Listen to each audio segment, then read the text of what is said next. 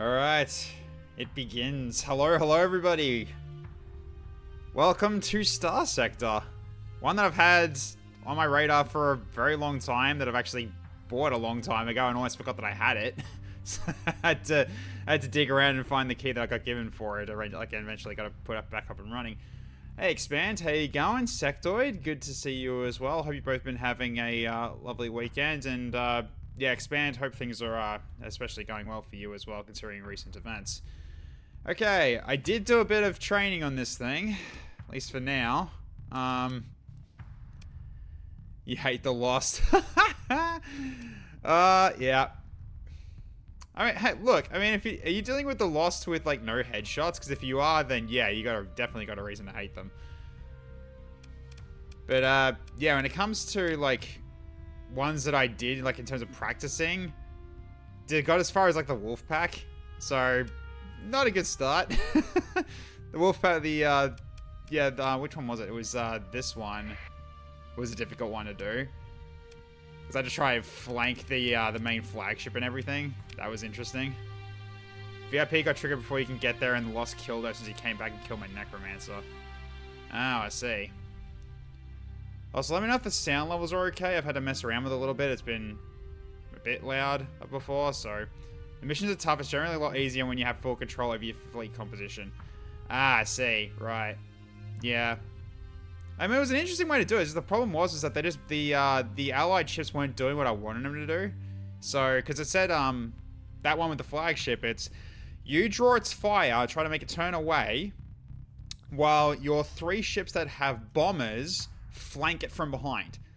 But the problem is, they weren't really doing that. And secondly, the fighters were really, the bombers were really freaking disorganized as well, in terms of not dropping the bombs in a very good direction, so therefore they missed like half of them, so therefore it wasn't doing as much damage as they could. They basically swarmed him while he wasn't protecting that side with his shield, and did like negligible damage. It was like, okay, so I just got to keep trying to avoid fire while they try to deal something, but then in the end it was just me breaking down his shields again, and it just worked out that way too. Have a lot of unbeaten missions and a bunch of beaten campaigns. Ah, I see. It's kind of by design. You can only give vague directives. It's not an RTS. That is true. The AI can be a little fiddly sometimes, being tweaked as we speak. Yeah. I mean, it's not version 1, so you can leave that, really. You don't really have to worry about that too bad. Think about more like a warband movement attack order. The individual ships will decide what to do with it. Yeah, it's basically what this game is, really. It's basically sort of cross between Mountain Blade warband, like Mountain Blade, and Space Pirates and Zombies, because Space Pirates and Zombies has, it has, like, a very light version of this, where, like, facing is important, and each ships can have different compositions and stuff like that. And a 4X, yeah, that's also true. And some FTL. Yeah, kinda some FTL, yeah.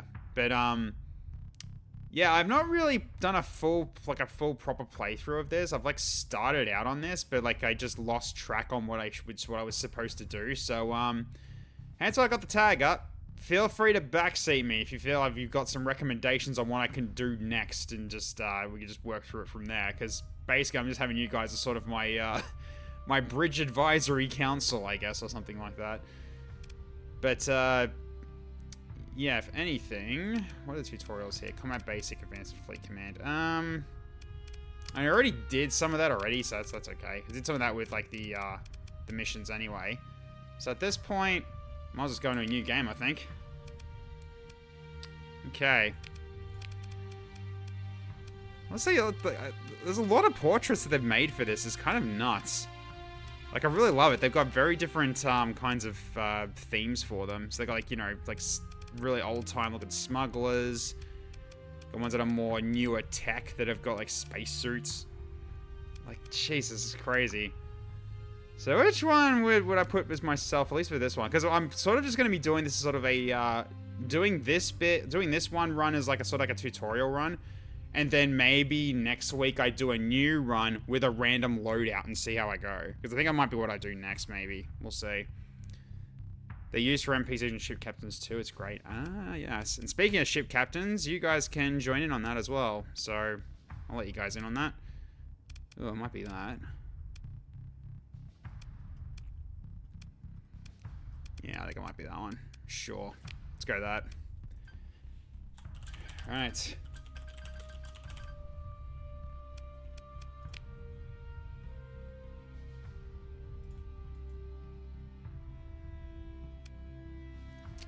Okay. Hotter stars, more planets, and more mineral resources, fewer habitable worlds. More balanced. Cooler stars, fewer planets, less minerals, more habitable worlds. I see. Different constellations may have different ages. We'll go a mix, just so we get a bit of everything. Then we'll start out with a small sector size, I think. Don't want to get overloaded with information, at least not for this one anyway. So I think for now we'll just sit with this. Okay. Alright, your most recent occupation was as a bounty hunter commanding a Wolf-class frigate, a scavenger commanding a Wayfarer-class combat freighter, an explorer leading a salvage expedition from aboard an Apogee-class cruiser, a faster start, okay, a mercenary leading a small force from aboard a Hammerhead-class destroyer, ooh, Hammerhead, okay, and a freelancer doing whatever jobs you've been able to find, so randomized start is what you can do there, I see. Okay. Wayfarer class combat freighter. Wayfarer is an ungainly vessel with an excellent capacity for carrying cargo, fuel, and crew. Its combat ability is limited, but not to be discounted. Designed to operate on the fringes of civilization, this freighter is quite capable of defending itself. Okay. Sleek and deadly combat frigate. Yeah, I think I've used the Wolf class frigate before. The first time I played this. Which was cool. But like bounty hunting is like such a freaking dangerous job. You can easily get overwhelmed in terms of like, you picked the wrong person to screw with because he actually has the composition to destroy yours. Which is a bit of a worry. Group of ships capable of performing salvage operations in the fringes of the sector and defending itself against most of the threats found there. Includes a tanker for increased fuel capacity and exploration range. Sufficient cargo capacity to carry the salvage back to the core worlds.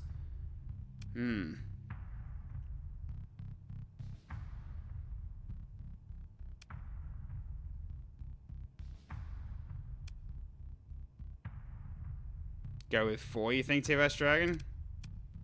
Could go Fire, could go a Merc. Man, it's a faster start, yeah, I think we can do that. At least it's going to be the first time over, just so we can get a sort of feel of what we're doing, so... Alright, we'll go a Mercenary, leading a small force from aboard a Hammerhead-class destroyer. Okay, so Hammerhead-class destroyer, Drover-class light carrier, Centurion-class heavy frigate, Lasher-class frigate. Wow, we've got a few ships here. And acquired a level 1 officer, okay. So weird seeing these starts when you're used to Nexarellan. Yeah. Easy is recommended for a first-time player. Yeah, sure. Let's go easy. Fine. And... good start with tutorial. Just shows the high... yeah, we'll show the high-level campaign mechanics because, yeah, I have not played this in a very, very long time. So, you know what? Let's go with start with tutorial. Alright. So now it's going to be generating the map for us. Beautiful mod that makes the game way more 4Xy and gives it endings. Ah. Well, I'll try to get used to this game first and maybe I'll take it on. Alright, let's see. Welcome to the Persian sector. Your fleet is in the middle of nowhere and critically low on supplies. If you don't acquire more supplies, your fleet will suffer through a slow and untimely fatal decline. Okay, so we got this one here. It's probably going to be a bit before it gets updated for this version. Ah, I see, right. Yeah. Okay. So there's our tanker. We've got bombers and fighters. Okay, nice. Okay, the Lasher frigate, Centurion, Drover, and the Hammerhead. They have betas already, it seems. That was fast. I mean, yeah. If they're that big on it, then I'm glad that they're that big on it. Okay. Fortunately, there's a debris field nearby. Move up to it and activate your scavenge ability to search for it for useful cargo. Scavenging requires heavy machinery, but there is some in your cargo holds. Gain ability scavenge. Make sure to take all the supplies and any other valuable cargo, but feel free to leave the cheap and bulky metals behind. To get your fleet moving, click on empty space and direction you want to move. Hey, SD Best, how you going? I have no idea. I have no idea. No, it's this game is kind of like a sort of 4x space version of Mountain Blade is kind of like the right way of putting it, I'd say. Yeah, thank you, Expand. That's pretty much what I was pretty much gonna be saying. Okay, so let's go. Let's get the fleet moving. Finish. All right. So here's our fleet. That looks really cool. Okay, so it sees all our ships and a little bit of a cluster here as well. Okay, let's have a look. So we've got scavenge, right? Okay, and that looks like the debris field ahead of us. Okay, cool beans. All right, so that looks like that's where we're going to be going, I assume. Yep. Okay, so 20,000 credits, 110 supplies. We go through minus 1.1 a day. Okay. That's our fuel, okay. Our burn level, which I'm guessing's got to do with our speed. Sensor range, sensor profile, sensor profile 570. Sensor profile's added to another fleet's sensor strength to determine the range at which your fleet can be detected. Ah, okay. Let's go to repairs, hull and armor status. Okay. Cool. Alright, so let's have a look at our fleet here, because we've got this guy here as already got an officer for us here. No idea how sensors work, by the way. I always turn them off. Ah, okay. Fair enough, then. Okay. Let's have a look at this thing.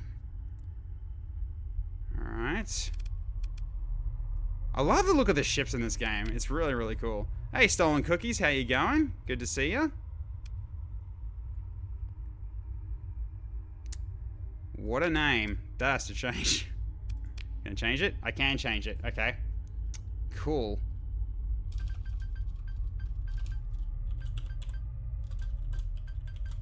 There we go.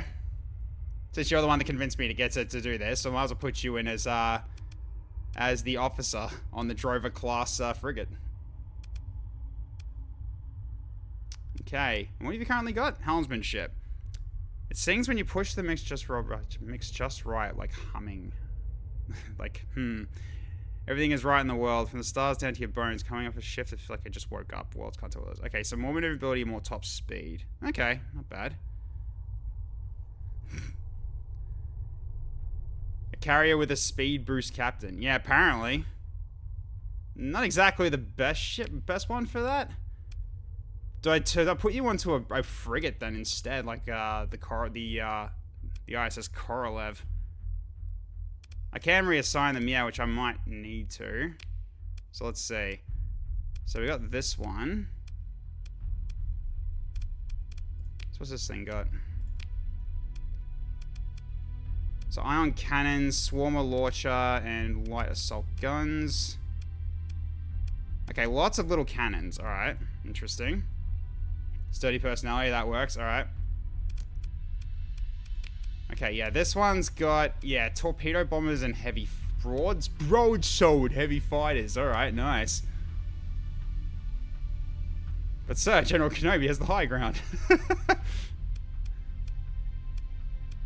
He's got a lot of missile launchers, that looks like. Yeah, that's a lot of high explode. Oh no, here's some kinetic. Right. We got light assault guns, Vulcan cannon. Okay.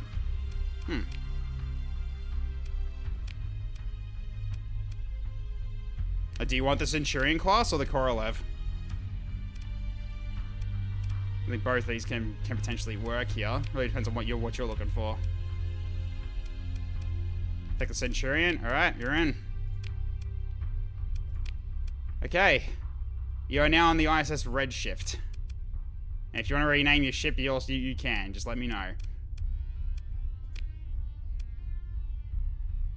Okay. See, I can change this. Nah, it's fine. All right.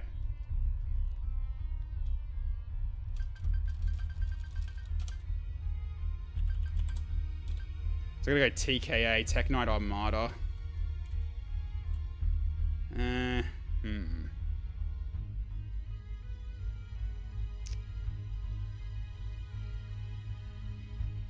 What else gonna call this thing?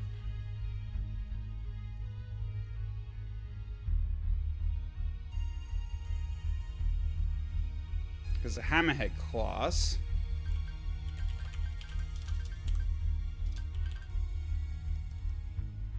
No idea if that's how it's spelled. Ah, screw it. No, let's just call it the Glaive. There we go. Okay.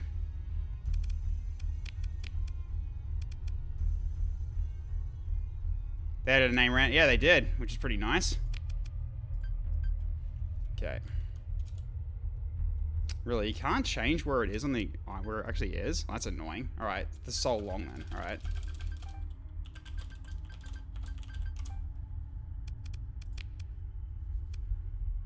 Love it, I miss 100% chance. If you're using the extended information mod, it might not actually be 100% chance, but yeah. Okay. DK redshift.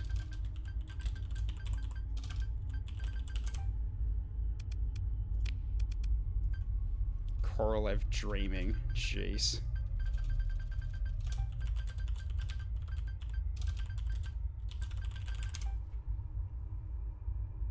If I ever start my own faction, I can set the prefix. Oh, that helps then, if that's the case. And we'll leave that as is then, fine. Queen of Jupiter. Alright. That's our tanker. Okay. Cool. So what do we got at the moment? With compromised hull. The ship has taken major and irreparable damage. Okay, hull integrity reduced by 30%. Supply cost to recover is reduced by 20%. Okay. A bit annoying. Right. Sorry. 30% hull integrity lost. Right. That's an oof. Alright. No, it was 100 assassins of bitch though. Ah, I see. Cool. Alright. So. Alright, so let me just go. Wait, how do we.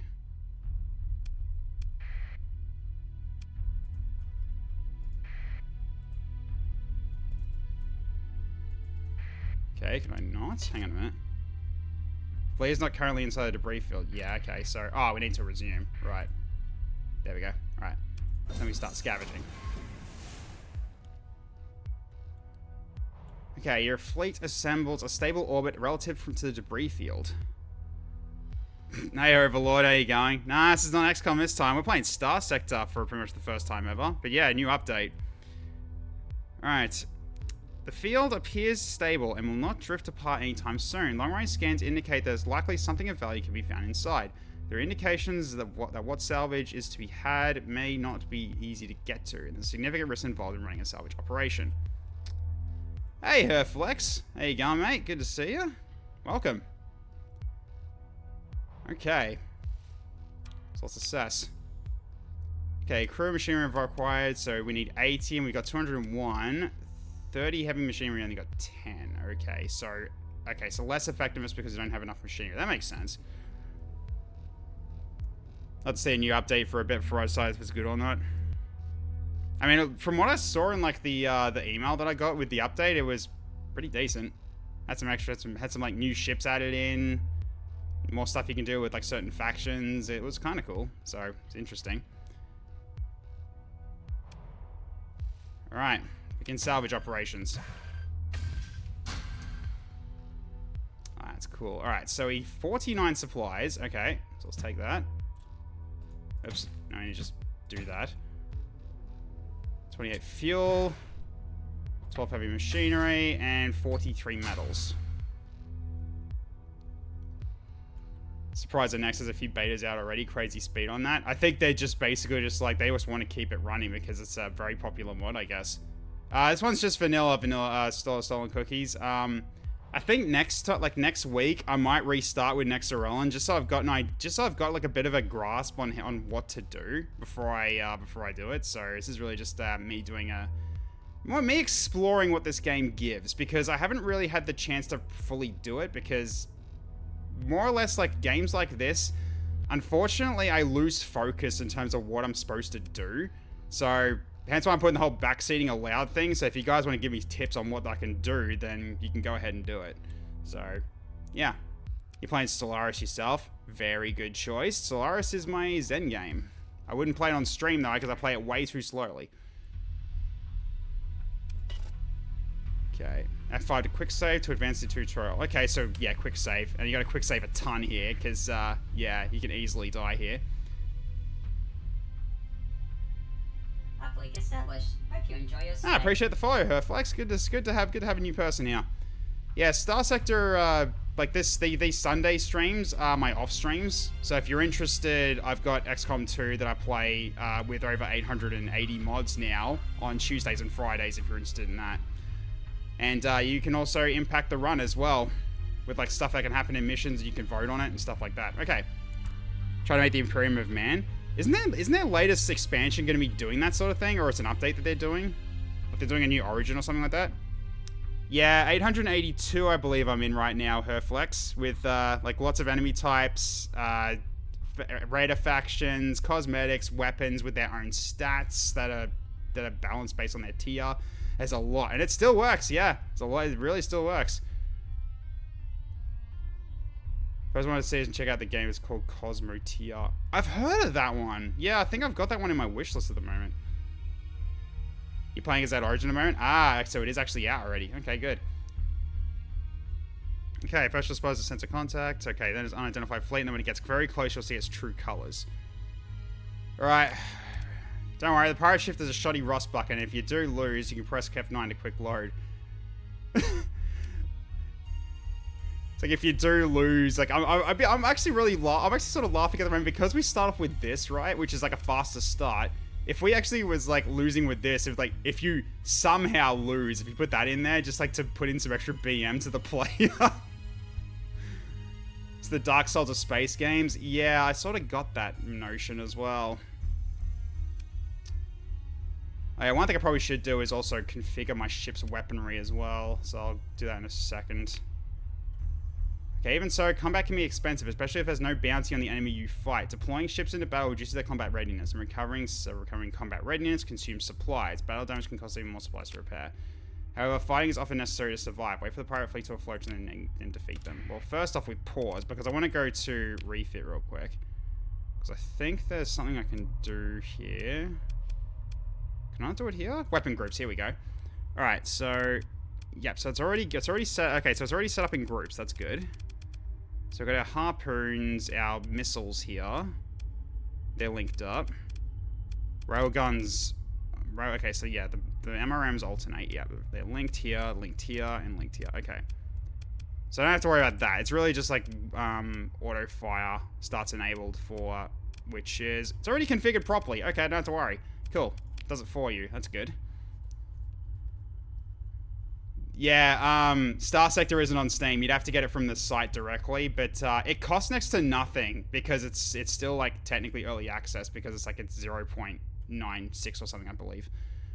So yeah, they're close, but this one's been in development for a long time, from what I remember. It used to be called, I believe, Starfarer before it changed to Starsector. I believe they had it called Starfarer at first. Nice things about mods, you can totally shape difficulty to your own experience, to your own preferences. Might be on Steam at some point when it gets its full release. I'm pretty sure it'll be on Steam. I highly doubt they'd that drop. When mushrooms use Tinder, I'm a fun guy looking for a fun gal. Overlords, dude. All right, there it is. Okay, there's the pirates. Just one ship. Pirate ship maneuvers to prevent you from disengaging easily. It does not appear to be certain of your identity. Any hostilities will have reduced impact on your reputation. I feel like it should be just me and expand, just so we can basically attack them with like the two of us, so therefore we can use reduced combat readiness. We don't have to use them all. Because I feel like using the whole fleet is really much overkill. Yes, Mr. Mosolov has said that Steam is for 1.0. Okay, good. You don't have to deploy your ships. Nah, I don't have to. Not for this. I'll just deploy the two captains just so we both get experience from this fight. If that is how that works, I'm not sure. Remember, you can load with F9 if you die. Thanks, Expand. Appreciate it. Alright. We move into engage. So we'll send... This is my flagship. Okay, transfer command to engage. But just continue then, right? Yeah. Alright. You can select which ships to deploy in the beginning of each battle and deploy reinforcements as the battle goes on. Deploying a ship reduces combat readiness by a fixed amount. In addition, ships will begin to gradually lose combat readiness after their peak readiness time runs out. Recovering combat readiness takes time and consumes valuable supplies. Okay. So we'll send these 2 ships out. Just uninstall the game at that point because it's never going to work. Yeah, I know. If I actually do die here, I think I'm just going to uninstall the game. Do you know that dying is bad? Yes, I agree. Absolutely agree. Okay. Deploying these 2. And let's do this. And let's get it so that you're following me. And okay. Yeah, so this is kind of how it starts at the, in the beginning. If you've never played this game, it kind of starts out with kind of like an RTS kind of style map. So you got Fog of War, as you can see. So the enemy's somehow basically up here right now. Most likely. And if you reach the edges, then you're basically trying to escape, right? But yeah, this way you can sort of set orders for your fleet to sort of do stuff. And this is the limited amount of orders that I can put down until they end up recharged as the battle goes on. The top and bottom edge decided to just push you back. Ah, okay. You totally play this without actually flying yourself. No, but that's part of the fun. Despite that I'm bad at it. Alright, here we go. So I'll just change it to the other style. So therefore now it's sort of control this a little bit more. Okay, where is this guy? Okay, there he is.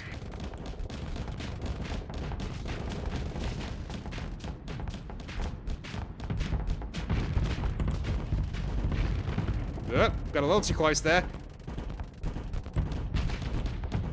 There you go, yeah, expands way so he can shoot.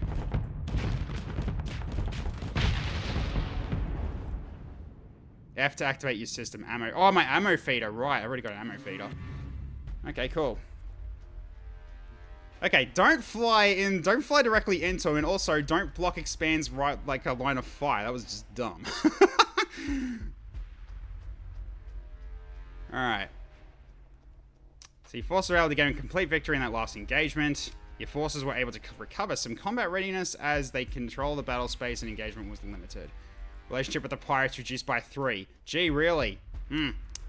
Salvage crews were able to recover 334 credits from the CPU cores still active in the wreckage. Let's pick through the wreckage and see if we get anything else. Oh, hello. So let's just grab all this then. So grab the metal. But what's this? Oh, warning, you're taking on more salvage in your fleet has the capacity to carry. This will result in greatly increased daily supply consumption and reduced travel speed. It's recommended that you either take less salvage or head for a nearby station to sell the excess.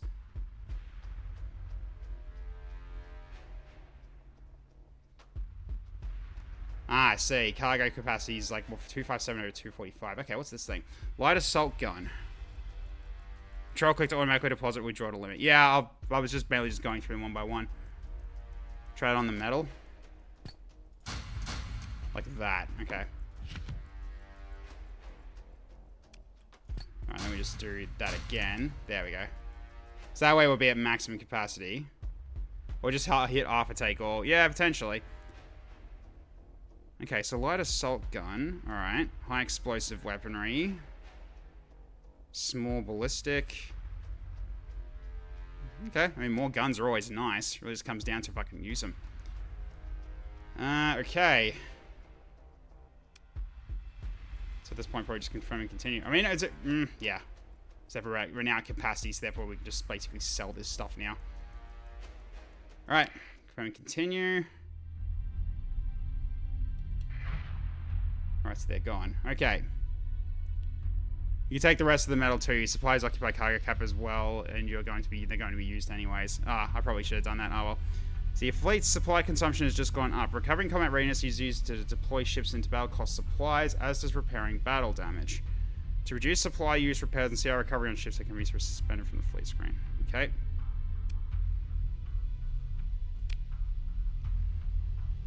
Right, okay, then we can just go suspend repairs. Which, we're not actually hurt, so therefore we're fine. We don't have to do any sort of repairs here. Okay. And I've advanced to level 2, and I have skills to do. Alright, let's have a look here. So skill points and story points. Okay. So learning a skill requires 1 skill point. Makes sense. So can be made elite if they are learned. Requires a story point instead of a skill point. You will gain 1 skill point when you level up. In total, 15 skill points will be available after you reach maximum level. Okay, story points. So using story points enables you to take actions that are in some way exceptional. The range of the effect includes making permanent modifications to ships, improving the effects of skills, offers a customization, and getting dialogue options that are not otherwise available, such as disengaging unscathed from a battle you do not want. You gain 4 story points over the course of each level. In addition, you will continue to gain story points after leaving and reaching the maximum level. Okay, so it's kind of like a prestige kind of thing. Okay. Limited use cheats. It's kind of what I'm saying from this, yeah. Some use of story points grant bonus experience, which doubles your experience gain until it's used up. The less long-term or impactful the use, the more bonus experience it grants. 100% bonus experience means enough to earn an extra story point, eventually compensating for the use of the story point entirely. So some of the bonus experience is granted immediately, while the remainder is gained upon reaching maximum level. Okay. We've got a whole bunch of skills here. So what are these? Okay. So you got combat, leadership, technology, and industry. Right. Okay, so I'm guessing with the ship I've got at the moment, we'd probably just go for combat to start us off. What do we got? So helmsmanship is what Expand has. So that's maneuverability and top speed, which probably isn't that good for the ship I'm in right now, because they're not really that fast anyway. Combat endurance, extra combat time. Okay, that's just combat readiness drop lessening. Okay. Impact mitigation, less armor damage taken, and weapon and engine damage taken. Okay. Damage control, so damage reduction to hull. Ooh, okay. Interesting. Field modulation. Right. Less damage taken by shields. Alright. Point defenses. Yep, okay. It's only useful when they breach your armor. Yes, that much I remember. That much I know. Because I did watch through a bit of a tutorial on how everything sort of works, but now I've got to put it into practice, and that's going to be the harder bit. Target analysis. Okay. Increase damage to destroyers, cruisers, and capital ships.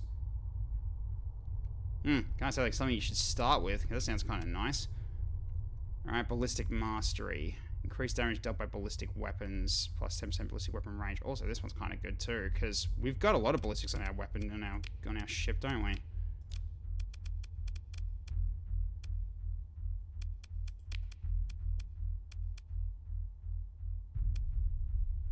I'm pretty sure we did. Yeah, we got the rail guns, which are kinetic. Oh, these are all high explosive. Oh, never mind then.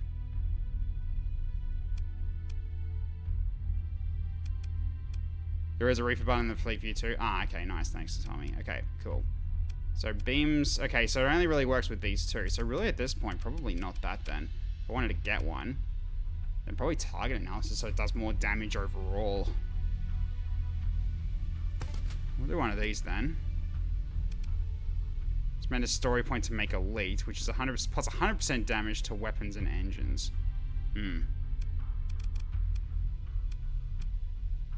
So that alright, go for maneuverability maybe, or just field modulation so that our shields can hold for longer.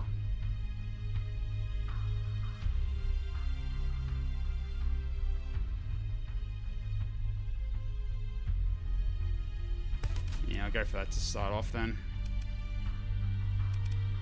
Actually, wait, hang on, let's do that. Let's look at the others first before I actually lock the second one in. Okay, so tactical drills. Okay. Coordinated maneuvers. Okay, so I'm guessing this is more just for other ships probably. Okay. Wolfpack tactics. All right. Which that's more for if you got a smaller ship like a wolf. Okay, that makes sense.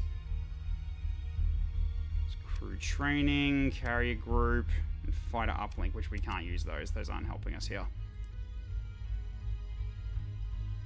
Okay, then navigation and sensors.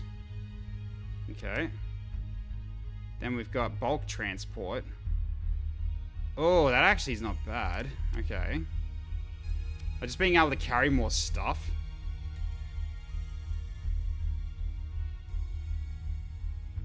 It's probably good for like an early game thing to get, actually, bulk transport.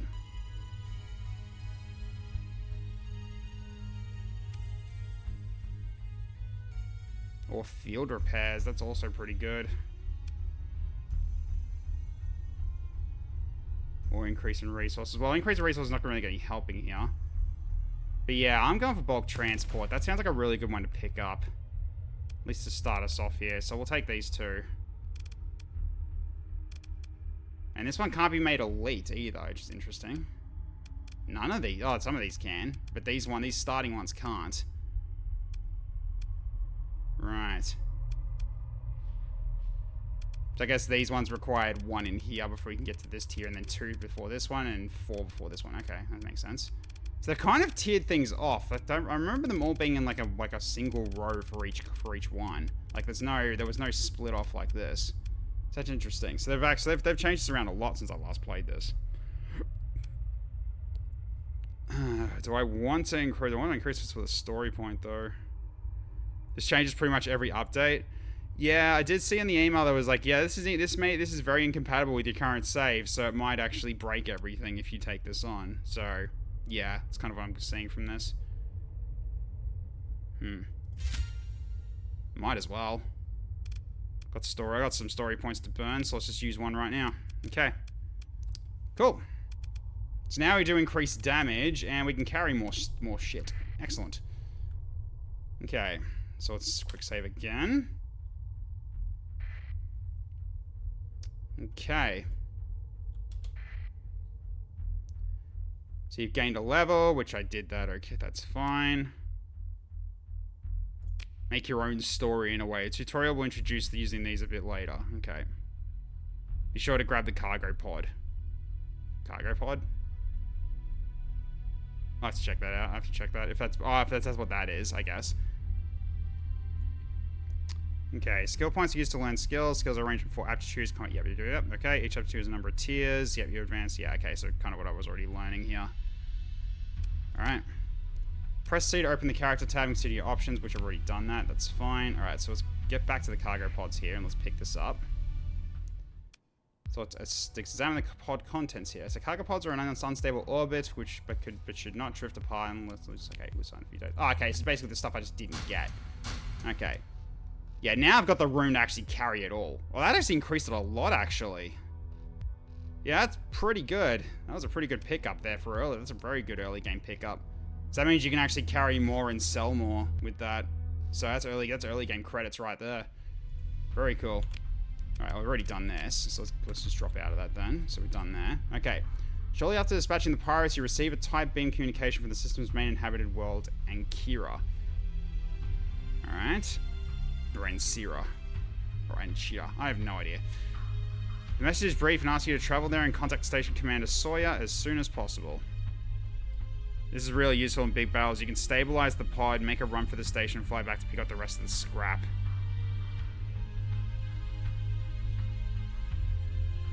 Oh, so it doesn't like break apart or something like that. Okay, that's an interesting way. That's an interesting way of doing it. Okay, cool. That's really cool. All right, let's lay in a course for Ankia. Yarr. You don't need to do this to travel, but it helps keep track of where you're going and how long it'll take to get there. After dismissing this dialogue, press E to open the intel screen and view the details of the message you just received. Select the message and click on the Show on Map button to show it. Okay, fair enough. And then lay in course, and basically is allowing us to do an auto move there. Okay. You can also press Tab to open the map and locate Ankira manually. Once you get to Ankira, okay, let's have a look at the map first. I'm kind of curious. Okay. Right, so we're currently down here, I assume. Yeah, that's currently us. Okay, so we've got the Galatia Academy Station, independent, alright. Then we got the Relay and Ankira itself, so they're both called the Hegemony, alright. And that's where we got to go, because I guess it's got the quest marker there. Okay, inner system jump point, okay. Then Friends jump point, cool. And we got a pirate mining station. Well, you guys aren't very strong if you let that stay up, but alright, interesting. And the sun. I remember you do not fly through it. That's a stupid idea. Alright. Okay, so stabilize the jump points. Your alarm didn't wake you up. Oh, no worries, Icicle. How you going? We're only really just started, so we're just learning as we go. But, yeah, sorry to hear your alarm didn't go off. Okay, so, okay. Enyo Sawyer. Alright. Heard fly through the sun I'm in. Alright, so, you receive a type of communication. Yeah, yep. Okay, so, show on map. Okay, and then we do... Okay, so basically it's here. Right, okay. So you just go back. So let's just go do that again. Show on map. Okay, and then we just do... Alright, we gotta hold it down. That's better. Okay, so laying course, so now we got a path there. Cool. Fly through a black hole, bro, trust me. Yeah, no. It's not Outer Wilds, I don't trust that. Okay. Let's go. So this is our fleet currently. I'm flying this hammerhead one. Okay, and Kira's pretty far away. It will take a while to get there at this rate. The sustained burn ability is useful for long distance travel. Activating will briefly stop the fleet and reduce its acceleration to a minimum, but the maximum level burn will be much higher. A sustained burn can be interrupted by other fleets activating as an interdiction pulse. Okay, gained sustained burn interdiction pulse. Yeah, interdiction pulse was like basically like kind of stun fleets or something like that, just for a short amount of time so they can catch you. I think that's how they work. Activate sustained burn to get to Enkira more quickly. You can also press and hold shift to speed up time. Cool. Alright, and then we've got sustained burn is now on. That's pretty cool. And then we've got shift, we can speed up time as we fly towards where we need to go. You're coming through, you're coming up on an asteroid belt. If you go through at full speed, there's a chance your fleet may be knocked off course, and some of your fleets might have suffered damage from the impacts. A slow-moving fleet avoids this danger. Press and hold S to move slowly until you're through the asteroid belt. The danger is low, however, especially since the belt is thin, and you're only going across it. So you could also get away with it going full speed. Well, let's go slow then. Let's just get through without a worry, and off we go. Back to sustained burn.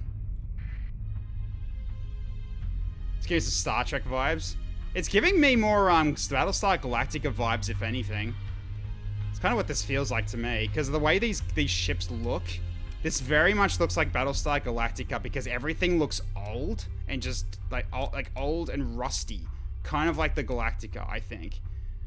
But yeah, I mean, if you like open world style like Mountain Blade, but you want to go like, you know, top down space shooter, then yeah, absolutely get Starsector. This is an amazing game. Like it's such a great concept. I love it. The Nebula music filter is so good. Yeah, I love the soundtrack of this as well. Just wait until you see the Tritachyon ships. Wait, is there high-tech ships in this game? If that's the case, then oh god, that's going to be sick. I want to get one of those. I like these sleek and shiny ones. They're very, very cool. Okay, your fleet's getting closer to the Enkira, which is controlled by the Hegemony, a major militaristic faction in the sector. While in Hegemony space, a fleet is required by law to identify itself by keeping its transponder turned on. This is a view shared by most, no, not all, major factions. Turning on the transponder makes your fleet highly visible, and everyone seeing it will know who you are, unlike that pirate fleet you fought earlier, which had to be very close to positively identify. Keeping your transponder on is a crippling disadvantage in hostile space, but as we're getting closer to port, we'd like to dock there, and it's a good idea to turn it on. Gain ability, transponder, okay. So basically it's your IFF, sort of. Okay, so activate the transponder before getting close to Enkira, both to avoid unwanted attention from patrols and to receive docking clearance. Since turning it on and off has major consequences, it requires a double tap to turn it on and off, once to prime and once more to confirm. Okay, so, okay, transponder is this one. Alright, transponder is active. Okay, there's the relay. We're getting close. There's the sun. Do not fly near that. Okay.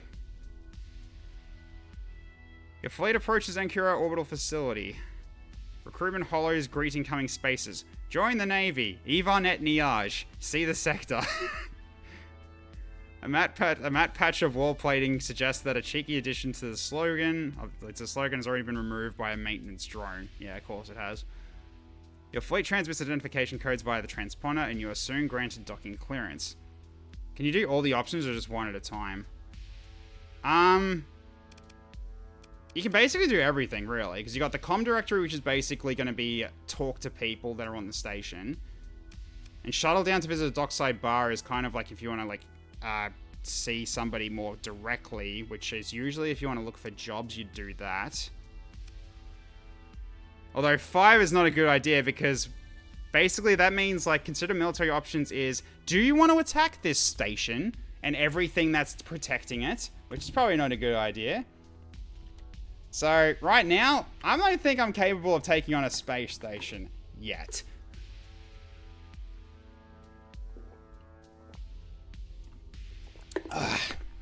Okay. Yeah, trade goods or hire crew, which I believe there's tariffs in this game.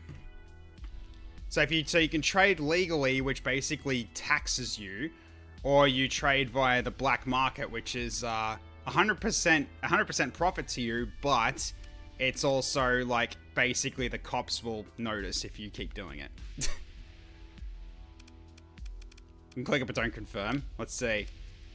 Security attachment. Oh, Jesus, okay. Yes, there's the orbital facility. So that's the space station. And then you've got a Dominator Elite Heavy Elite Cruiser, a Strike Carrier, Escort Destroy... Yeah, this is a little bit powerful.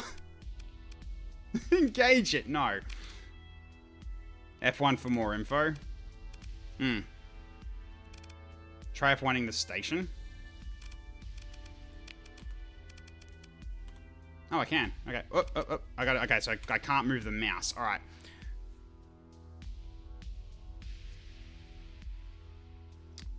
Heavy standard combat module. Okay. 40k hull. Oh, God. Yeah, that's going to take a while to kill. Wasn't it Alt F4? Yeah, nice try, Overlords. This is the weakest... I mean, yeah, it does look like an old tech station. So... It's basically like, Andar Anchorage, I believe it's called. Someone say 40k. Not in the way that you're hoping, Icicle. Apparently someone also made a mod to actually add the Normandy into the game from Mass Effect, but it was like really, like way too strong. And so especially in terms of its mobility was ridiculous. So, yes, for the Emperor and non such. Cool. Alright. Then we got the Elite Heavy Cruiser, which is 14,000 hull integrity. Keep in mind, I only got 4,300. So yeah, we're not fighting this anytime soon. Sounds right? Normandy's strong. Yeah, that is true. It's just like, it just looked so, really just out of place considering how easy it was to turn that thing. From what I saw in the video, anyway. But that's like also a really old mod and it hasn't been updated. So, okay. So let's start with opening the comm directory. See if it, okay, there you go. Enyo Sawyer. Okay. Station commander. Here we go. Ah, she seems nice. It was all speed. Couldn't stand up in a. Okay, it was all speed. Couldn't stand up in a fight though. Yeah, it can't. It's hit. It like the Normandy's hit and run. Hence why it's stealth. So. All old versions of the game are available and you can have multiple installs side by side. So if you ever feel like checking out old mods, it's easy. Oh, it's actually really good. I'm glad they did that. That's cool. Okay. You connect to a local comm directory and browse the public and otherwise known listings. You transmit the comms ID and wait for the system to establish a connection. Establishing connection. The connection request is accepted surprisingly quickly given that a citizen has many responsibilities. Ah, you've come. Excellent. As you're well aware, recently, well, I suppose we can skip, that part. Here's a refresher on recent events. Sure, why not? A team from the Galatia Academy has been running experiments on the dormant gate in this system, trying to connect it back to the domain's gate network. Promising experiments, or so they thought. Until an energy pulse we expected would get a response from the gate destabilize the jump points leading into the system, cutting us off from the rest of the sector. It's rather like how the sector is cut off from the domain, writ small. The stars have a sense of irony, do they not? Quick question, do you have the Dawn of War games expansions? I do. I've got pretty much every single one of them. Including Dawn of War 3, to my regret. Because that one was awful. Yeah. I was pulled into that game when I saw like the gameplay demo for it. It looked so much cooler than it actually was. It just was so disappointing what they've left it like. Can't wait for them to make the can't wait for them to make the third. It's a shame we never released it. Stolen cookies? You and I are right on the money. What Dawn of War 3? There was no such thing. There was never 3. No 3 existed. Nah, it was just Dawn of War 2, Chaos Rising, which was amazing, by the way, and Retribution, which was kind of... Retribution was okay. It just felt lazy to me because it was the same set of missions for everyone. It's just everyone just had a different reaction to shit. It was just it felt really lazy to me. I don't know. I wasn't a fan of Retribution that much. I didn't really have friends to play the co-op with either, which was unfortunate. Because the co-op seemed okay, but it's like it also was like if you're not working together properly, you die very quickly. Yeah, it was just same mission, different skins, exactly. Okay. The miners of Derinkuyu Station, which is also located in this system and was operating near a subsistence level, were hit the hardest. They turned to piracy, intercepting one of the last food shipments to come in out of desperation, no doubt. But there were deaths, and they've put themselves well outside the law. Okay, that's so... I guess it's kind of like a necessary evil that they're there. Alright. Their leaders know that if the jump points are stabilized and the system's once again part of the sector, they can look forward to a life sentence of a penal colony at absolute best. Right, so we just didn't have the numbers to bring them in, I guess, because we're isolated or something like that. Okay, cool. Dawn of War 1 expansions were where it's at. Yes and no. I liked Dawn of War 1 the most because it was an actual story that it was following across. Yeah, the expansion, like the Winter Assault one was pretty cool because it had different endings, but it was the same climax, but it was still really cool. But each of them had a different way of winning, which was really cool as well. So, yeah, Dark Crusade was definitely my favorite one because it introduced the Necrons, which are my favorite race in 40k. And Soulstorm was weird because the aircraft AI was so bad in terms of like the way the engine they've got at the moment at that time was not built for aircraft. There was just the fighters just kept getting stuck. It was so annoying. It really was. Quality of the writing is questionable at times. Yeah. Alright. Well, it is 40k. Winning is always subjective. Was it like, yeah, the guard broke, the planet broke before the guard did with Cadia. It's like, yeah, but you lost your planet. you still lost, but like, we still won, though. We won. We held the planet, despite that it got destroyed. Like, yeah, okay, whatever, man. No idea what you're on about. We're doing Warhammer 40k nerdy, like, geeking out. Don't mind us. Okay. Cool. So I decide to, okay, so I say, alright, now where do I fit in? The miners turned pirate are now guarding the jump points, preventing us from gathering recent readings and coming up with a way to stabilize them. We do have a security detachment that could handle their forces, but they're tied up defending Ankira. The pirates are too much for you to take on, but fortunately you don't have to. We got an agent on Derinkuyu Station who was able to gain access to recent sensor readings from the ships guarding the jump points. But they have not been able to get into a long-range comm array to send the data to us. That's where you come in. Head to Derinkuyu and retrieve the data from our agent and return here. I'm not gonna say what's in it for me. I'll just say, actually, you know what? I am a mercenary, so let's go what's in it for me. Mercenary. Some credits, naturally, will be more along the way. Okay, so it gives 2,000 credits now and more later. Okay. And if all goes to plan, we'll be able to reconnect with the rest of the sector, such as it is. Yeah. Oh, yeah, I guess they didn't lose either. That's also true. Yeah, it started out as a tabletop game, Sector Gaming, so basically kind of like a very elaborate board game kind of thing, where you bring your own pieces, you buy your own models, you paint them to your color scheme that you want, and then you use them in armies against another player's armies. It's like one of the most expensive one of the most expensive tabletop hobbies ever, I think. I don't think there's anything much that goes higher than 40k in terms of how much things cost overall. Mission failed. The Lost Star, the runner overrun you and the friends and all the Warhammer stuff. He's been trying to get me into it for a few months now. Ah, okay. Yeah, I got friends that are in 40k as well. Yeah. Yeah, expand, that's true. Okay, what's the plan? First off, make sure to turn off your transponder once you undocked. I've instructed the security detachment to not give you any trouble about that. If you're lucky, the pirates may think you're one of their own and let you approach Daring Cube without any trouble. I mean, my ships look like crap anyway. I'm sure I'll be fine.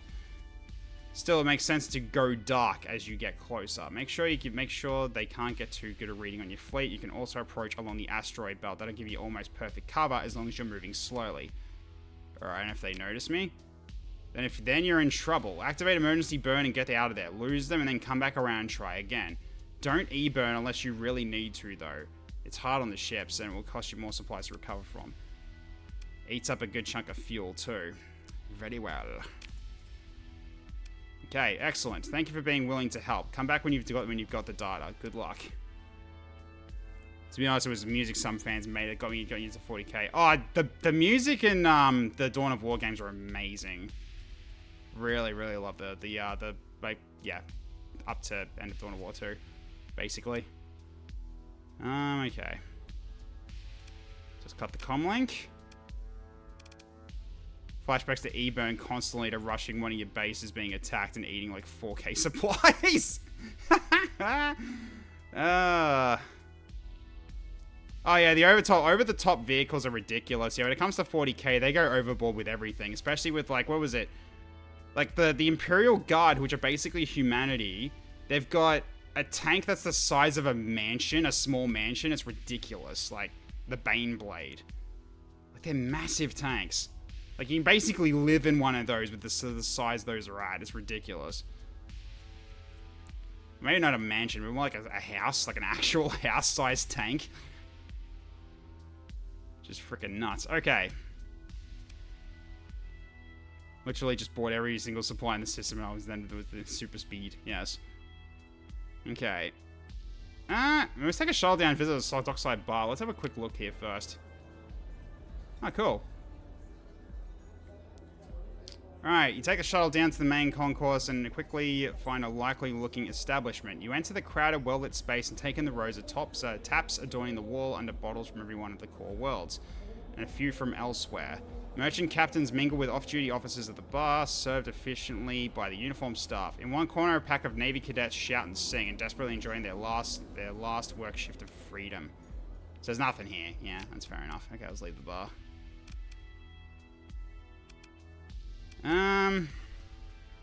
At this point, we could probably just sell our metal, because we don't really need this anymore. So, okay, so we sell normally here. So yeah, 30% of it goes away to basically taxes or tariffs, right? So right now, I'm going to earn 610 for selling that, which I might as well probably, because we don't need the metal. As far as I know, anyway. Because that metal just looks like it's just gear. How are we doing in fuel? We got plenty of fuel we can take if we want it. Sell it at the pirate base. Transponder will be off. Yeah, that's actually a good point. Even in video games, you can't escape taxes. Yeah. Isn't that one of the what was it? The inevitable things of life is death, taxes, and something else.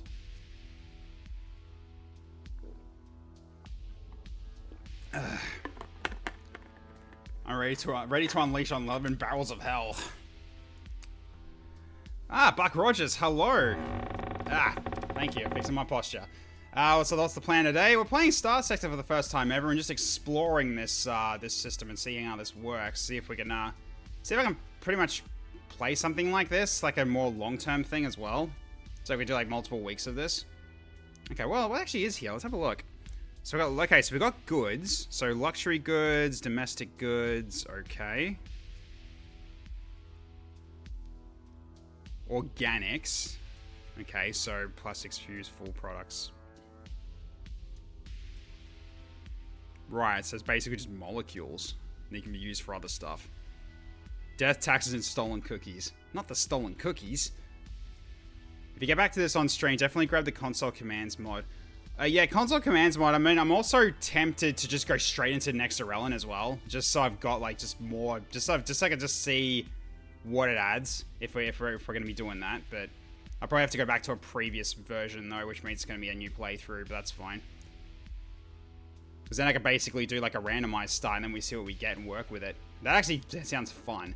So okay, so there's food. Okay, then we've got different weapons here. With the pace next updates are going, it's probably going to be ready in a week or two. Okay, so we can wait on that. That's fine. Cool. Okay, rocket launchers. Oh, what are these? LPC. What are these? Like schematics?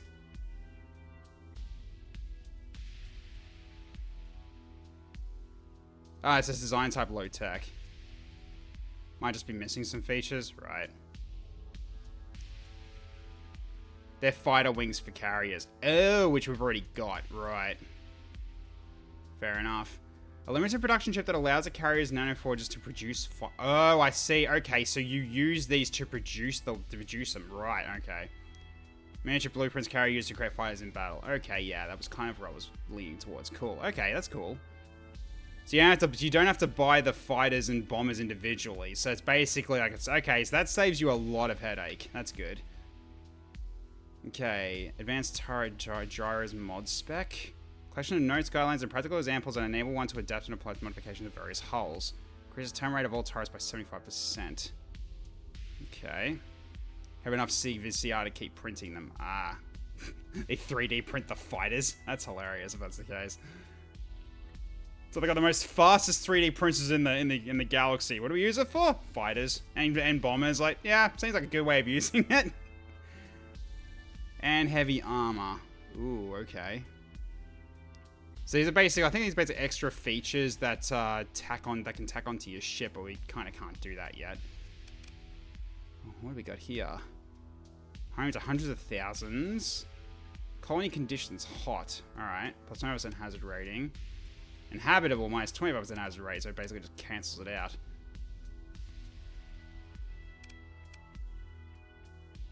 And Kira Net, yeah.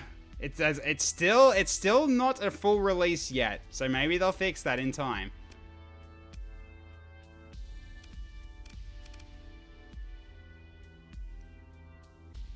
Oh, okay. So that's like a 4x thing. Okay, so stability of the area itself. So if you can cause enough chaos, you can basically or enough chaos is being caused in here, a revolt can occur. Okay. Fleet size and ship quality. Alright.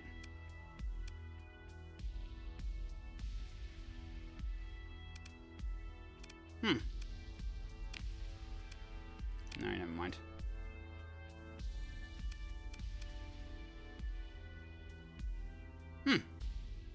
Cool. Alright. So buy or sell ship. Oh, wait, so we can actually change this? Hang on a minute. Oh, here we go. Oh, these are horrible.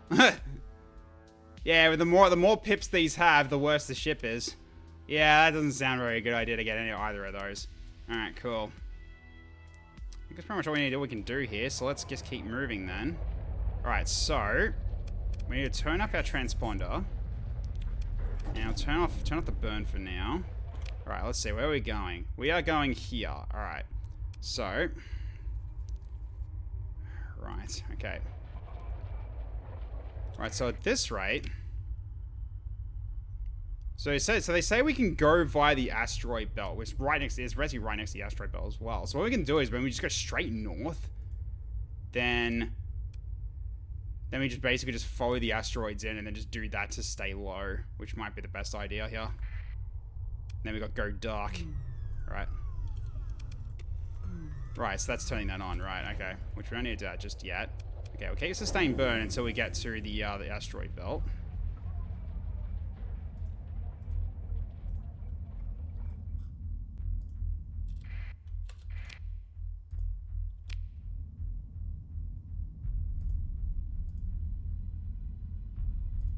Pirating? Nah, don't know yet. Right now we're just mercs. Okay, let's turn this down. Okay, now we follow this. So our transponder's off, and we're gonna follow this asteroid belt, just so we can just so we can do this a bit more. Oh, really? So I have to go. Really? Hmm.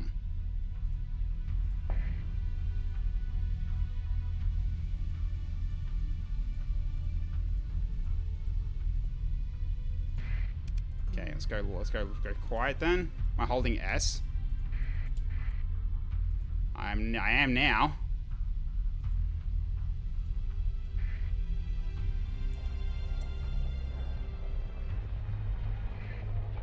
Okay, got through, no problems. Okay, your fleet approaches during Q mining station. Fleet goes into orbit around the mining station. The local port authority seems to take no issue with your explanation for why your transponder regrettably can't be turned on. Okay. So I guess we open the comm directory then? Okay, so we got these 3 pirates here. Alright, and then we got Akina Maxwell. Here's our agent. Alright, so I guess we talk to her then. Alright. Okay, so you connect to the local comm directory and browse the public related listings. Yeah, yep, okay. Contact the agent using special comms ID and exchange passphrase to verify each other's identities. The agent then transmits a data file with recent raw sensor readings at unstable jump points. Okay. So we have it. So now we go to deliver it. Okay. Well, actually, hang on. Probably should trade the goods here. So, alright, so we just do this then. Right.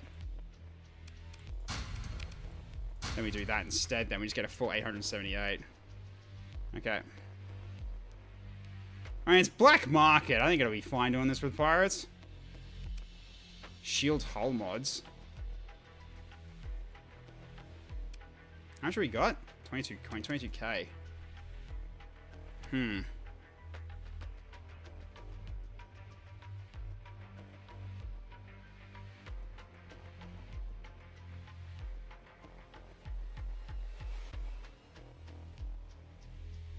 Omni is kind of useless though. You can be changed. Stabilize is okay. Reduce the amount of soft flux ray shields generated per second by 50%. Makeshift shield generator. Inefficient shield generator of the ship. The shield emitter is locked in a forward facing position and has a 90-degree arc. Shield generator draws much less power from engines and reduces the ship's top speed by 20%. Isn't 90 degrees like awful? Or am I wrong? You need that to add a simple shield to shieldless ships. Oh, I see. Right.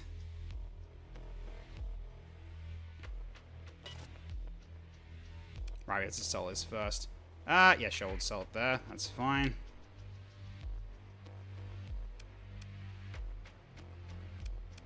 Okay.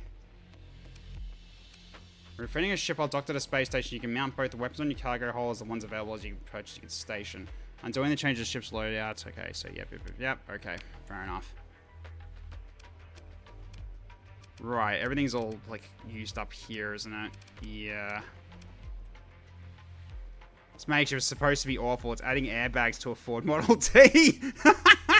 Also, hey, Robava Slavs, good to see you. Welcome. How you going? How you been having a good weekend?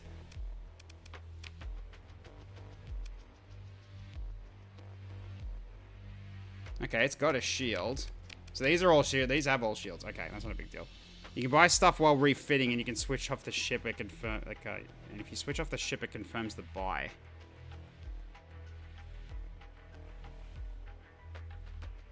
Right. Okay. Fair enough. Which it looks like I've already got like basic stuff. So.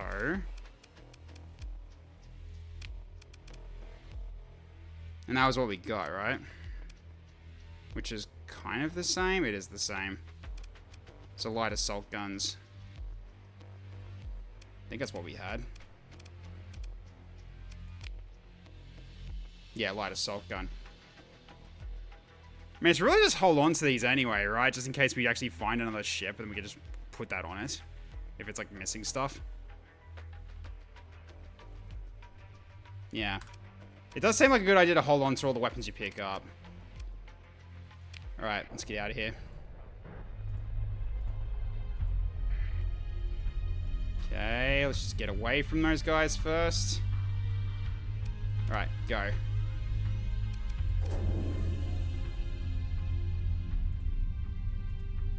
Okay. Let's lay in a course.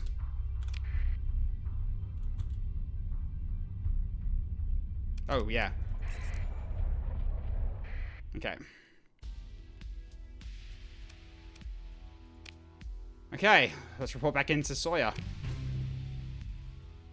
You have the data. Well done.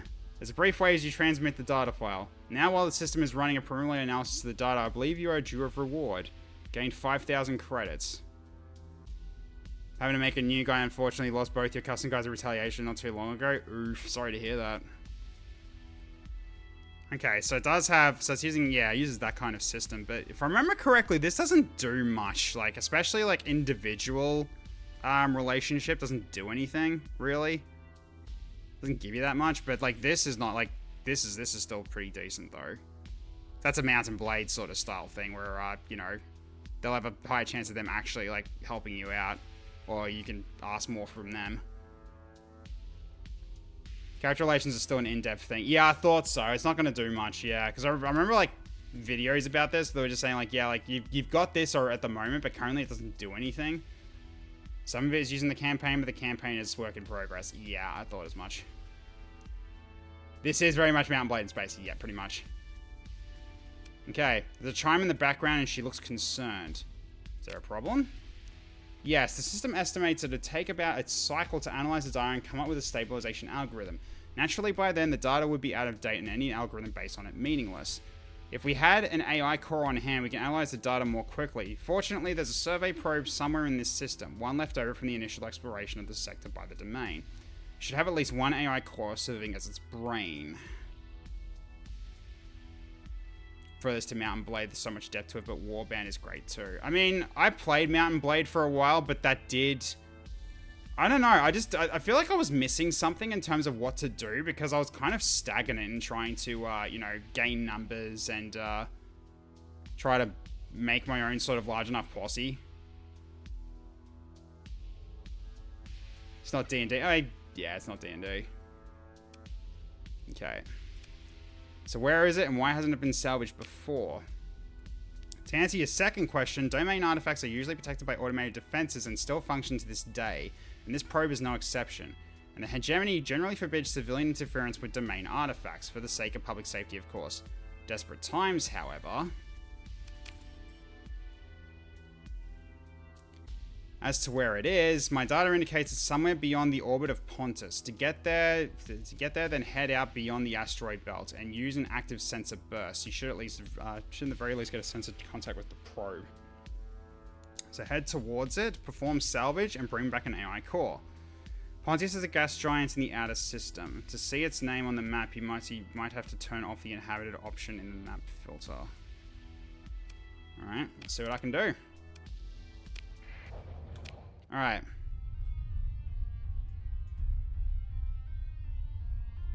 Right, so then we do this. Pontus, okay. So it's somewhere outside here. So we then make our way over here first. Just gonna make sure we don't go too close to the sun when we do this. Ah, Von Winklehumpin, hello, welcome. How you going, mate? Hope you've been having a lovely weekend. No shall consume water, no worries.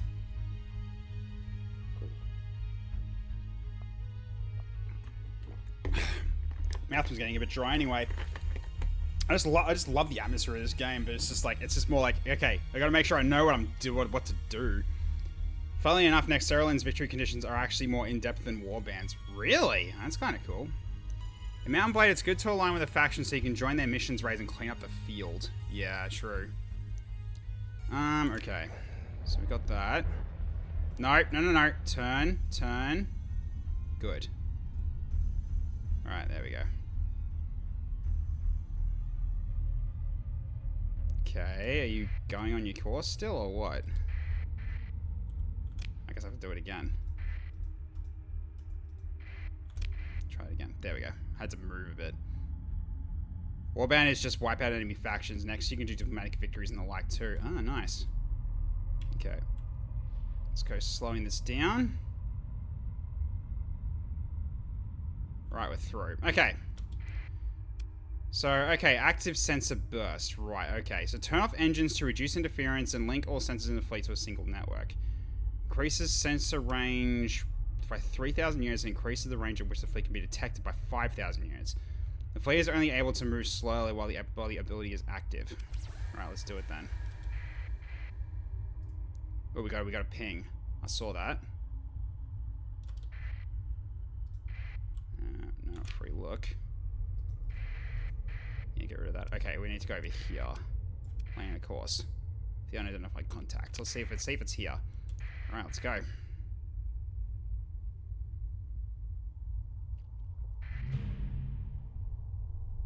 Wow, that was easy. Alright, we found it. Saved recently? Not yet, I probably should.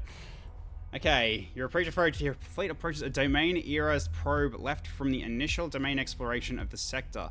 Pitted by small impacts, the probe's hull displays iridescence typical to fearsome radiation scarring. Though this probe's manufacture could well date to 1,000 cycles ago, some systems are still nominally active. Alright, let's have a look. As your fleet moves in closer, several energy signatures are detected coming online inside the probe's hold. Okay, first we'll just leave first, save it, and then we go in. Let's do that again. Okay. Aren't domain OP? They probably are. Okay, so we've got a PD drone, defender. So Gimel, Lucky, and okay, they're both the same then. This comments giving me some great options of how you guys look. Well, yeah, it should, because it's pretty darn good cosmetics, so they're great. If they're really good looking ones, drop in the Discord, man. We'd love to see it. Okay, guess we're going to engage the automated defenses. Okay. I might as well throw everything and just see what they do. Just to see what these guys actually do. Alright. We just don't need the tanker there, obviously. You don't understand, these are Thunder Thighs good. Oh boy, that sounds very nice. Okay. Alright, so... yeah, this one is, yeah, this is the one with the, fighters, isn't it? Yeah, it is. Right, so this one...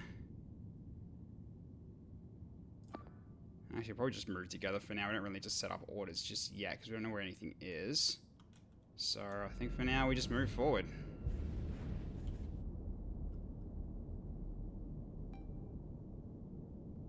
Okay, we got a contact. 2 contacts.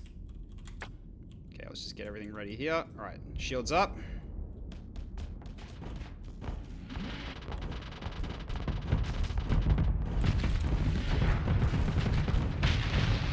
One down. Alright, bring down shield so Flux can drop. We'll get the other one. Yeah, this is overkill. These guys are absolute pushovers. Expand's going in for the kill. Got him.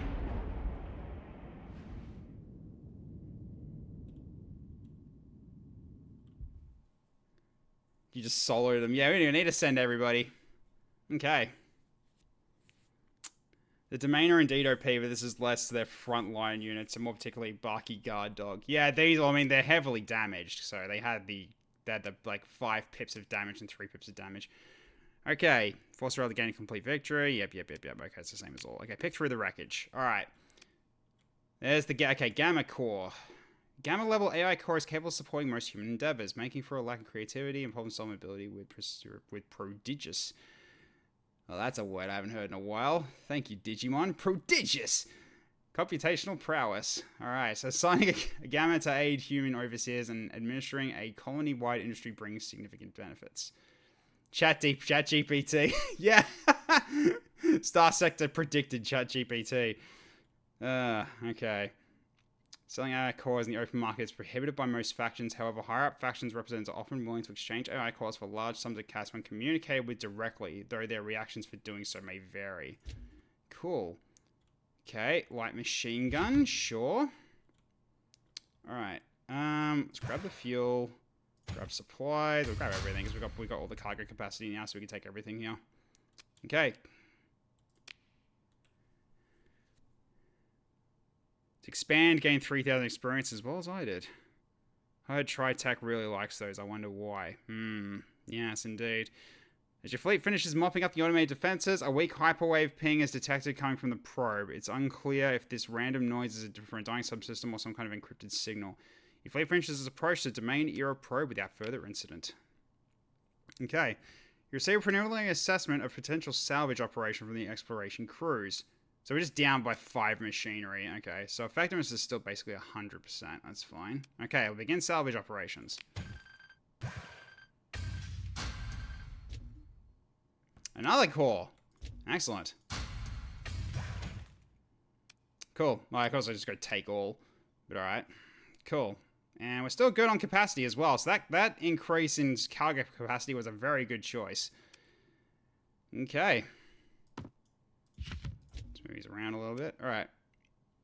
Cool. So now we've got 2 cores. Okay, so at that point... I mean, we could just, like, search around and scavenge. Let's see if there's anything else here. Okay, let's assess. 63% effectiveness. Sure. During the operation results of a loss of 4 heavy machinery. Oof, alright. That's not too bad. Yeah, that'll do. Let's head back. Okay. How else do I actually do this correctly? Okay. Slayer course. So I think we gotta head back, right? Deliver AI core to Station Commander. We got 2, so therefore we don't need to give one away. Oh, you can just right-click to layer course? Oh, okay, thank you. Alright. About to hit this, so let's just slow this down. Alright, let's go.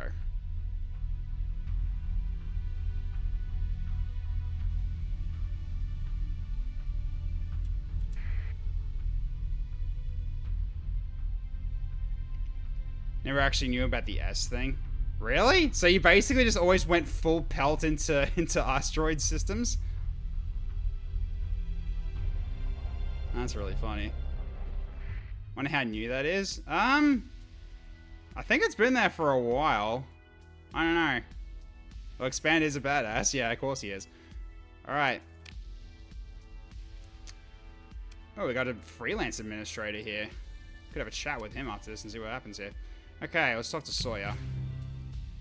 Solid work. I'll get my technicians working on this right away. In the meantime, this should cover your expenses, hopefully with a good amount left over. 8,000 credits with 1 gamma core drop down. Okay, cool. Last time I seriously played the tutorial was in OS.7 or something. Oh, I see. That was a long time ago, yeah. They added it in the same patch where it made you able to bump into asteroids. I love how they did that at the same time. It's just like, yeah, players are going to get annoyed by this, so let's see if we can do something to give them a reason to avoid it. Alright, let's continue on. I'll send you the stabilization algorithm when the core works it up. Once you have it, it should be a simple matter of running it using your fleet's drive field as a means of interacting with the jump point. However, there's still the matter of the miners guarding both jump points out of the system. And you said their force is significant? Well, it's all relative.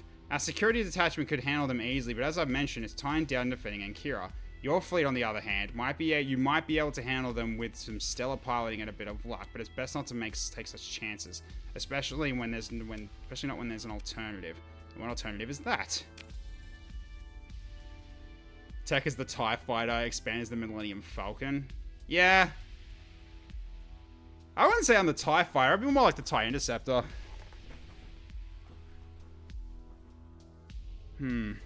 It's either that or the TIE Avenger, because I liked that. I liked that fighter. Okay. Salvaging and exploration makes this game to me, honestly. MB needs more of that. Yeah, you just keep finding more stuff. I was thinking of going scavenger, but yeah, mercenary just seems like just a better one to start with. At least it was at a faster start anyway. There's a ship graveyard around Tetra. Ships that were deemed not worth the effort to restore, awaiting bulk transit to one of the ship breaking facilities elsewhere. Now, though, they'll serve our needs. Go there and recover all the ships you can and break the ones you can't for supplies. Make sure you bring enough crew to operate the recovered ships. Perhaps an extra 100 or so will do. You'll need to transport them somehow too. Here, take this mud skipper transport. Consider it part of your reward. Oh, we got the Rigel Flyer, a mud skipper. Okay. Can't always spec into it, not a bad idea at the start. That is true. Recover at least 2 ships at Tetra. Okay, thank you. I'll return with the ships. Stream loading. Uh-oh. Is it down? See, it's not still green. Guessing maybe just expand side. Yeah, there we go. Okay, cool. Stream didn't drop or anything, so I don't think it was my side, thankfully. Alright. Okay, what's this guy about? Let's have a look. A freelance administrator, Michael Titan. What's he got to say? After a short wait, okay, Michael Titan looks you over an eagle appraisal. Word is you might be getting into the colony business. If so, I might be of some help. You'll find that my credentials are impeccable. Oh, that's if I want to hire somebody. I see. Not in the colony business just yet. That's a little bit in the future. I do want a colony one day, though. A home for myself. That's fine. We'll just leave that. Okay. I think it was Twitch. It stopped for 1 second for you also. Okay. Yeah, because my live timer hasn't reset, so it wasn't me. Alright, good. Okay. Tetra, here it is. Okay. There we go. Nice. Cool. Okay, so let's make our way over there. Actually, wait. What's our crew like? Probably should get more crew, wait, before we move forward. Get the spare crew first. Okay.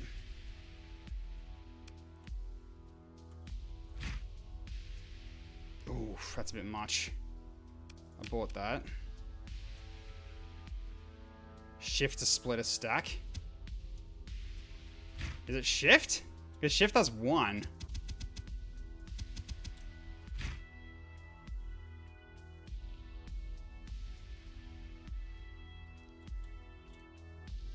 Hold it and move.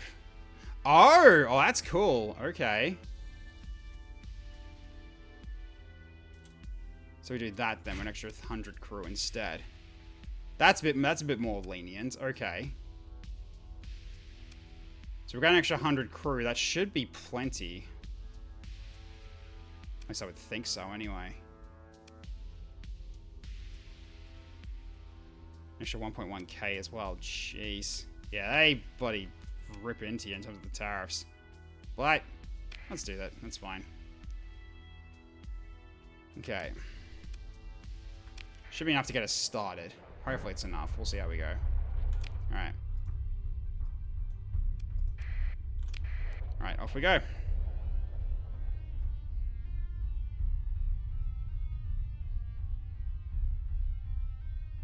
There's a button for a continuing course, but you don't remember what it is. I don't either. Alright, let's get past this without a problem.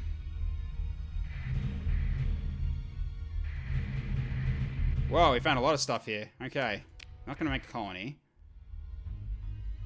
Okay, Condor, Buffalo, a Destroyer, Hammerhead. We can get another Hammerhead. A Wolf class is oh, we probably should get a Wolf class actually. They're pretty good at just like just ripping things apart. Kite class shuttle, TARDIS, Lasher, Kite. I'm definitely going for the Wolf, so let's get this one then. Okay, derelict Wolf-class frigate drifting through space is battered, though determining whether it's recoverable or not requires closer examination. Let's have a look at this thing. Oh, jeez. That looks rough. Look at that thing. Looks like it's a hunk of rock.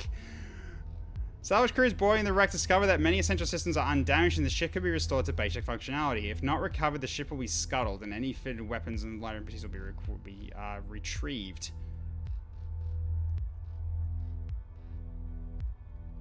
And I'm hungry like a wolf. Perfect camouflage. Yeah, let's have a look at this thing. Okay, so only 2 pips. That's not terrible.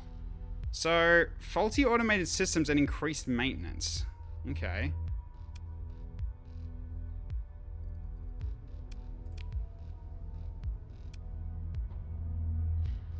Okay, yep.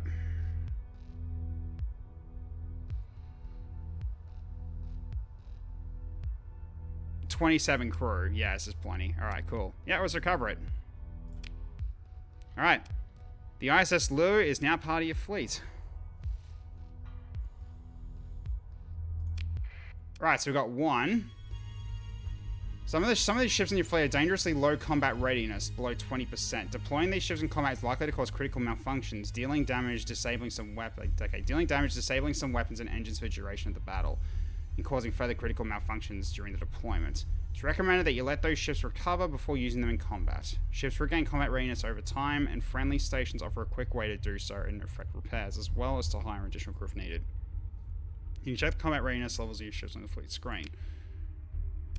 55 ordnance points left, right.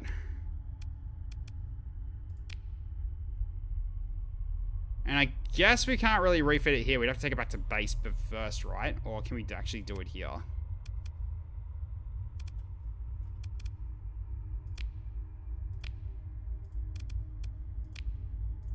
Okay. Sure we've got nothing then? Yeah, we don't. We don't have anything matching the filter yet. You do a partial refit. Hull mods may need a station. Right. Which we don't have anything for this stuff, because yeah, it's missiles and energy weapons. Which we don't have any yet. That's okay, we can do something for that later. Okay. Probably not going to do a refit yet. I want to make sure we got weapons for it first. Okay, so we got that one. Alright. So what's left? Okay, so Buffalo class destroyer. We can get another hammerhead if we want, but it's not going to have like the weapons installed on it.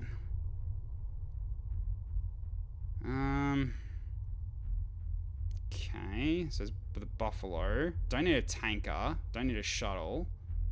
Don't need a freighter. Okay, Lasher. Always scrap the ones you don't recover. Fair enough. Yeah, you're right. So let's have a look at the tanker then. Okay.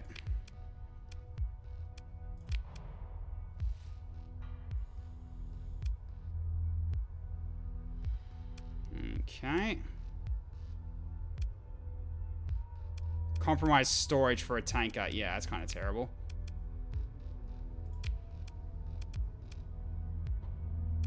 Okay, so we can salvage this thing. Oh, hello. A harpoon missile launcher. That's good.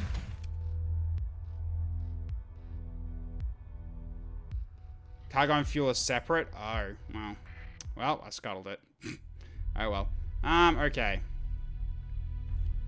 Yeah, I've got harpoons, which I think can... Oh, hello. Yeah, I know. Don't need to show this again. Alright.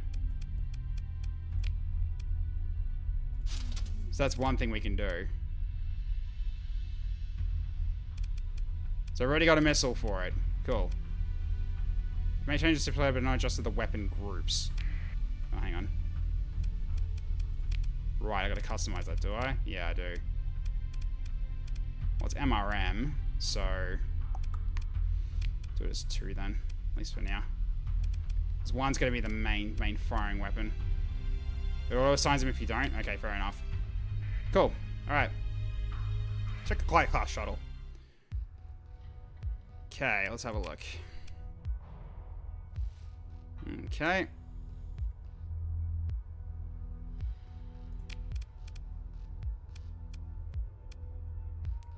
Alright, let's salvage this thing.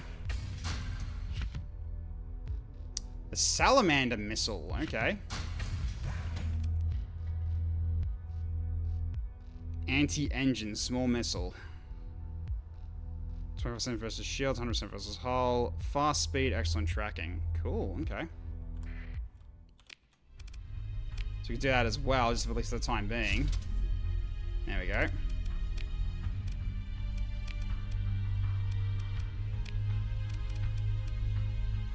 That's a regenerating missile, quite useful. Ah, nice. Limited ammo 3. No flux cost of... Oh, I see. Right. So that should be a different weapon group then, eh? So we should put that as, like, that one. And then we can also do probably auto fire, maybe?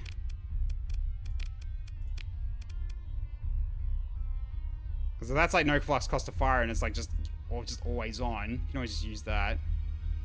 Wait, did I? Oh. No, we don't want to do that. There we go. That makes sense. Cool. I see why it probably should be like that way around. There we go. Cool. Okay. So the ship's starting to get put together then. Alright, let's have a look at this freighter as well.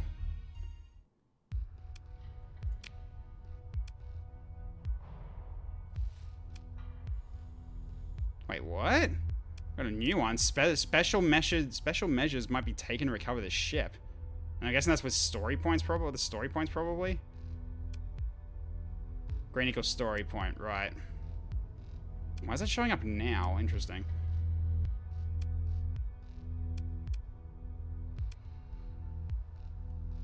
Oh, because it's like really battered.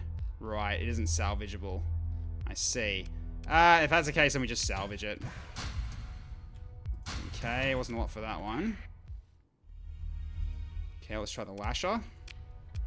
It's another one that's just untakeable. Okay.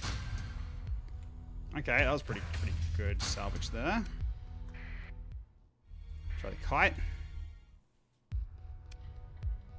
Okay, explore. Another one that can't be done. That's fine. We can get rid of it then. Probably should just do collect all, shouldn't I? Right, I'm gonna check the Hammerhead first before I do any more of these. This is kind of the one I was thinking of grabbing. It's salvageable, okay.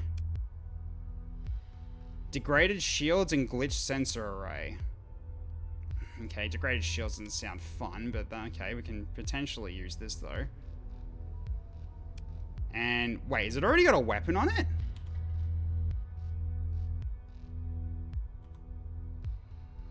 Okay, let's have a look at this thing.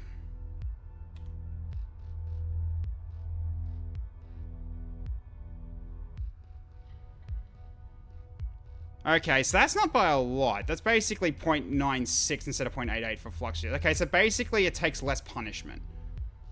Heavy mortar and a PD laser. Where does it say that? Oh, right. Okay, so it's already got some armaments. Okay, that's actually quite good. Alright. Let's cover this thing. The Erythia. Alright. Let's check the Buffalo. Let's check the Buffalo out. We might as well check all these ships. Because you might as well. Because they're just going to be there no matter what anyway.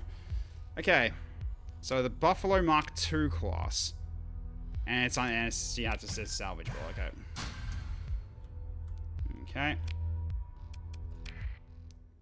Okay. Then go to the Condor. Okay.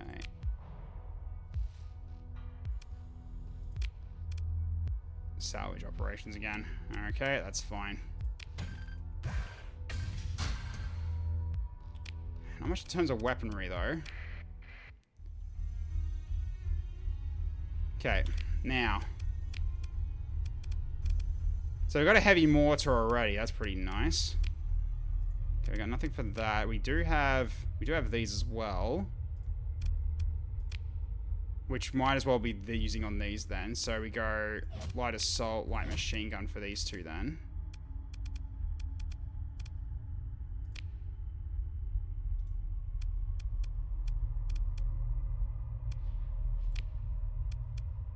Okay, no matches, no weapons matching, none of those match. Okay, so at least you got something to start us off here. Okay, cool. Okay, so we've got... These go together in auto fire. Pity laser auto fires, and heavy mortar is the front one, and that's the non-auto fire. Cool. Alright. So he's got some, but he's not got a lot. That's fine. This one's got missiles. Assault gun may be okay with the mortar, both high explosive. Oh, yeah, you're right. Yeah, that's actually not a bad idea. Let me just do that.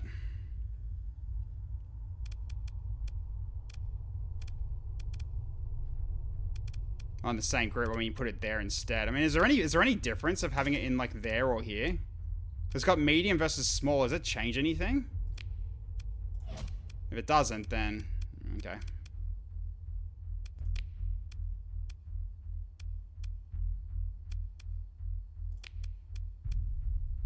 The turret slots can move. Okay, fair enough.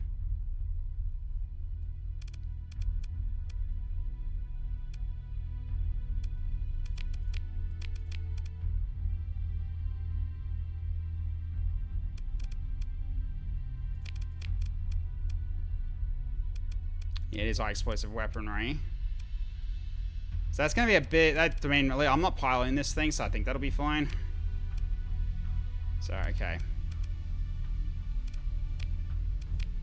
So at least a start until I get everything else. At the very least, we need to... At the very least, I'd like to arm them before I repair them. Like, and then we can set up the capacitors and vents before they can be combat ready. Got a lot of money, so might as well. Okay, so we pretty much just stripped that bare, so...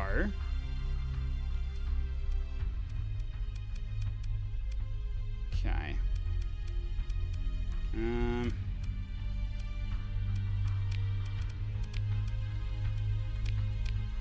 Alright, here we go. Okay. It's a tab to go into the planetary look. Do I try the pirate station first to see if I can get some more weapons for it before we do this?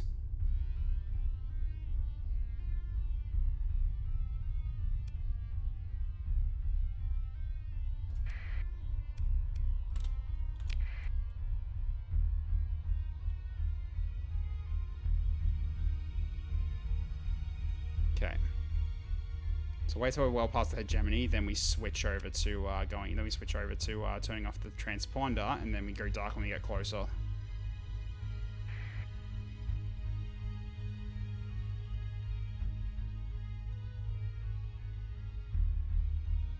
As soon as I see it on the map.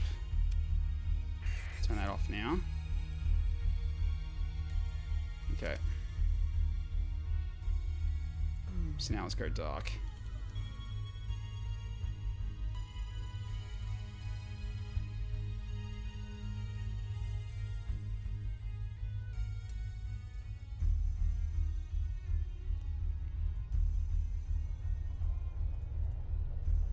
Let's go nice and careful.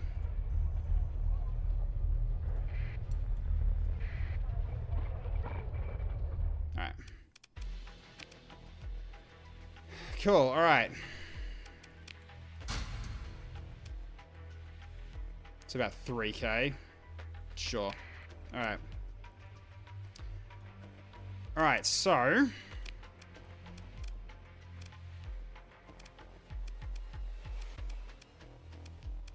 Okay, so 4 energy weapons. I want to pick up some supplies. Are we low, are we?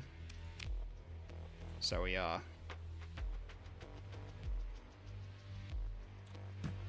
Okay. It's got 100. 30,000? Oh boy. I'm bored that then.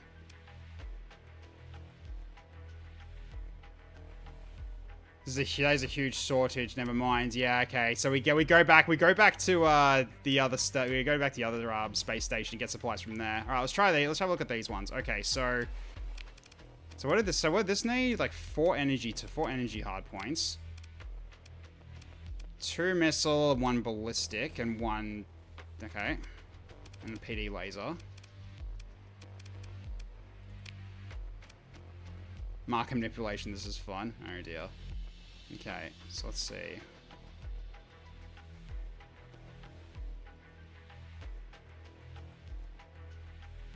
Okay, so we've got this one. which is 4,800. Okay. It's a heavy auto cannon. Yeah, could use that. It's kinetic though.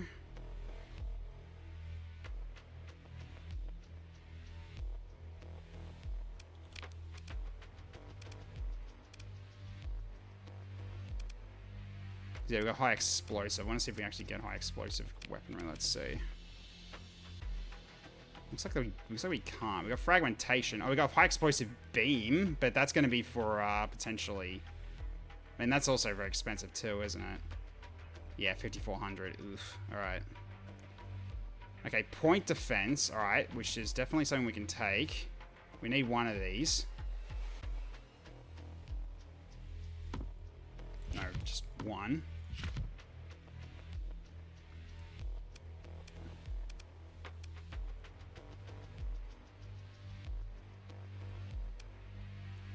Let's just do that one now. To which it can be this. There we go.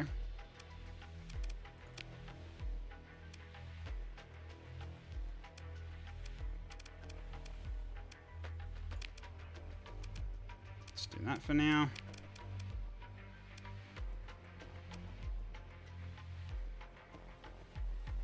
I can buy it directly from Refit. Oh, can I?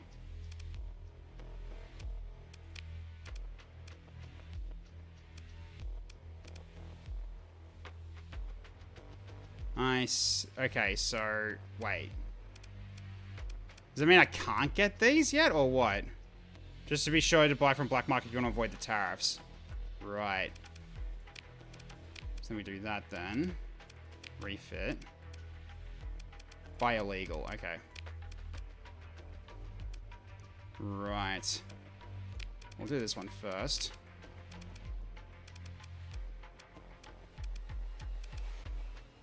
Okay, light mortar. 117 credits each. Sure, we can do that. Oh, this makes it a lot more easier. Okay, there we go. Okay, so now we've got 2 high explosives for the front.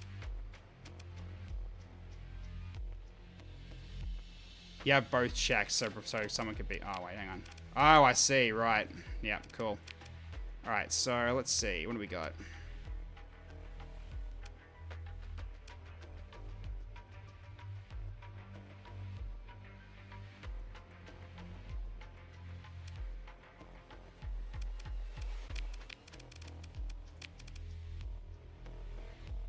Well, now it should be illegal, right? Because I got to... Yeah, so weapons for on sale on the black market. Okay, here they go. Here we go.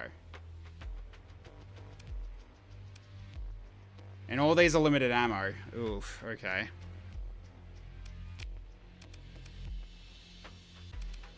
Hey, Lucky Tiger, how you going?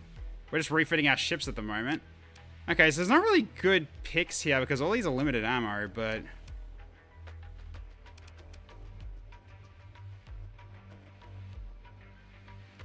So does that mean they've only got like 2 missiles, or am I reading that wrong? It's high damage though, at least. What's this game? This is called Starsector. Limited ammo weapons tend to hit much harder. I see. And they'll refill between battles. Ah, that's actually quite helpful. Okay. So which, we can probably just do this then. What's this one? It's on hold on 20% arc to weapons and engines. Nah, it's okay. That's anti-shield. So torpedoes. Sure. Let's go double torpedoes then.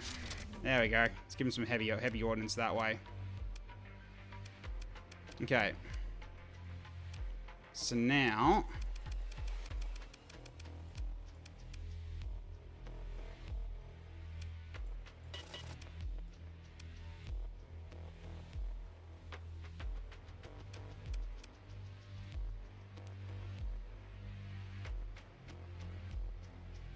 Alright, cool. So that's been refitted. Yeah, this one needs a lot more flux capacity. At least to start us out. Okay, what about all of these? Alright, so... Oh, so these don't cost anything?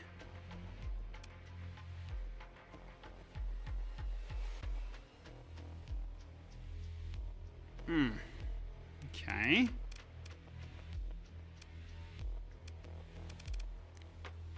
Oh, they show the ordnance points. Yeah, they cost ordnance points, but don't actually cost anything to install these. Okay, that's interesting. Increase ship's hull integrity by 40%. Okay.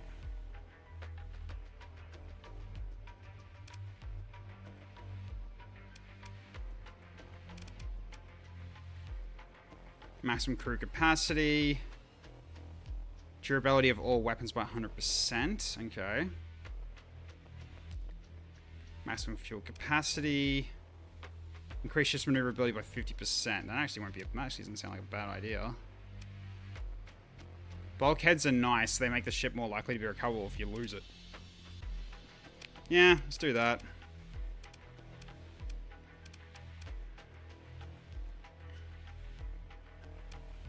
So yeah, we're learning this as we go, Lucky Tiger. But hey, how you going, mate? I hope you've been having a lovely weekend. Reinforces doors, so it'll increase its hull integrity by 20%. Takes 60% fewer crew casualties from hull damage sustained in combat.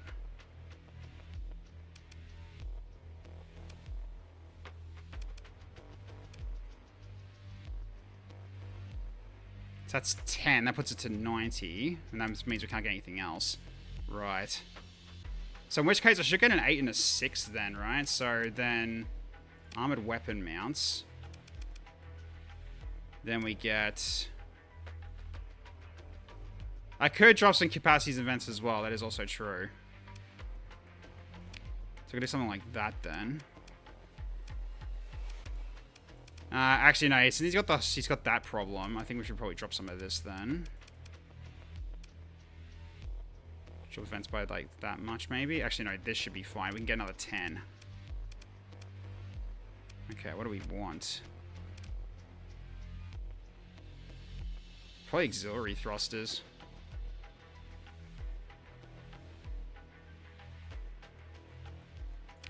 Yeah, let's do that. Really like unstable injectors for your own ships, but you like fast ships. Just don't get flamed out. Right. I see. Yeah. Okay. So that means it's done. Oh, there we go. Okay, our ship's ready, basically. So we now have our new Erythia. Yeah, Erythia. Erythia. Yeah. Our new hammerhead, yeah. Okay, cool. Now we got you now. Alright, so. A mining blaster. Okay. That's all that's there, and that's 1560 credits each. I think we check. We'll probably leave that for next time, probably. Yeah, there's nothing else here that you can get for energy weapons. So for now, you're just going to stick to missiles for the time being.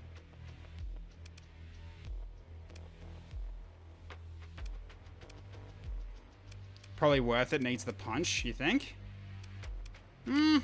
It's a legal one, though. But yeah, we probably could. Wolves are great at getting behind enemies. Wow, that's just over the top. There we go. 200% against armor, 50% against shields. So basically, if we bring shields down, like if he gets a flank, he's gonna freaking rip to shreds their armor. Just grab flux to support it. Yeah. Which is this one? Flux dissipation. Yeah. Okay. Let's just max all this out for the time being. Okay. So obviously we're taking the auxiliary thrusters so you can move faster. Reinforced bulkheads. Let's drop some this. Let's drop these down to 5.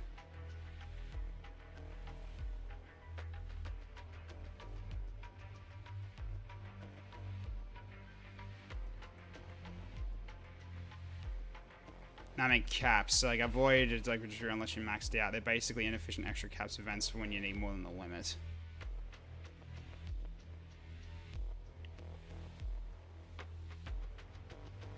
Not as efficient as flux vents when used the design. Okay.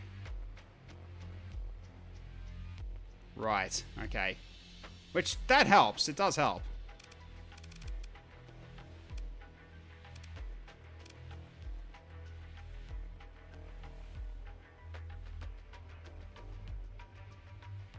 Reducing non-missile weapon range. Increasing the fighter replacement time. They're a waste if you're not maxed already. Oh, I see. Right.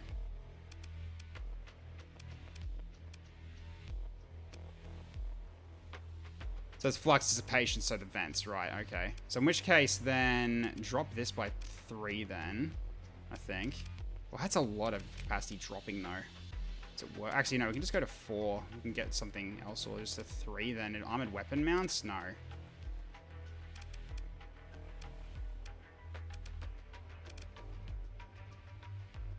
Increase flux capacity. Oh, okay. Right. Avoid adjunct distributor unless you're maxed out. Okay, fair enough. Yep. Okay.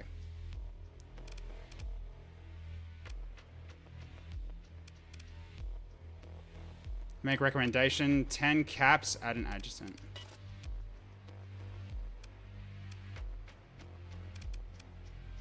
Your weapon sucks down a lot of flux. Okay, so if that's the case, then I gotta drop something. Toss distributor. Okay. And go adjunct. Okay. Easy enough.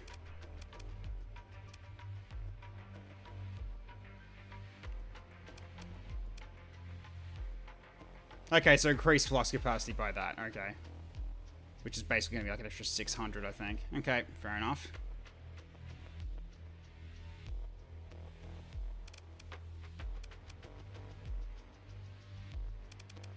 Yeah, they're not that valuable. Yeah, I see what you mean. Okay.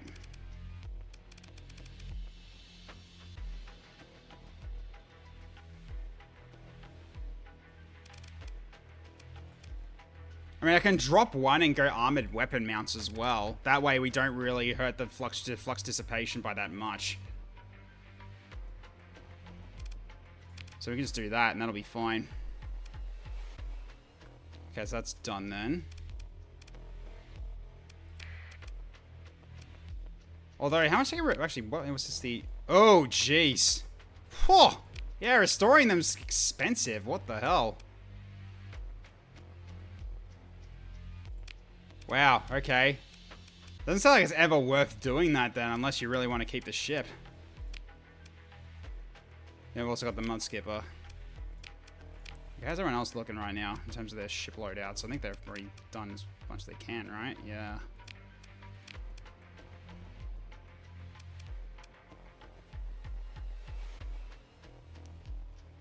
Restore is super useful for rarer salvage ships. Ah, yep, I see. Yeah, that makes sense.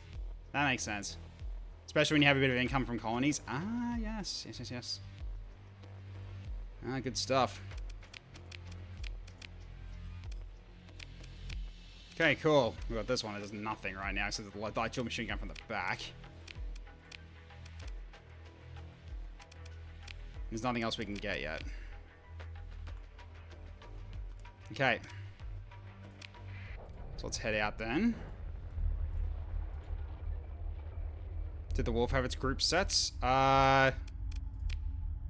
It did not.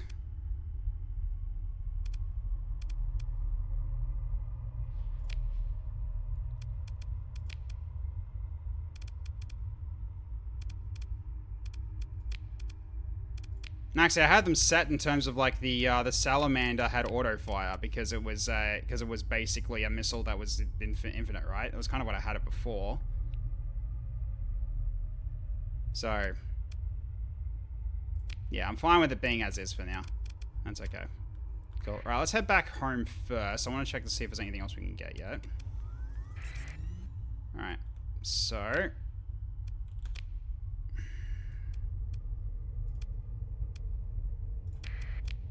Right, you gotta right click it. I gotta learn to right click. Okay.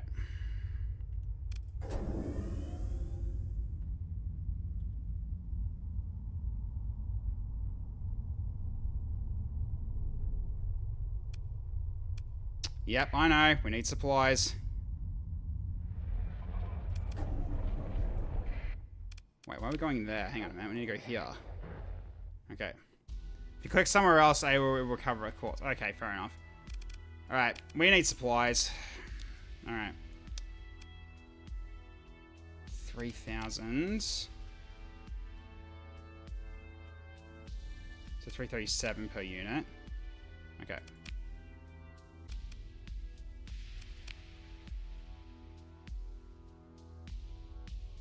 It's the highest price you've ever seen for them. Ugh.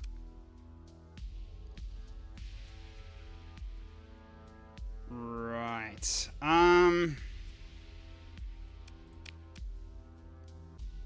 Finish up quickly and get out of there. How to get out of here? Yeah, probably.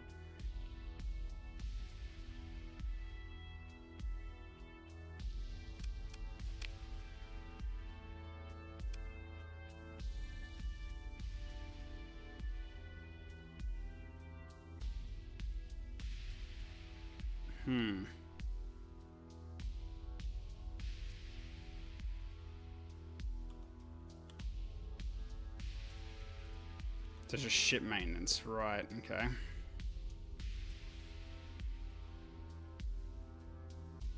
I mean, do I need this much crew, though?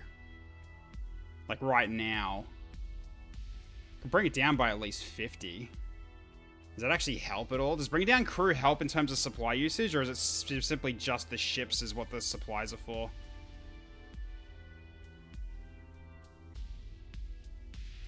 F1 should give you a breakdown. It just says ship maintenance, so I guess not.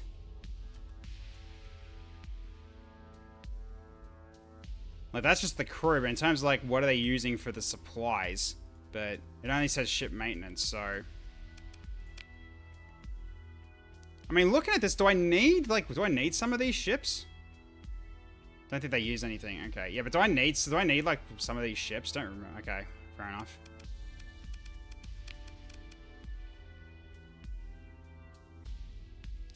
Maintenance. 2.0 a month, okay.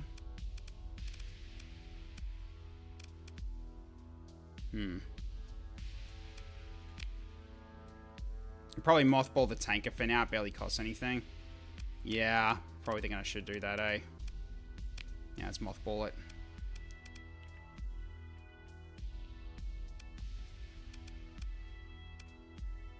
Because we don't really need that at the moment. With how much cargo we have, we don't really need it.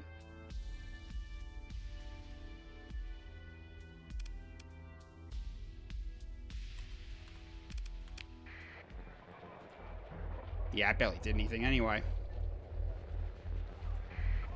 Okay, right. So we got everything we need here. So now we can talk to Sawyer. Okay. Welcome back. A bunch of rust buckets, aren't they? But put some weapons on them and they'll get a proper refit done. And with a dedicated crew, they'll do alright. It's no worse than... Wait. Did I really... I didn't need to buy weapons at all, did I? Oh, great. Okay. Well, I guess we're probably getting some free stuff. Okay. Yeah, I was about to talk to you about that. Not much of a buy on the open market, but we still have some stores. I've already ordered local storage space to be assigned to you and some suitable weapons transferred there. Okay, I'm getting some free weapons then. I jumped the gun. Alright, okay.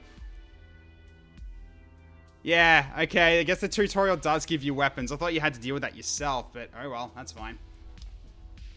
Okay. So not enough supplies to speedily bring the new ships back to full combat readiness. Use them to outfit your new ships. Make sure you've got enough crew for a full complement on every ship, and then break the rogue miner defenses at the inner jump point. Once conversation's over, press R to open refit. Press V to auto fit. Why do I want to do that? I want to look through all the weapons and use them. In addition, you now have access to local storage of Ankira, and some weapons and supplies can be placed there. To access it, click on the storage button on the trade screen. I take it you got the stabilization algorithm then. Correct. These cores seem like they can work miracles sometimes. Let me transmit the results. Good luck to you. If you fail, well, we'll just have to send the security force to do the job, and then it could get very messy. It's good to know you're already working on a plan B. Come now, it's not so grim. I've got every expectation you'll succeed, or I wouldn't send you. But it's my responsibility as commander to plan for every eventuality, and not to rely on a miraculous savior. Now, about those miners. The two fleets guarding the jump point will aid each other, so if you engage one, then the other is nearby. So it'll be an easier fight if you manage to separate them first. If you can't, it should still be a fight you can win, though. Copy that. I'll be back here when the job's done. Okay.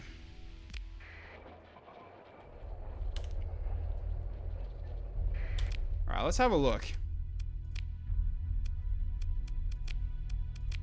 Nope. Bastards lie to me.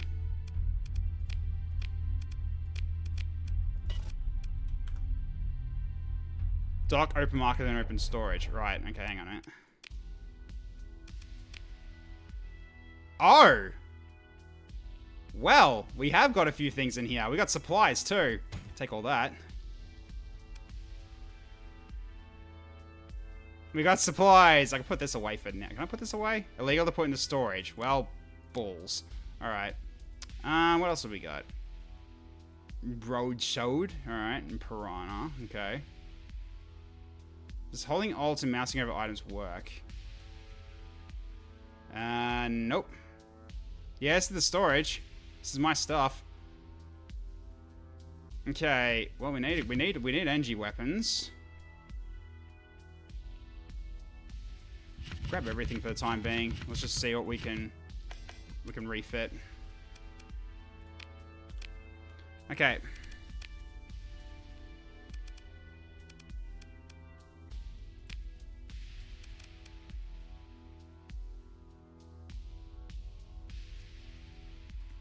Okay, so what's that current one that we got? High explosive laser. Right. High explosive blaster. I think that should stay on the front, probably.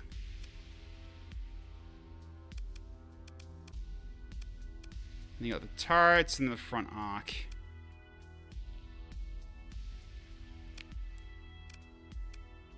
Okay, so owned.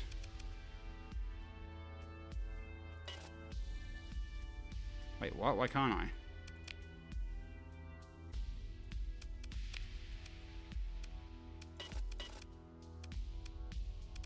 Are they in... Wait, what? What's wrong with them? Oh, right, the cost. Gotcha. Okay. Yeah. Right. So in which case, we'll just drop all this back down again for a sec. Let's just drop all this then, and then we start just getting everything set. Okay. Yeah, alright, okay, op cost. Gotcha. Alright. Keep caps at max, and if you keep the blaster. Fair. Alright. So we go... Damage per second 30.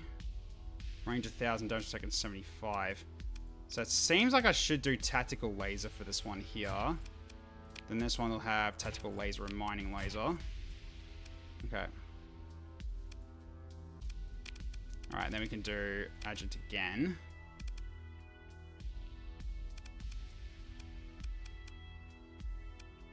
Keeping some slots empty is totally valid. Yeah, potentially. So I do that. So I got 4.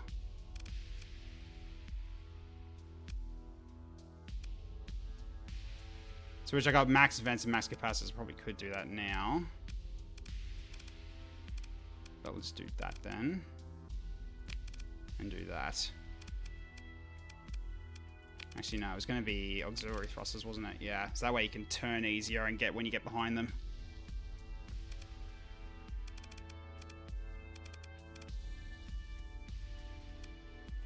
Yeah, that'll work for now.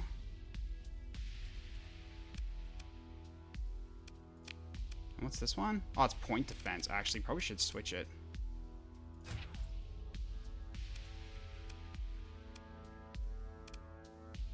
Yeah, more specific to that. Okay, so now we can get probably something else now. So drop one more vent.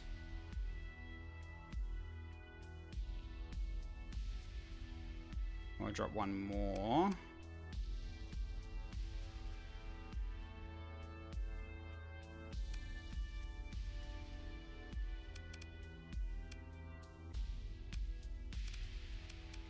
Yeah, I'm thinking on bulkhead, so if he gets caught out, that'll work. Alright.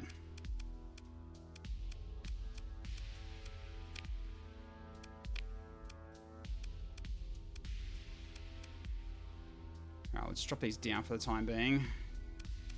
Just so I know what I've got in terms of these widths, of these bits. Alright. I wonder if watching on different devices gives me more points. Yeah, who knows?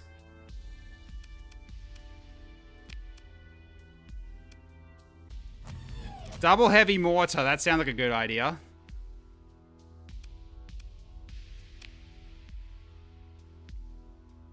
Okay, so do I keep the torpedoes?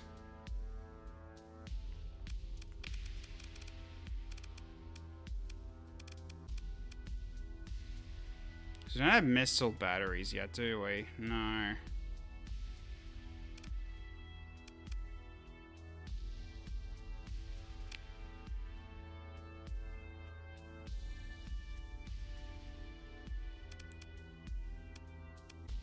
Okay, what else have we got here?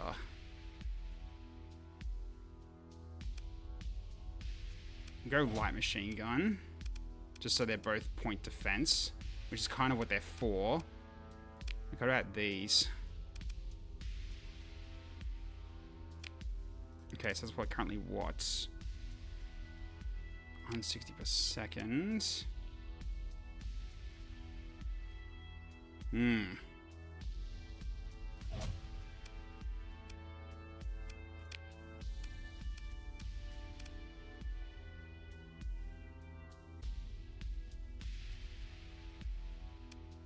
Auto cannons up front to support the mortars. I mean, I've already got... I mean, yeah, we could just do that.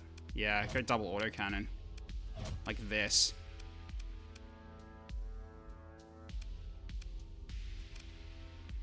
They've all got 700 range. So it's 700 range. Okay. Yeah, that's pretty good. LNGs only have 300 range. Yeah, that's true. Okay.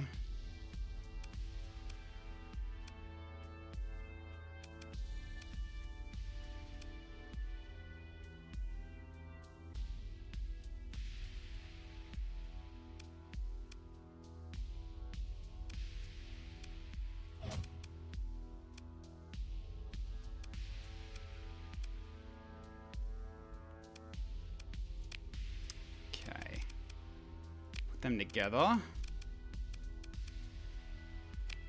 All those together as well.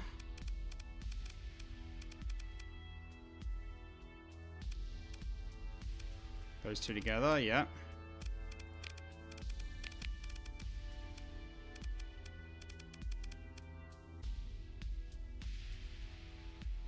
Yeah, this one looks good. I'm fine with this one now. Alright, now we just gotta get everything set up here again.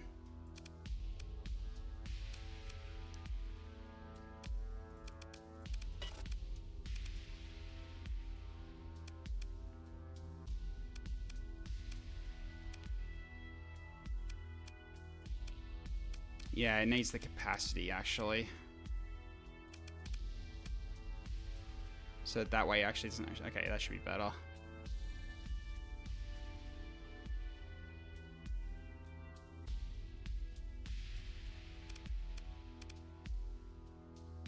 So to counteract this a little bit, allowing it to do its full front salvo. Good day, PC. Watching tech in the background, the same account as browsing Twitch on your phone. Yeah, that's fair. That's fine. Okay. Alright, those ships are all set.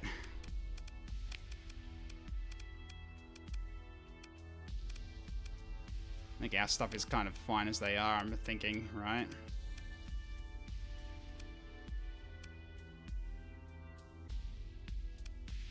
Yeah, get the Vulcan cannon.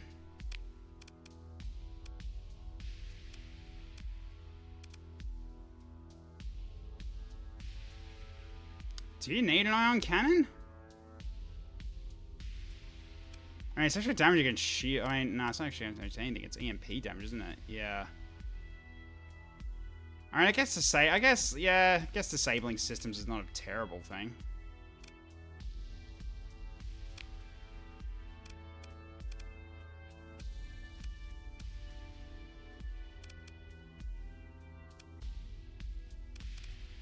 Weird layout in this ship kills front of broadsidey? A little bit, yeah.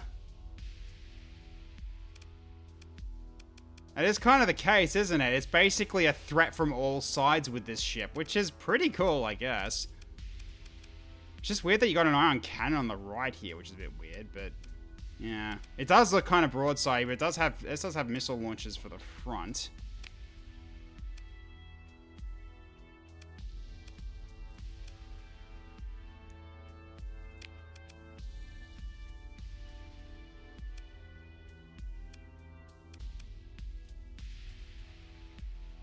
Autocannons on the left to pressure shields. Then when they buckle and throw into the right into EMP and HER. Yeah.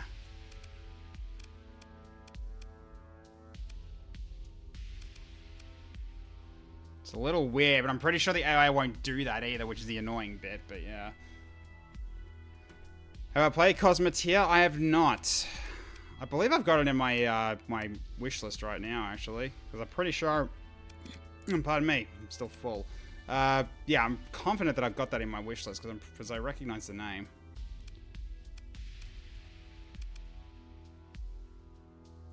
I don't think there's really anything I can really give you that's any better right now.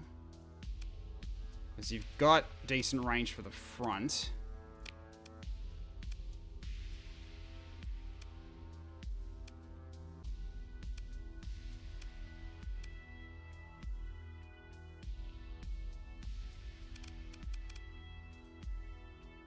I think this is fine. Alright. Yeah, these ones I think are fine as is. Alright, cool. My first serious battle. Well. I think for now, we'll chuck all this back in. Oh, I should check the fighters as well. I'll do that as well. So chuck these in for now. Oh, shit. Hang on.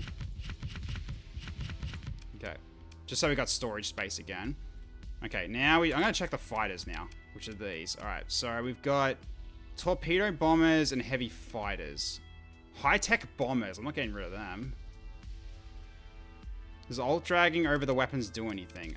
Good question.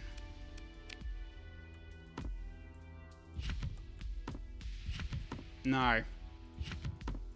Doesn't do anything.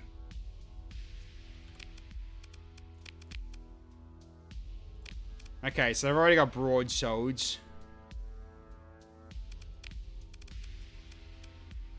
And Piranha Bomber are low tech, so probably not a good idea.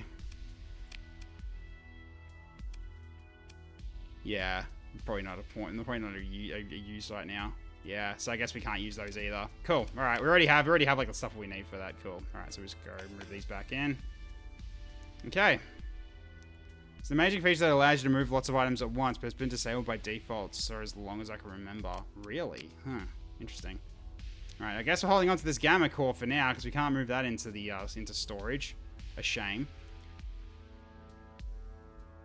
You always edit the config to enable it? I see. Okay. Alright. Our fleet's as ready as it's gonna be.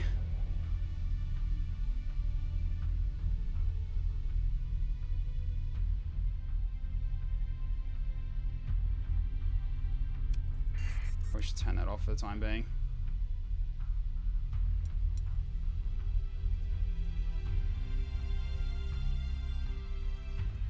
There's 2 fleets there. Okay.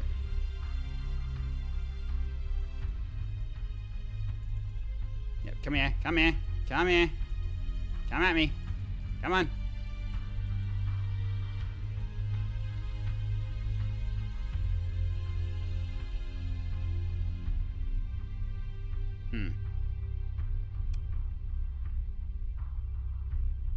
Okay, what can I do then? I'm trying to see if I can actually like engage these separately.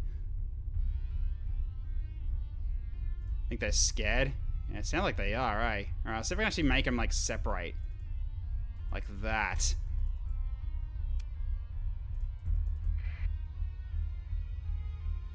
There we go. Alright. Support destroyer and 2 combat freighters. Alright. Opening a comlink is always fun. Open a comlink.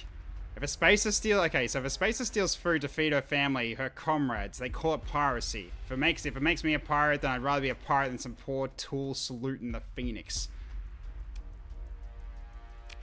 Alright. Does it appear to be certain your identity? AI serves will reduce impact on your reputation. They're attempting to disengage. I see. So that's where we use this. That's where we can use a story point if we want to like. Okay. Grants 100% bonus experience. We'll try regularly pursuing them. Let's see what happens. Okay. What are you second in command to handle it?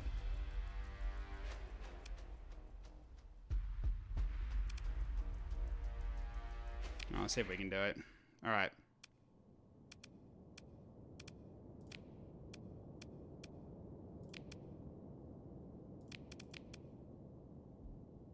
Yeah, I don't think we need the other hammerhead for this. Definitely taking the wolf with me. Absolutely. And the Korolev dreaming as well. And then us two just for support, probably. If it really comes down to it. But these guys can at least chase them down. But the wolf is absolutely going. So maybe... maybe not actually you then.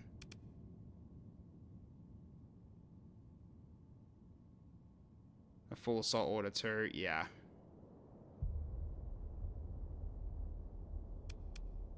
Alright. Ordering a full assault will call into all existing assignments, making ships engage the enemy forces more aggressively, potentially exposing them to greater danger. So creating a new assignment. Okay, yeah, we cancel this order. Alright. Well, let's do it then. So they're trying to run right now. Okay.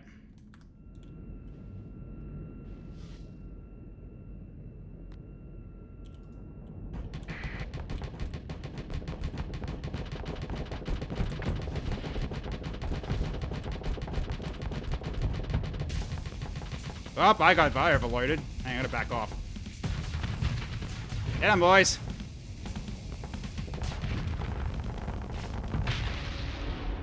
Alright, they're down.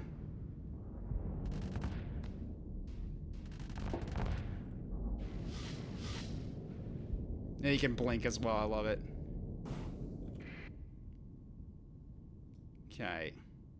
Yeah, they are moving quickly.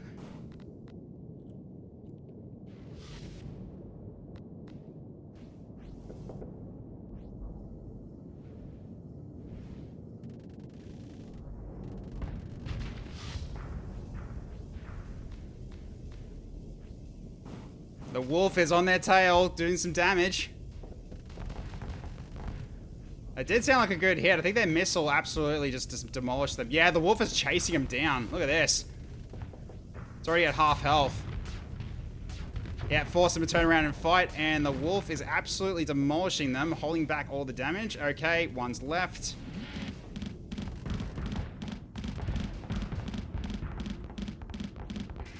Down he goes.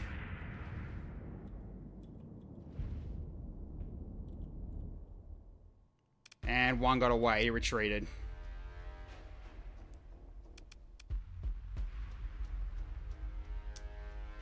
Okay. Big bada boom. So what are these ones?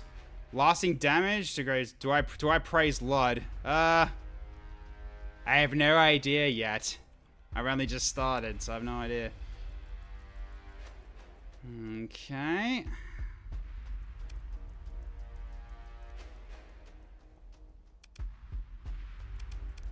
I think at this point, probably just scuttle the two of them.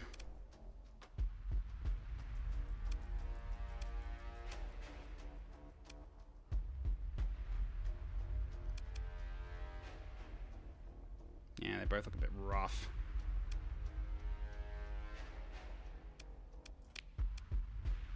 Nah, let's go for a scuttle. Yep, pick through the wreckage. Okay. Nice. Cool. Well, right now, I don't want to take on more supplies, because right now we're kind of spending a lot right now. So we're trying to be a bit careful. I don't want to take on more ships if we don't need to.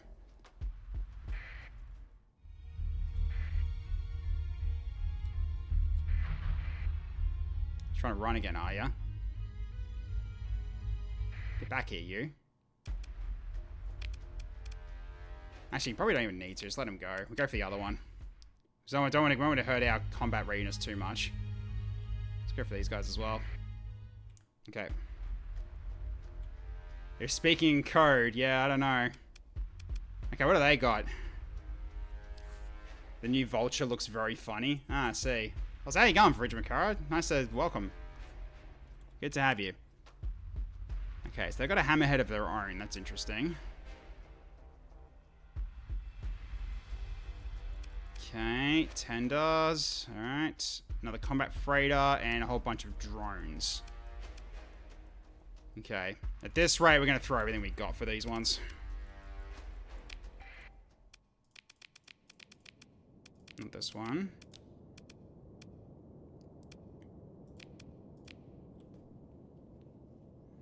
Bit sad how they changed converted hangar. I really like that whole mod. Oh, I see. Because yeah, we can't use that. It's just basically just extra storage. And that's mothballed. So nice thing about retreats, you can order smaller ships to come from the left and right. Oh, can you? Right. To which I might start doing that. And do it like this then. So they can pursue from the sides. And then we just come in from the front.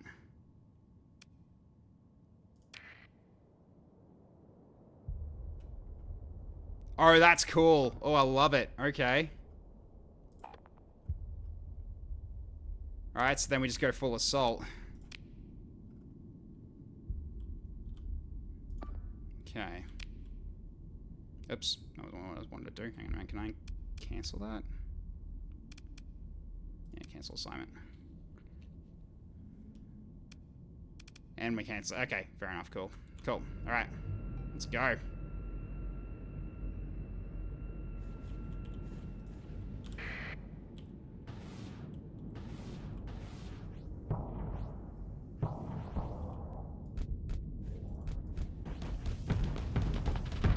Shoot some of those down.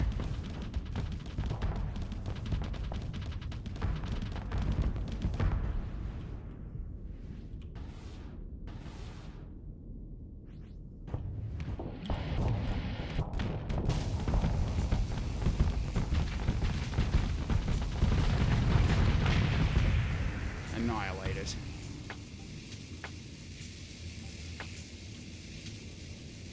Okay. Alright, they're already engaging. Alright.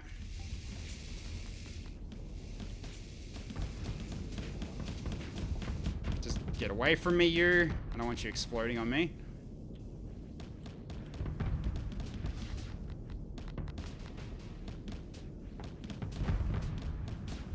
We don't need their shields up yet. Let's go and provide assistance. Whoa, look at that. Look at the swing of that. Okay.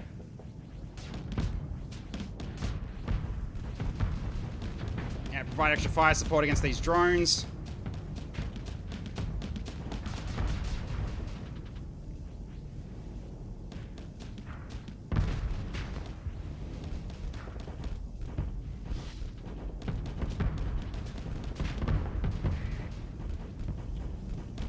Okay, hit. There we go, they're out of the way.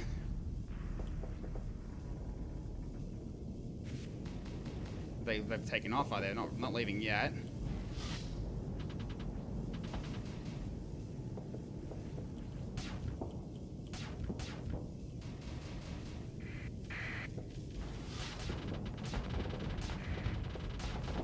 Oh, now he's taking damage.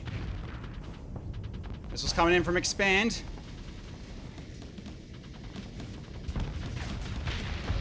And another one's destroyed. That's it. Okay. Okay, one crew and no Marines were lost. Okay. Shooting enemy force relatively disengaged, we're not without taking losses. Cool. Alright, let's pick through the wreckage. Oh, hello. Surveying equipment. Okay, that's good. And 30 supplies as well on top of that. That's pretty good as well. Alright. Yeah, that surveying equipment is going to help us a ton here. That's good.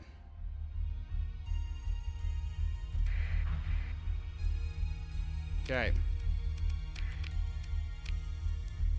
Use hyperwave sequence provided by the AI to stabilize the point. Okay, cool. I have to defeat the pirates guarding it first. Well, do I have to still go after them or not? They're not really attacking me, so I guess we can just use this. So if this counts as completing it, it just says like we just have to just clear them out of the way and then do this, but we'll try to stabilize it anyway. Okay, so your fleet approaches the jump point. This jump point is unstable and cannot be used. Alright, let's stabilize it. You load the stabilization algorithm into your jump program, and the drive field goes through a series of esoteric fluctuations. Their resonance gradually cancelling out the instability at this jump point. This jump point is now stable enough to use within a day or so. We don't need to, it looks like. Yep, so we can return. Good stuff. Also, I love that these orbit as well. So it was over here before, now it's over here, and this was over here before. So yeah, so therefore it's like always changing different things. Stable location, okay. Alright, let's go. I should learn not to mess with myself.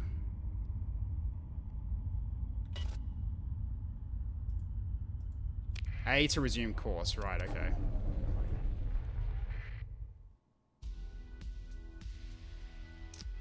Okay. Alright, hey Sawyer. Could turn a tidy profit or run adrift. Yeah, now the high risk merchanting option here would be to sell like 100 supplies, rush to a nearby star system and buy cheap supplies there, turn a tiny profit or run adrift. No supply runs are rise for the rest of the sector. Yeah, that's true, pretty much. Okay, so, well done. Station Commander Sawyer seems a bit giddy with excitement. We actually did it. You just never know with these things. It's such a relief not to be cooped up in this system anymore. Here's your reward. Well earned and with my gratitude. In addition, I've set you up with a monthly stipend from the Galatia Academy in recognition of services rendered. It should run for 3 full cycles. Frankly, I don't have much room to complain right now. They didn't even have to lean on them too hard to get this sorted out. It's the first person to sell supplies in these worlds will likely get good money. Yeah, that's what I'm thinking. Probably just try to get supplies from another system, then just run it back. So we get 10,000 credits for that. Okay. Cool. Now, expect the authorities at the headquarters on Jangala in the Corvus system would like to hear about the recent events. Would you deliver a report for me? Ask to speak with Station Commander Sedaris when you get there. Oh, and make sure to take enough fuel to make the trip. Flying in system as you have been doesn't use fuel, so it's easy to forget that flying in hyperspace does. It's not too far. With your current fleet, you'll need at least 70 units to get there. It's nice to tell me that's how much I need. How much storage is this planet in? Might as well check. It's pretty rough. If you do manage to run out of fuel somehow and get stuck in an uninhabited system, and that would be a great, that would be a real feat on the Galactic Corvus route. Let me tell you, you can always issue a distress call and wait for help to arrive. Okay, so distress call in case something goes wrong. So FTL style. So if I run out of fuel like a dumbass that I usually am. Also, hey Bloghonk, how you going? Welcome. Didn't change it. You can transverse jump before opening up the jump points, and that'd be your only supply to the system until you decide to finish the quest. Right, okay. So dropping 100 supplies will get you a tidy sum of money. Yeah, good morning. How you going? I'm also declaring a bounty on the remaining rogue miner fleets there. If you like, you can stick around here and help mop up before going to Corvus. Okay, considering my options. There's a bounty here too. Interesting.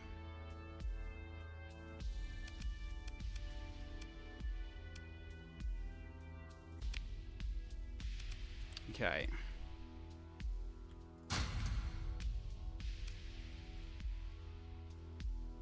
Oh, requires docking authorization. Yeah, I probably should turn on my this on first before I do that. There we go. Let's do it the proper way. But I'm going to be nice to these people because they've been helpful so far. This man paying taxes. Yes! I'm an honorable man. I pay taxes. Oh, dear. Okay. So we have the surveying equipment. Okay. So right-click to learn it. cool. Alright. Heavy armor. Ooh, hello. How much is that? 3,000. I mean, might as well get it. Yeah, let's get it. I got the money to spare, so let's do it. What weapon choices are we going for then? Ballistics, lasers, missiles, cussing. Yelling at them and to make them submit. I mean, we got more than enough fuel already. We got 316 fuel from everything we've been doing so far, so therefore we're okay in terms of traveling. So that's fine at least.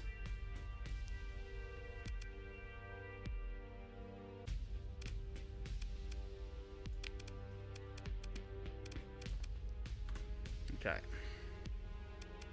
So how much money can I make from selling 100 supplies? 79 per unit, so 100 would be 7,900. And it's 96 per unit now. Okay, so they've dropped already. The shortage is immediately gone. Okay. The market's already stabilized. That's gamey. It is unfortunate, isn't it? I heard orbital bombardments on their families works well. Yeah, I feel like we got stock exchange. They're basically just like, we got it. It's now connected again. Sell, buy. All right. Well, we need supplies anyway because we're still a bit low. So at this rate, could probably go for like at least an extra 80 to put it up to a flat 200. It's a bit much, but I think that'll be fine. You can do this in the main game, especially if you first bully colonies into mass shortages. Oof. Okay.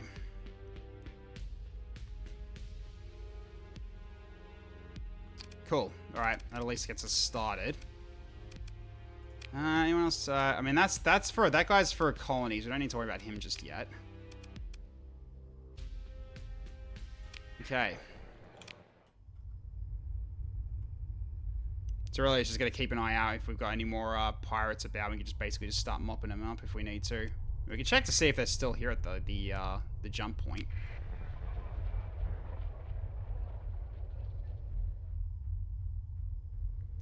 It's funny how next hour completely upends the market system unintentionally, so prior runs become stupidly profitable. I'm thinking of actually trying with Nexarellan after I've actually gotten used to how this game works.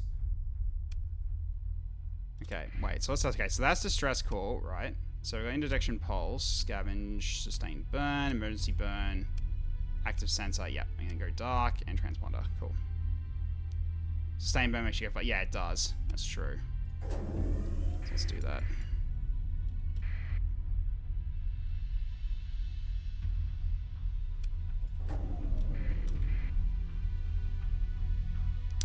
They're pursuing me.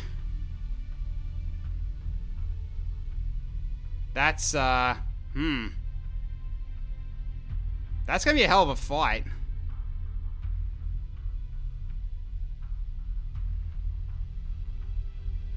The pirate strike, I like those. Finally some blood. Do I want to go after them, though? They are covered in D mods, that is true. I mean, I probably could take this. Maybe. Just gotta move the group together.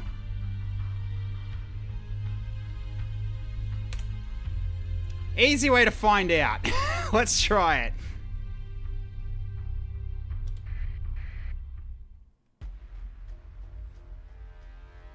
Right, they've all moved in together. Okay, that's fine, whatever.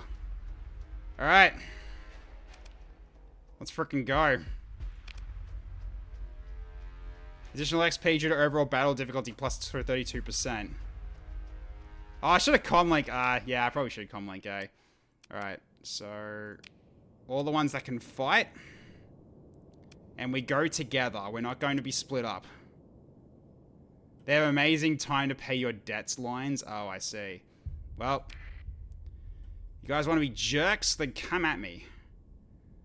Alright, so... Let's go. Let's give Expand a light escort from the wolf then. Just so he's got extra backup. And the rest of us can fight normally. Actually, not from the wolf. Actually, hang on a minute. Not from the wolf. Let's undo that. This one should do a cover. Because this one I want to actually just go free reign and fight. Okay. 2 hammerheads versus literal rust buckets. Who will win? Fully armed hammerheads versus literal rust buckets. Let's see how we go.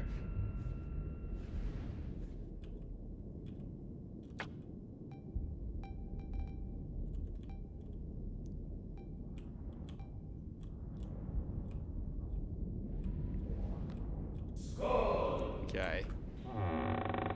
Ah, thank you, Icicle Eye. I shall consume water. I'll do that before this because I can't do both, unfortunately.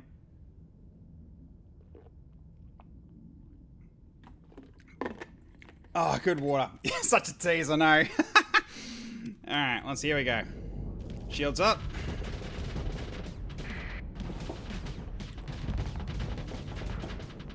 Okay, switch targets to this one then.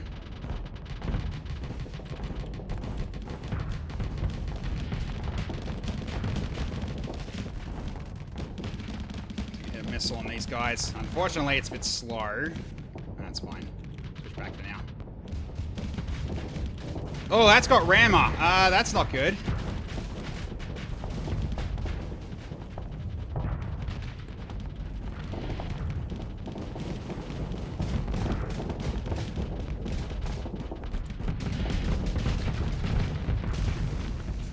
Ah, shit. Oh, that was bad. Ah! Turn it back around. No, we need to move. That's not good.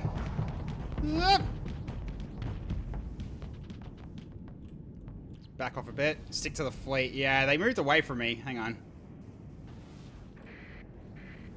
There we go. Let's get back to the guys.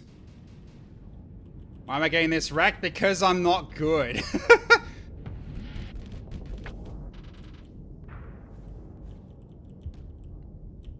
Okay. Maybe we can stay with the guys.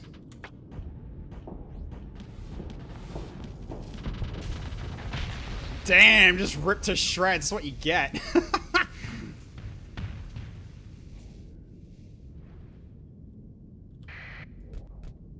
Can I hit them from there? Nah, it's too far away. Alright, let's keep with the group then. Okay, where are these guys going? They rest have retreated. Okay, so just this guy left? Alright. Yeah, I know, expand. I know, I'm not good at this game yet. I'm working on it though.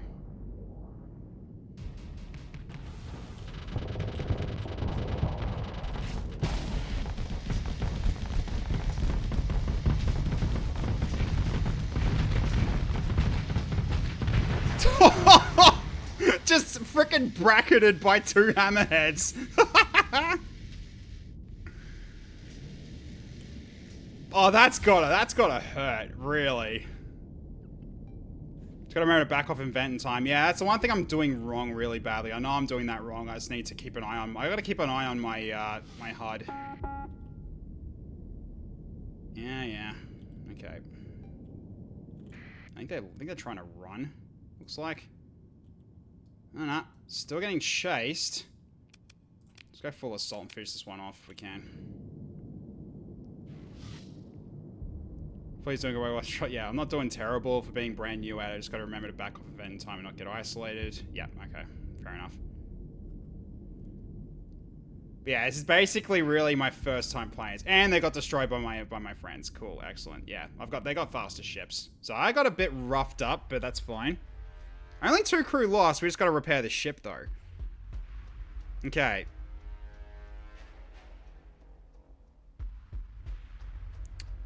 Force were victorious in last engagement. Prior fleet maneuvers to disengage. You try to open a comm link, but you only get static. Alright, what's everyone's combat readiness at? 58, 55. Okay, the wolf can't be part of this then. In terms of chasing this down.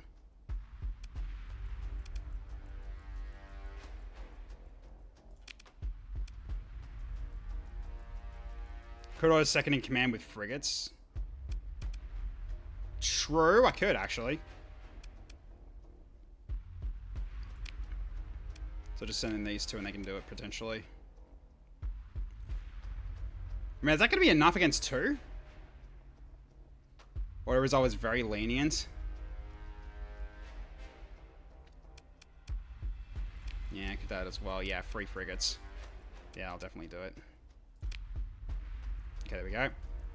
Force engage in pursuit as ordered. No enemy ships managed to escape. Yeah, okay, there we go. Cool. Alright.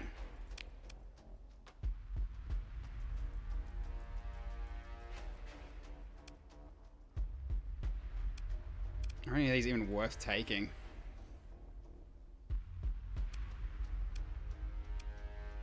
Don't think so.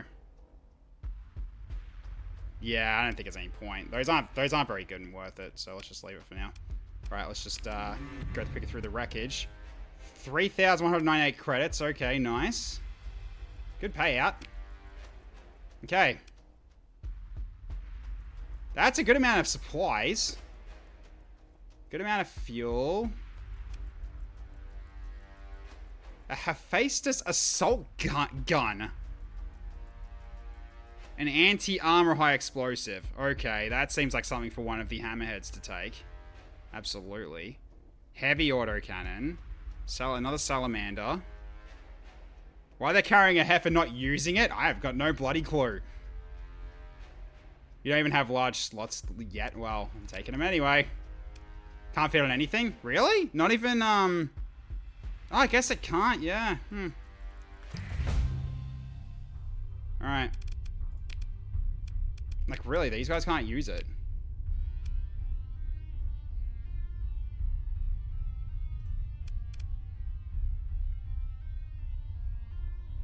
Probably the mud skipper.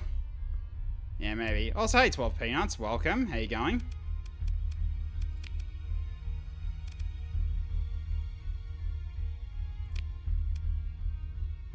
$10 ordnance points. It's range 800. It's not that much difference, just a bit longer range.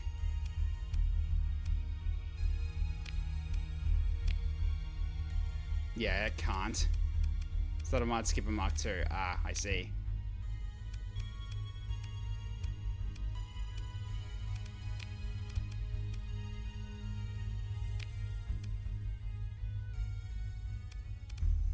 So 2 heavy auto cannons you could potentially do instead of the mortars.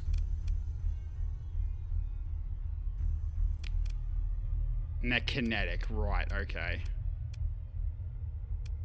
Which we've already got kinetic for these. I don't think it's even worth it. I don't think it is.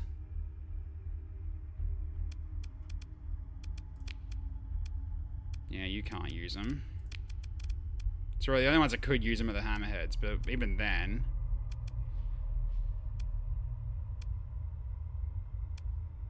You got the rail guns.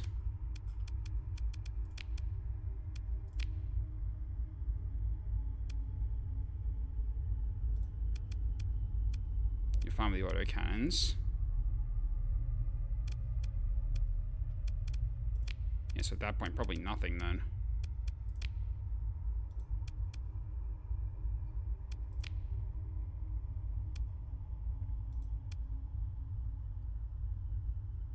Yeah, I think it might be fine as is.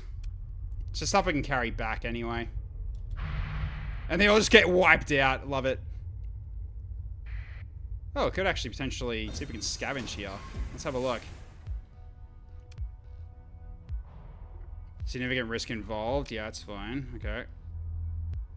A ship that could be restored to functionality. A kite shuttle.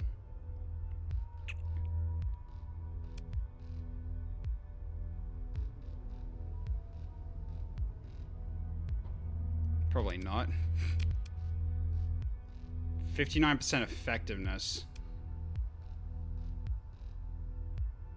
Ugh. Yeah, debris field density is a bit rough. Okay. Let's see what we get anyway. That's pretty good, I think, in terms of what I was expecting.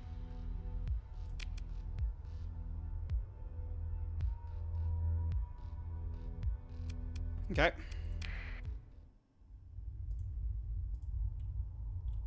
Alright, so... Do I want to keep giving you... Do I keep letting you have this? Or should I move to... Maybe switch you over to the salamander? I mean, it's just EMP damage, isn't it?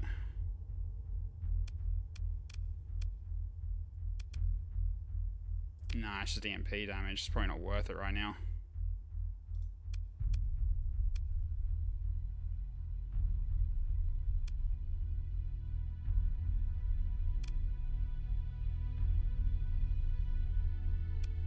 Yeah, probably not the salamander.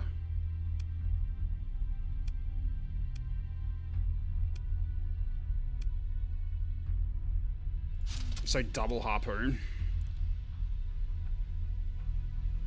Heavy missiles or torpedoes? I don't really have any, really. Not at the moment, but we can at least do this for the time being. Just downside is we just got just the tactical laser to help with shields right now.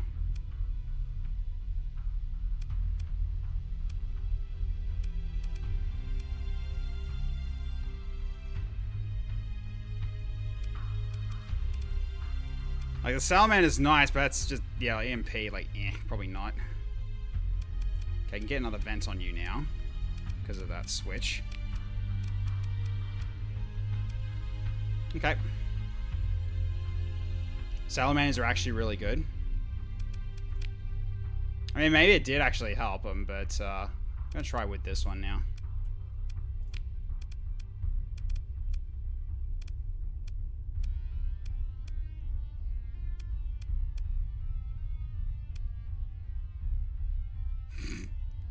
Say the assassin servers Gok lost to Java the Hutt are all trying to kill me. Welcome to all the raider factions, Sectoid. That's just what happens.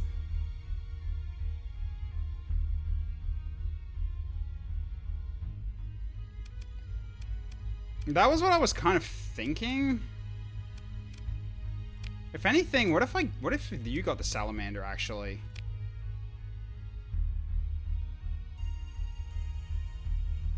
Java the Hutt, yeah. Java the Hutt, careful, he's gonna run Minecraft. Honestly, I think I should switch this to salamander now.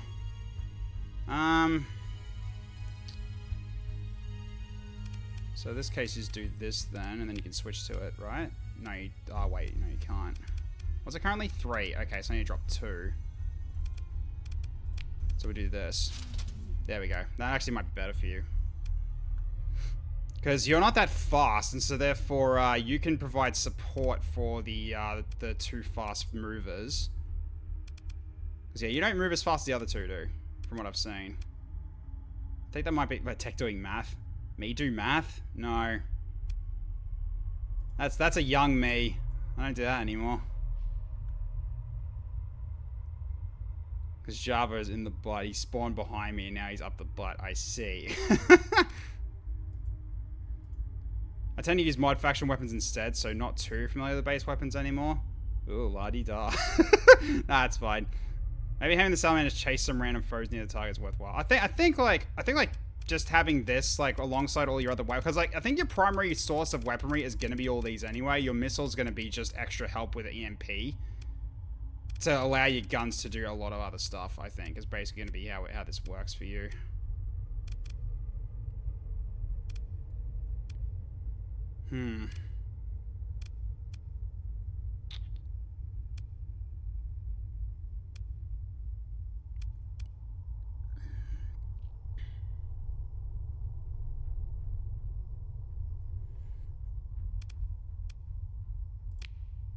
Alright, I got plenty of salamanders I could...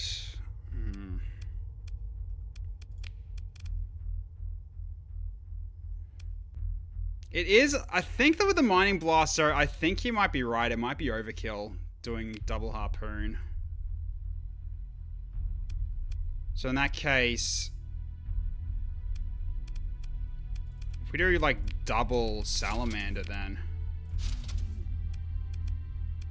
Then just your mining blast is your main source of armor damage, and then these 2 can just start ripping apart like EMP bursts.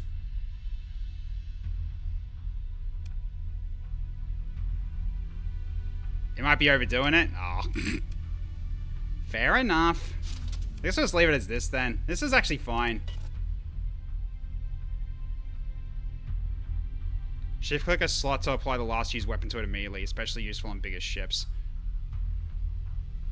Maybe a swarm. Oh, a swarmer.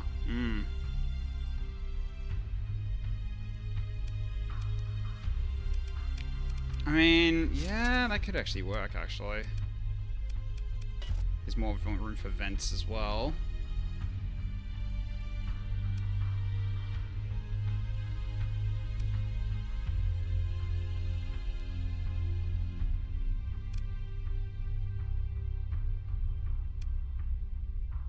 Salaman's a 5 OPs at the moment.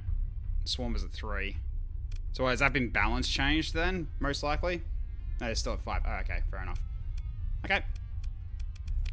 Don't think I really need to worry about you, do I? Not really. Yeah, you're fine as is. Time to set off into the great unknown, I think, yeah.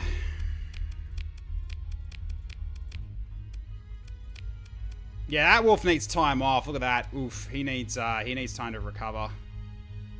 So he's not gonna be fighting for a while. Alright, let's go into the jump. Let's go to the jump point. Alright. Activating this jump point will let your fleet pass through. Will cost 11 fuel. Okay, order a jump into hyperspace. Engage. Ooh, hello. Your fleet has entered hyperspace. Ships traveling in hyperspace use fuel in proportion to the distance traveled. Fleets that run out of fuel drift towards the nearest star system and may become stranded there. Okay, whoa. Okay. Yeah, might need to knock out the transponder, you're right. Okay, let's see, where are we going? So, show on map. Okay, so we're going here. So if we lay a course then... So we're going this way. Alright.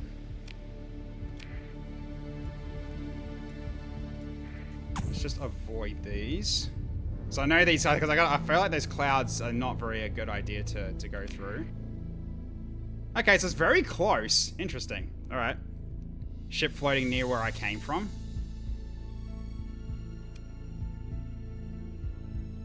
Looked big. Actually, let's have a look real quick.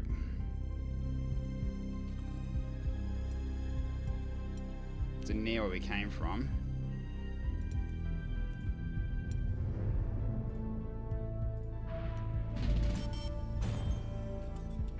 Hang on. Near the warp.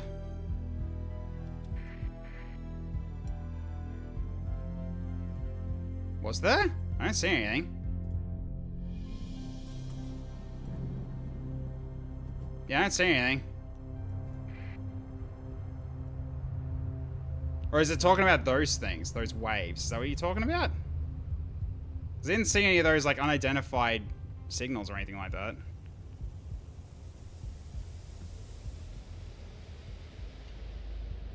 The grey circles and the grey circles and triangles. Near the other warp.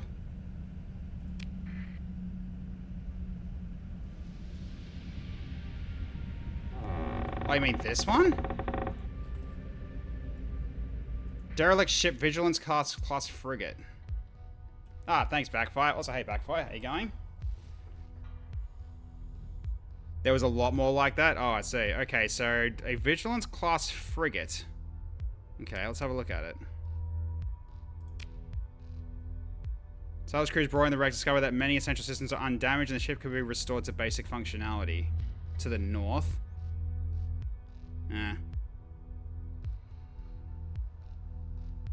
That was a pirate fleet? Probably. That was pirates? Okay, we're not going to bother with that anymore. That's fine. Okay. Let's have a look at this thing. Oh, no. Probably not. That's a lot of damaged pips.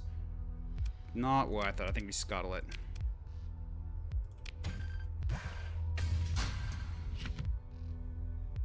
Heavy autocannon. Yeah, that's fine. Gives us some extra things. Alright, let's just get it. Let's just get through here and let's keep moving. Okay, let's go in. Alright. Your fleet approaches the jump point. Order jump to Barad. Your transponder is off and patrols in the Corvus system are likely to give you trouble after the fact that you're spotted. That's nice that it like gives you the option. Okay, turn transponder, then jump. That's pretty cool. That's a good way of saving yourself some trouble. Okay. Right, off we go. Just goes S and just avoid getting hit by the asteroids. Let's go for a sustained burn as well as we go to our destination. That was just a ring. It looked... A ring has rocks. A rocks could be bad. Okay, your fleet approaches Jangala Station. Formed of a vast tiered structure, the first ancient fueling and repair gantries are hidden among corroded industrial hangars that lie in the shadow of a huge ring of laboratories and associated support systems. Higher still, commercial concourses, metroplex districts, and many winged shipyards are all watched over by a command and control spire, bristling with communications arrays and weapons pods. Your fleet transmits identification codes via the transponder, and you are soon granted docking clearance. Alright. Lam Sedaris, the station commander. Alright, let's check in. Your connection request is accepted after a slight delay. Yes, and you are? You have a report for me. Let's just take a look. Galatia is back on the map? That's excellent news. Says here you've had quite a hand in it too. That won't be forgotten. Excellent. Am I the only one who hates when those removable lids on cups won't pull up properly and get ripped instead?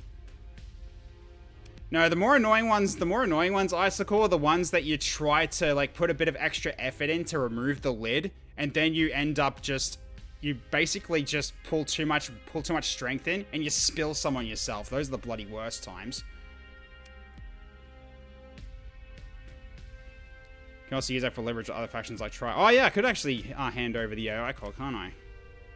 Which I pretty much should do, because like I might as well have been helping these guys. Like, you know what? Let's make some friends, because the hegemony have been like giving me good work, so why not? All right, what do I do now? Don't have anything specific for you right now, but you've got options. There's a bounty in the system right now due to unusually high pirate activity. You've already got some experience dealing with pirates, so that could be a good way to earn some credits. And of course, you could always visit the dockside bars. Good opportunities there sometimes.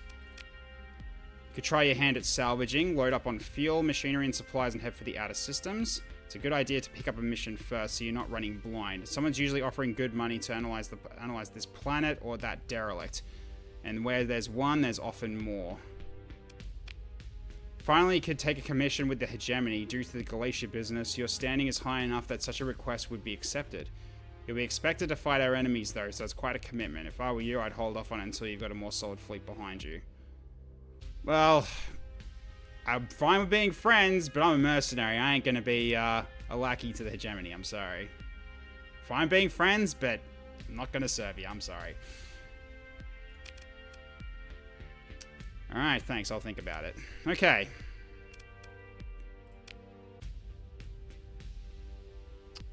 Okay, what do we got here? Extended shields. Increases shield's coverage by 60 degrees. Interesting. Alright. Advanced turret gyros. Increase the turn rate of all turrets by 75%. Talk to a random official to get rid of cores. Okay. So, open comm directory. Talk to a random official. Any of these specifically that can take it? Or just any of them? Anyone who isn't story relevant and isn't special. Okie dokie then. Well, let's speak with Ashley then. Oh, here we go. I'd like to turn these AI codes over quiet. Okay, cool. After a show, okay, comms open, state your request. Alright, I'd like to turn in these AI cores that I've acquired. We don't generally like the public to be aware that these exist, citizen, but the journey is treaty bound to take possession of any such objects and ensure they're destroyed. Sure.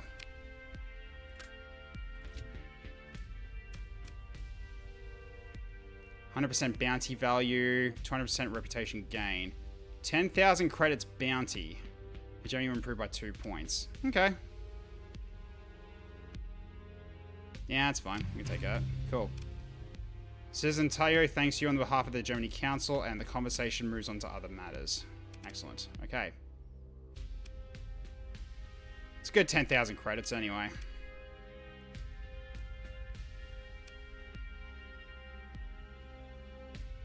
Okay. Let's take a visit to the dockside bar. Let's have a look and see what we got here. The concourse in chaos. A crowd of protesters in Luddick Greens has formed a human barrier across the main entrance. Surrounding them are angry spaces, officers and crew alike, waiting to enter the commercial promenade or return to their ships. A small contingent of local Munisec holds the shouting crowds apart barely. Alright, no worries, 1 week, we'll hump and catch you later. This is new? Is it? Okay. You recognize the hegemony quartermaster. Light gallery speaking orders into a small comms unit. He notices you and nods you over. Luddick's protesting the planetside burns. Get these every other week due to the pilgrims. They consider it a sort of rite of passage. He one-arm shrugs to suggest that he doesn't find the matter worth getting too upset over, then speaks another string of tactical jargon into his comms. Okay, so there's some kind of RP in here now. I don't remember this being here. Okay. Okay, pilgrims. There's some kind of shrine here?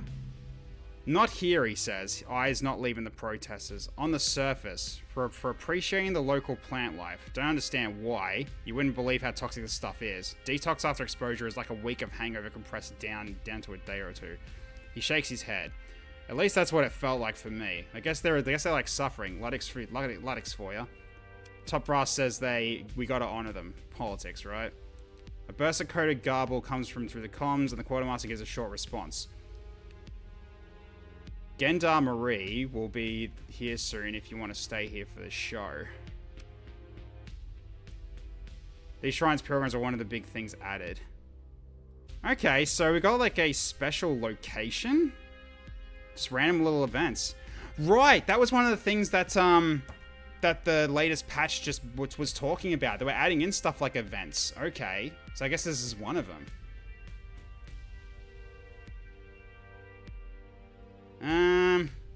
Probably don't want to stay for this show. Let's just wait for the authorities to clear the protest.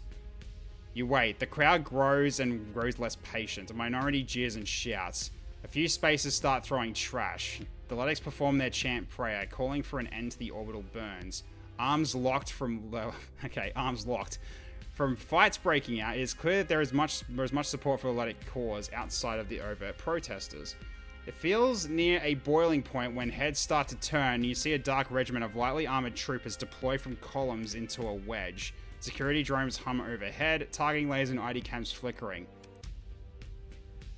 Okay, we're now mankind divided or something. Alright.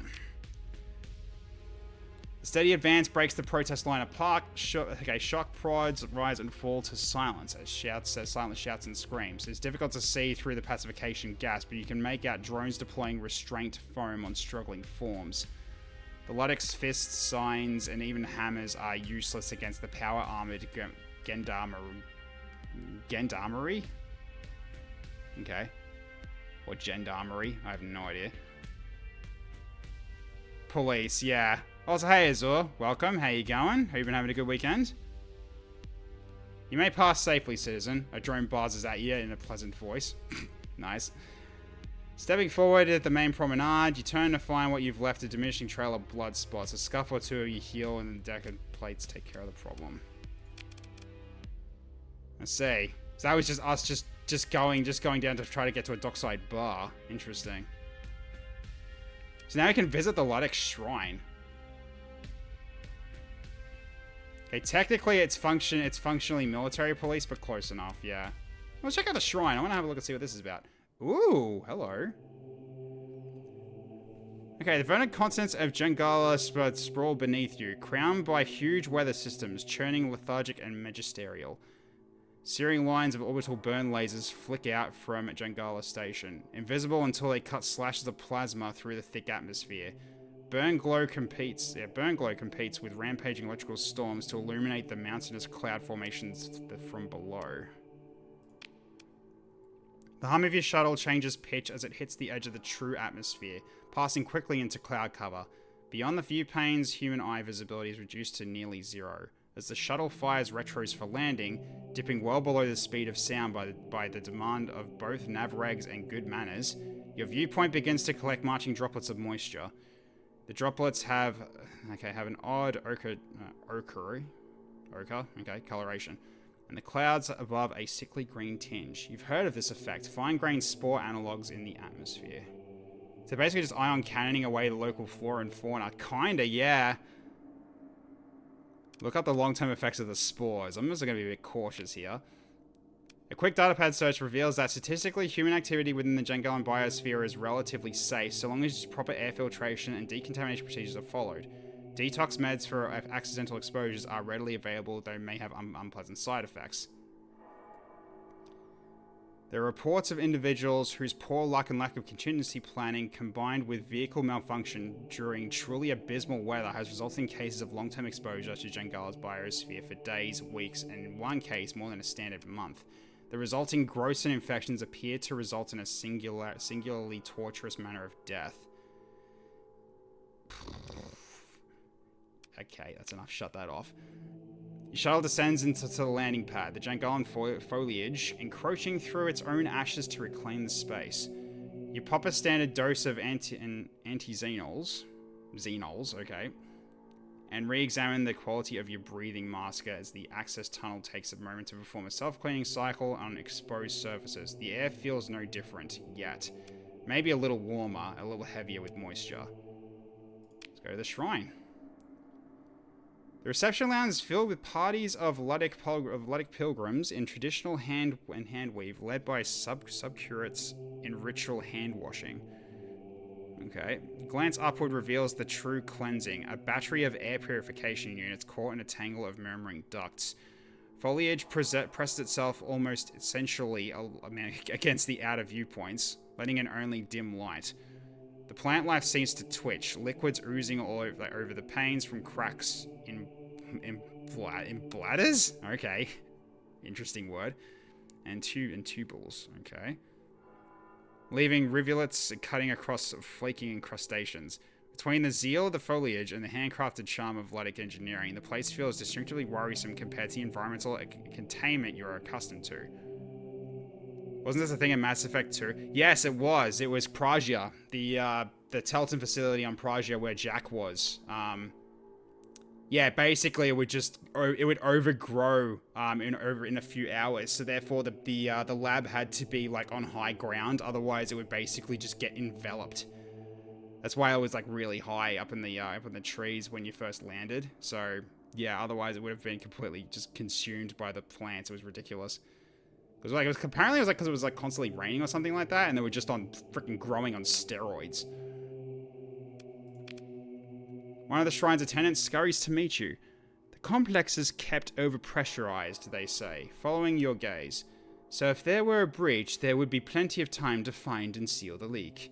The attendant creates what must be intended to be a reassuring smile. How might we assist you?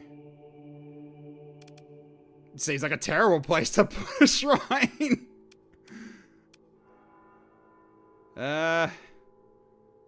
Difficult place to maintain a shrine. I was going to say it seems like a terrible place to put a shrine. Bringing oneself before the sacred is not a matter of convenience, the attendant says serenely. That we must travail, so to worship here confers upon the act of extraordinary sense of self-reflection, I believe.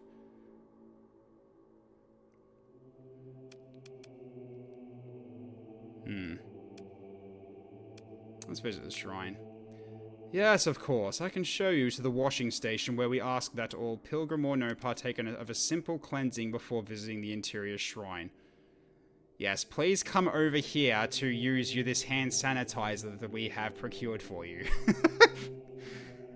The attendant starts to shuffle you along into a group of devotees. Alright, continue.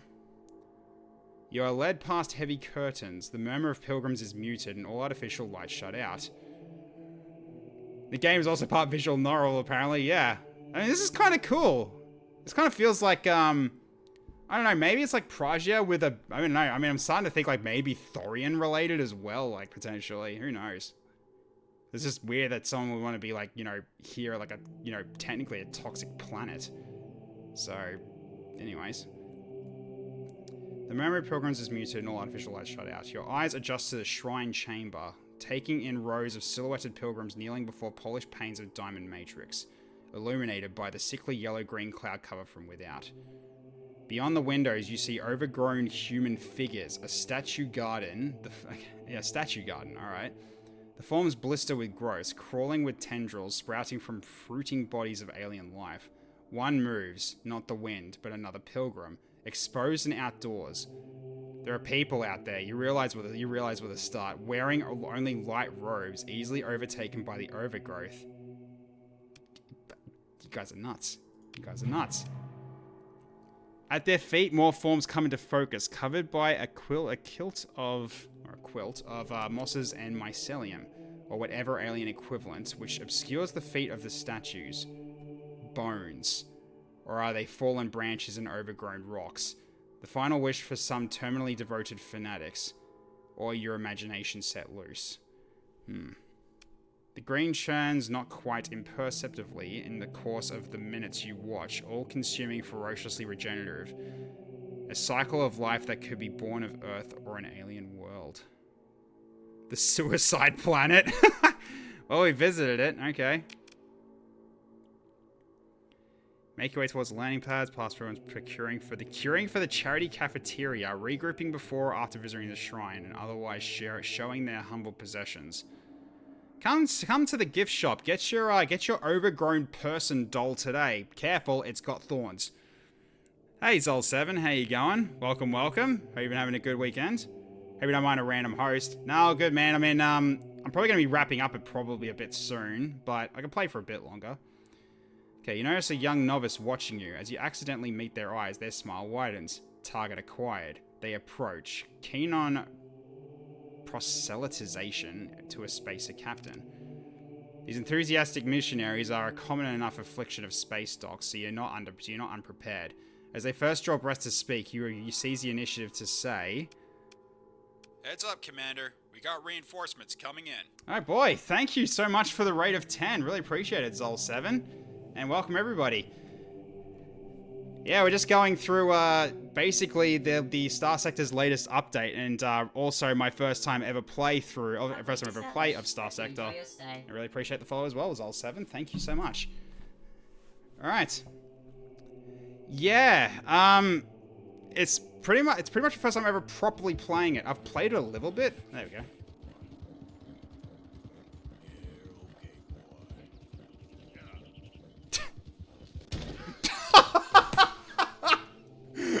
Hey Gans, I was reading your message and I looked away from the game for a second. Don't text and ride horses, people. That's what we're learning from this clip. Awesome. Oh, dear. Yeah, don't chat and drive, kids.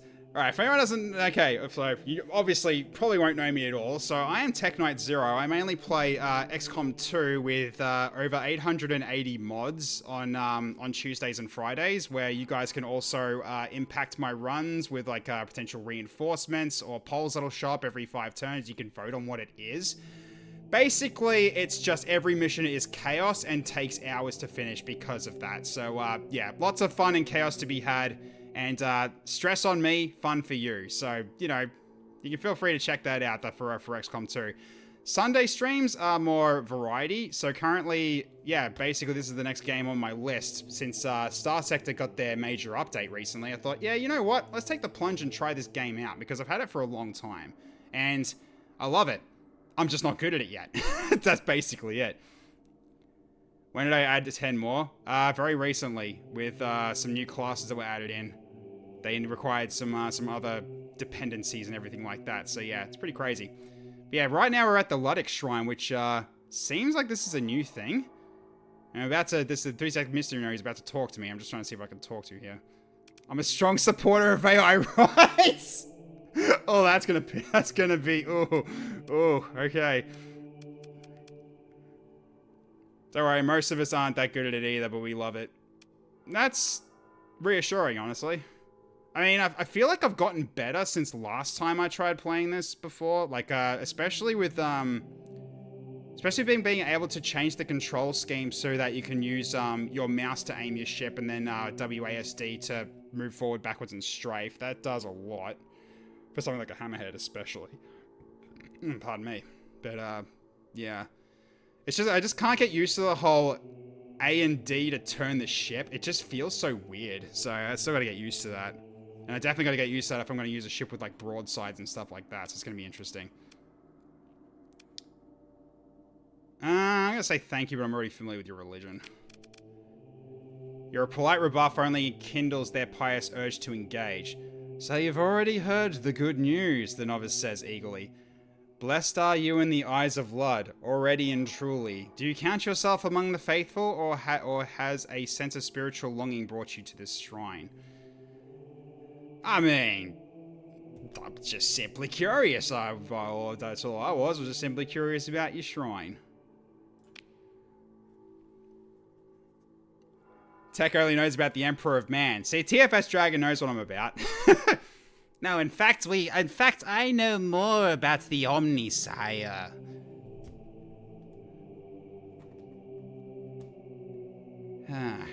Especially not the Catan.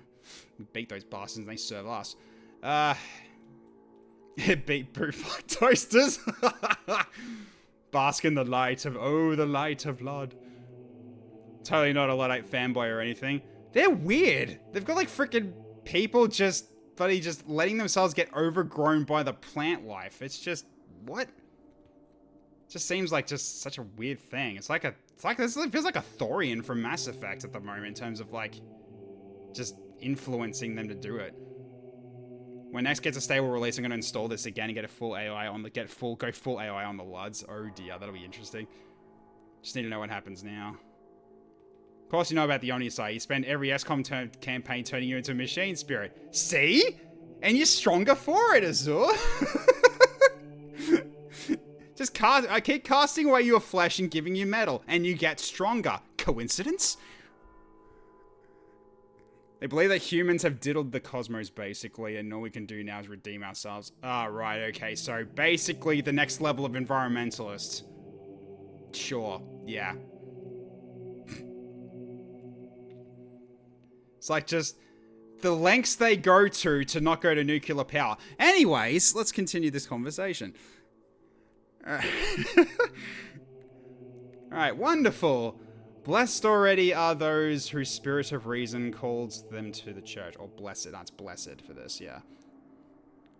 Right, greatest sin was to make AI or the electric demons. Electric demons, I love it, that's great. Given the game's background, huge prosperity through the gates, and suddenly the gates close and everyone's stuck. Yeah, I can see seeing that as a retribution. Yeah, pretty much, eh?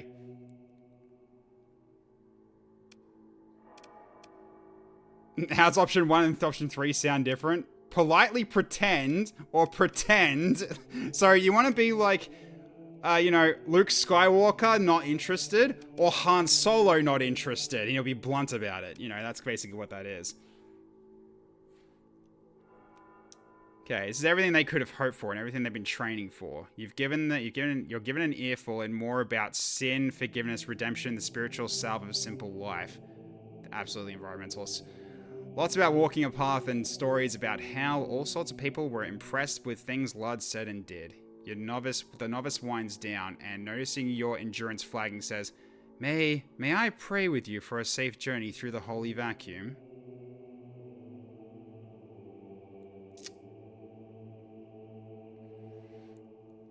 I'm worried about actually doing it, but I don't know.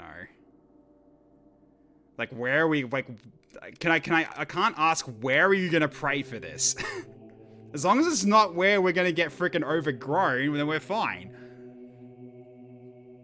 Yeah, aesthetics of the lights almost bring 40k to shame. I mean, I do love the art style of this. Like, it's really cool. It's just the bloody picture in my head about like people being overgrown with plant life. It's just like plant life is like literally twitching and stuff. It's just really, really.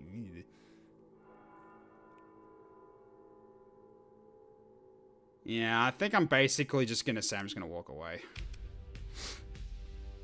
Oh, says the novice. And you're gone. The flight and your return shuttle was uneventful. Yet you are keenly aware of the thin envelope of technology protecting you from the ravages of vacuum and radiation.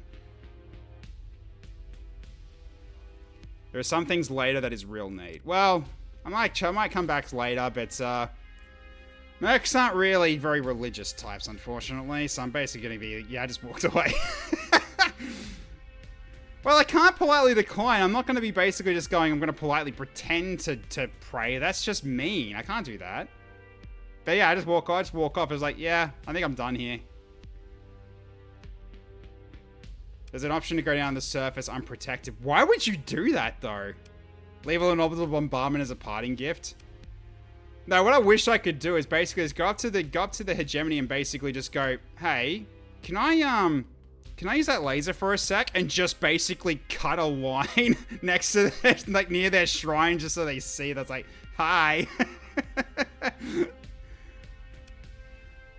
Nah, it's just me. Let's not do that. What other things I can sell? I do.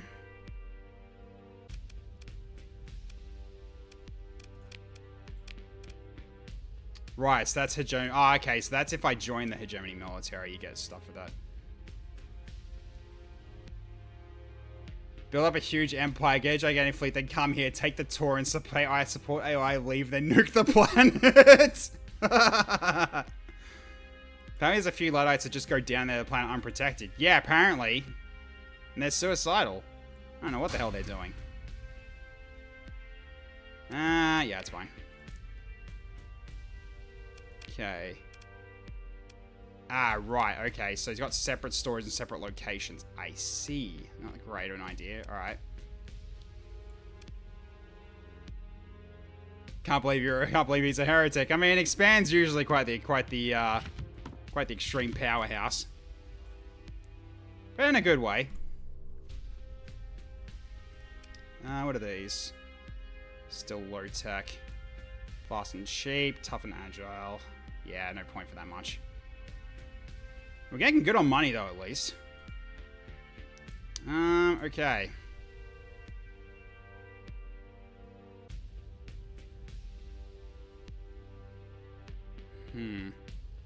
That is anti-armor. That is also high explosive.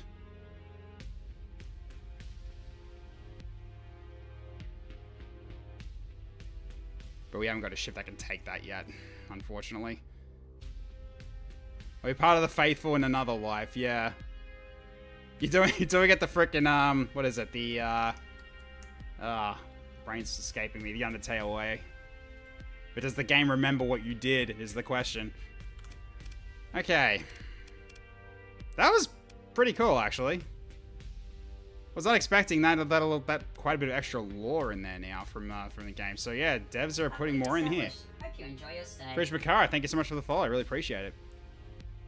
There were new game plus mods in past releases. Oh, serious? Wow. Okay, interesting. How's the tech fleet looking now? We'll show you in a minute. Seeing anything else we need to talk to? No. Okay, let's leave that for now. To walk the path of Lud is suffering, just like walking your way through life. But in the path, Lud gives the suffering meaning and redemption. His soul has not yet been defiled by the electric demons and their consorts. So respect yourself, and respect Lud by not falling for their silver tongue and petty trinkets. Sure. I did just throw away my AI, so therefore I don't need it. All good. Alright. In terms of my fleet, this is how it looks at the moment, Sectoid. Looking pretty good. Our Wolf has gotten some cool upgrades as well. So now we're sort of going into Swarm, Missile Launcher, the Salamander, and the Mining Blaster is his main DPS attack. Can we name the ships? You can if you like. Unfortunately, I've only got one extra pilot and he's already named, so we already got Expand as the pilot. So if you guys want, you can rename the ships if you like. Entirely up to you. So really, I guess you can kind of just claim a ship. I guess we just won't be a captain that can take levels yet. So you can if you like, Icicle. So which one would you like out of all these? So we can just change it. Easy enough. Petition for Secto soaring. Yeah, for which ship though? You're just curious? Ah, okay, fair enough. Because, yeah, we got another hammerhead here. To which I gave mine the, I called mine glaive. Because glaive is my favorite D&D weapon, so...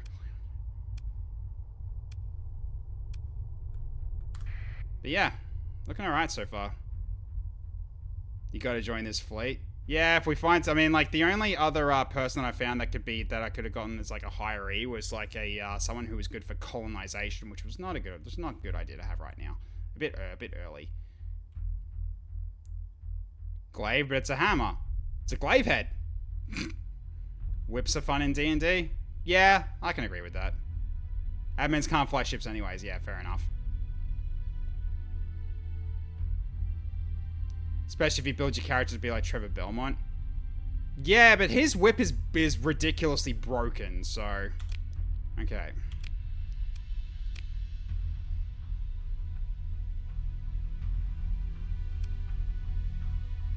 Yeah, so we've done that already, haven't we? Yeah. We could go back to Ankira and just see if they've got anything else for us at home. At least to start us off. Alright, so I mean, I guess we still get like, get some completion from that as well, it looks like. So, alright.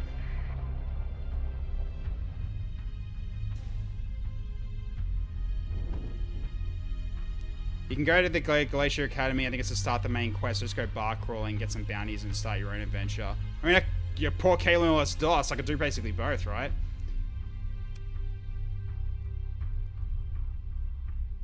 Salvaging distance systems is early on is good fun and a good start too. Yeah, I could do that. And for now, I'll just do this and finish it up, and then we can sort of look for places we can go.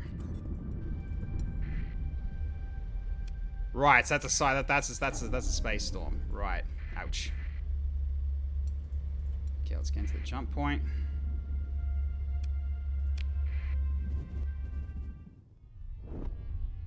Okay. Makeshift nav buoy. Okay, so that's new. Right, we'll have to make sure that we actually don't go to the sun.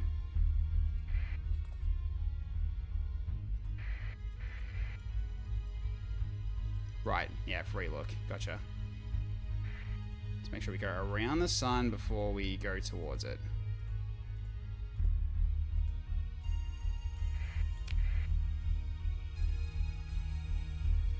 Oh, so you're flying at me for a second there. You're not. All good.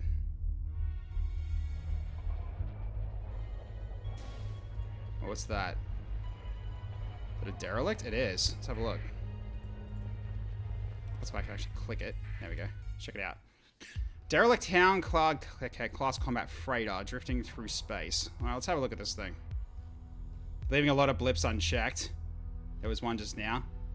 Yeah, I'm still trying to pick this up. I'm sorry. I'm probably gonna miss a lot of stuff, so I should have put in the tags prepare to cringe because you're gonna do that a lot, because I'm gonna miss a lot of stuff. Alright, let's have a look.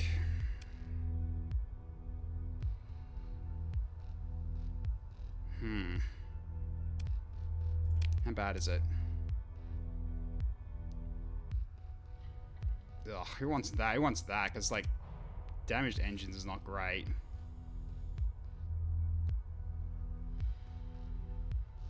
Nah, it's not worth keeping.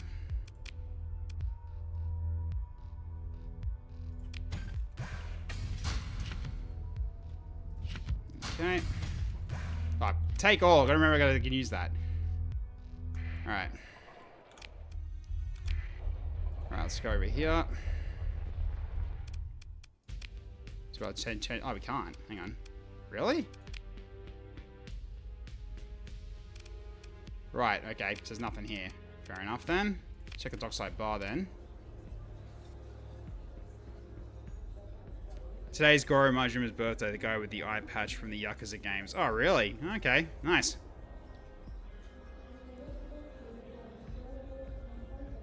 Okay, military officer is holding court at one of the nicer tables. You watch a merc captain approach for a perfunctory exchange of words and a mutual tap of data pads. They appear to be acting as some kind of system patrol liaison contracting out bounties. Corner table, space in a dirty uniform is quietly drowning her sorrows. Okay. Disheveled man in academic uniform is bothering. Okay, some Burgess Iceberg's glowing tripod. Talk about hard drinking spacer. What are you about? I got a Wayfarer class freighter. I won't be needing it anymore. She looks at you with reddened eyes that suggest sorrows, which require quite a lot of drowning. I could sell it to you for 4,600, she says, then looks down to her half-empty drink. It was good to me once. See the details on it. Jesus. Okay. No, thank you. Not for 4,600. I was in better shape than that. Sorry, I can see why you're freaking just crying because no one's going to buy it from you. Jeez. How about no? Alright,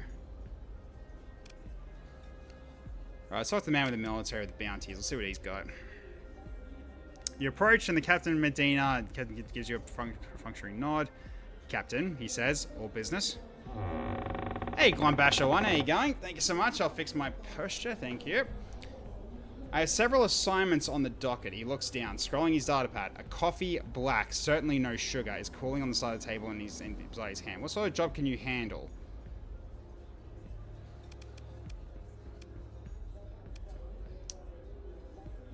Whatever you got works for me. Let's have a look what he's got.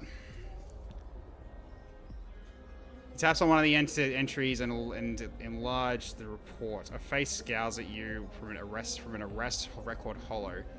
This one's a pirate hiding out in the Beta Sauron staff, 9 light years away. 9 light years away. Okay.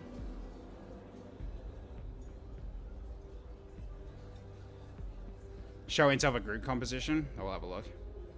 74,000 credits. Oh. Okay, let's look at the show intel then.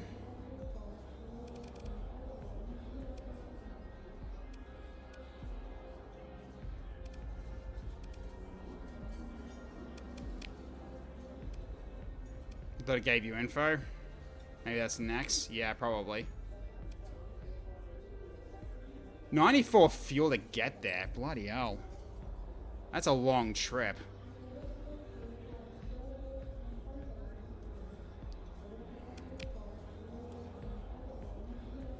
74,000 though, yikes. Unexplored system as well. It could be worth it, yeah. Oh, here we go.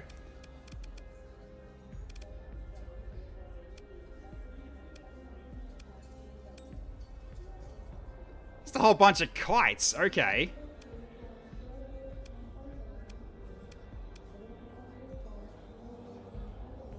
I feel like we can take this. That's pretty easy money. We just got to get there. We got enough fuel, so we got plenty of fuel. We could just accept this and go. Sure, why not? 120 days to complete, so we're going to basically go straight there. Alright, cool. Let's talk with this guy as well. What's this guy about? Let's have a look. Oh, it's you. Okay. He turns out to be a scientist, maybe a scientist, in quotation marks, and is delighted to have someone finally listen to his story. You set your face to a practical, stern but receptive look as you hear his pitch through to the end. The data doesn't lie, he cries again and again, though you can't make sense of the arcane tables scrolling on his greasy tripod. There's an enormous stock of unrecovered domain-era technology in this system. No one else can see it. All I ask is... His voice drops to a whisper. You retrieve for me the AI core hidden in the midst of the trove. That I get to keep. I'll tell you exactly where to look if you agree to my terms. Well, I already got a big trip to go for. I'm probably gonna have to say no for that, at least for now. You hear the scientist's offended, quavering voice at your back. The truth is out there. I won't be held back by small minds like all of you. Most of the other patrons to pretend extreme interest in their drinks, though at least one loses a mocking laugh. Right. They'll appear beside regardless of who you're commissioned or allied with. Ah, I see. It's untimed?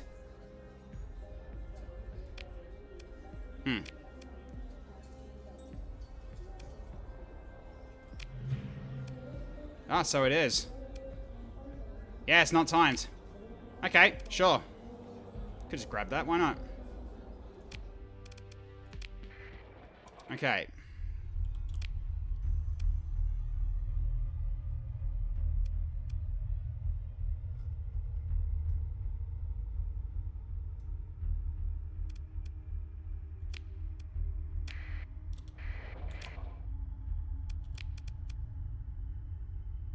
If you go to new, you can mark stuff as important.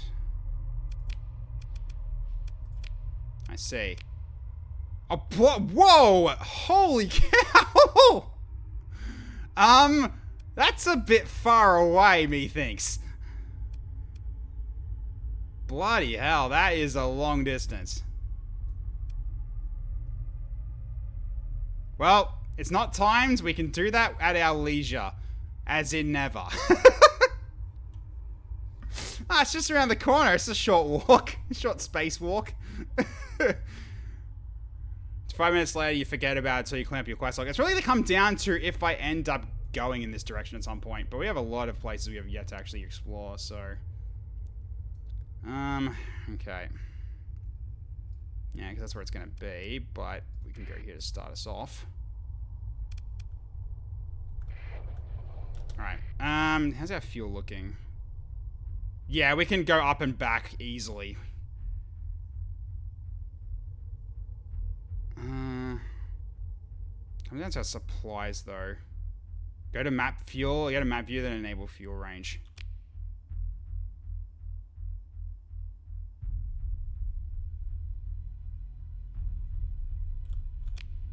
Wait, where do you do that?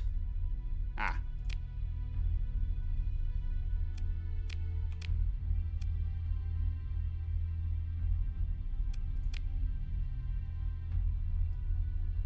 That is extremely helpful. Look at that. Okay, so it tells me what we... Okay, so basically...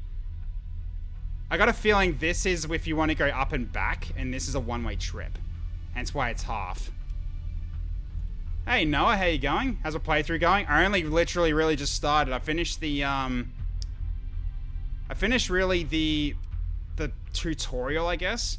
And now we're going for a bounty here at, Beta Sailronos.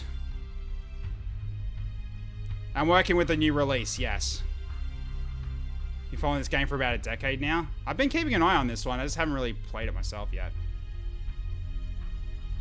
Inhabited is nice too.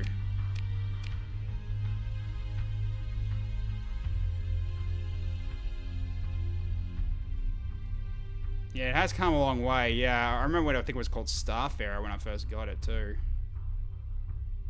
Okay, so we're going to be going here then. And yeah, you got these as the core system, hence why these are named. Exploration. Yeah, there you go. Is that what you're talking about? System unexplored. So we can check out these planets while we're there too. Alright, let's do it.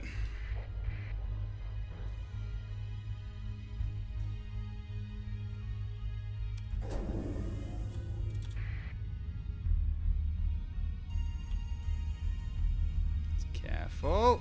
There we go. So they both just ran. Actually, you know what? Oh, hang on. Here we go. Right, they all came at me at once. Interesting. Oh, that's actually...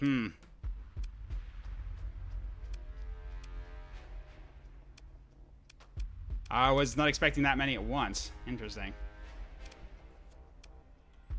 I think we should probably just disengage this one.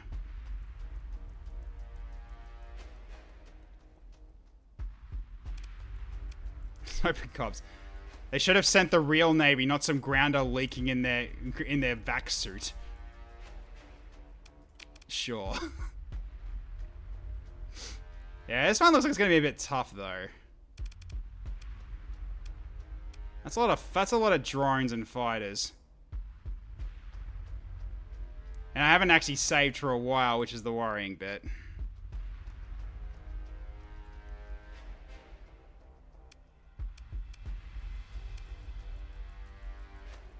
Yeah, I think I'm just gonna, like, so I attempt to disengage? Hang on. Don't retreat from battle. The opposing fleet may pursue and force a battle or may let you go.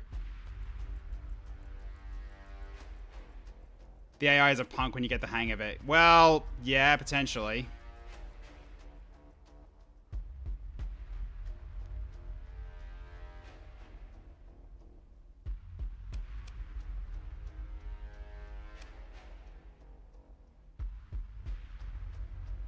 Nah, considering I'm just gonna use this then, screw it.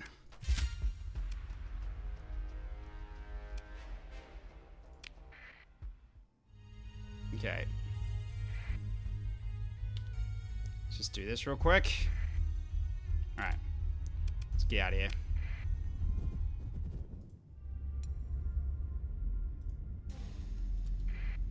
Alright. So turn this off. Okay. Resume course.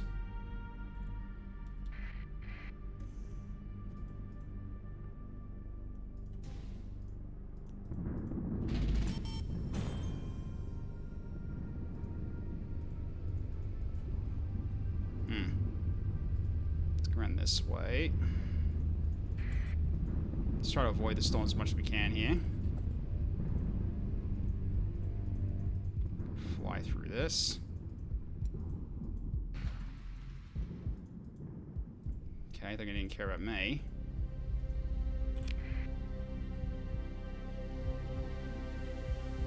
Whoa, what the hell's that? That was like something I shouldn't fly through. I have no idea if that's safe.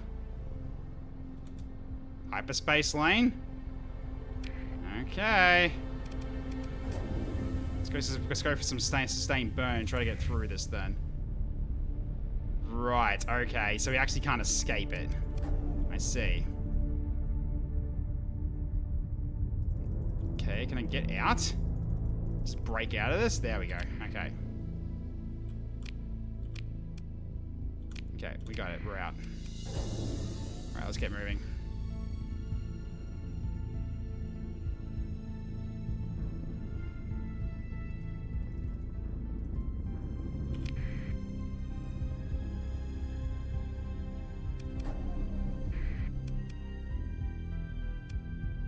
Alright, let's go in. No, we're not doing that yet. Okay. Alright, so we gotta find this guy. It's located... Okay, so in the system. So we gotta find him.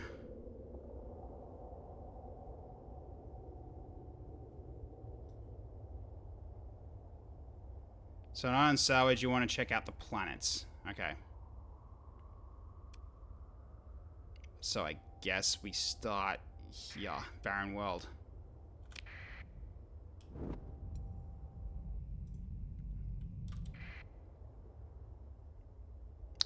That looks like him. He's fighting Remnant right now. Oh, hello. Charge! Being nuked by redacted. Alright. Let's open a comlink. Surrender yourself and your goods, or you'll be taking a very long walk out the airlocks once I've claimed your ship. Alright.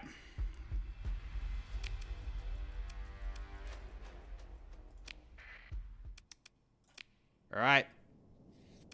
We send everything we've got. Let's dunk him. Okay.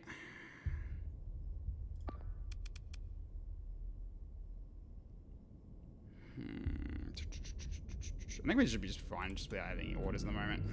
Alright, here we go.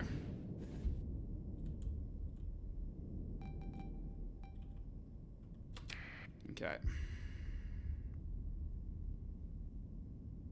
Any sort of priority target here. I mean, those two can deal with those ships just fine. I probably should turn and go for this one then. Maybe go for him. Okay.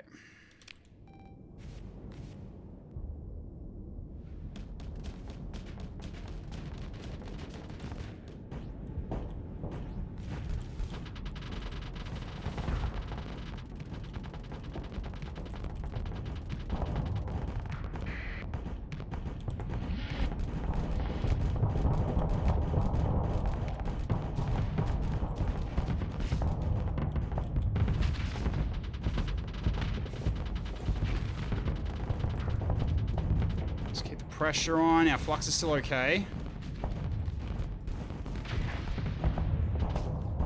Okay. Haha, made you use your shields. Have some missiles. And he gets ripped to shreds. Next one. Okay. What's left? Just these two this way. Alright, let's go, boys. Let's clean them up.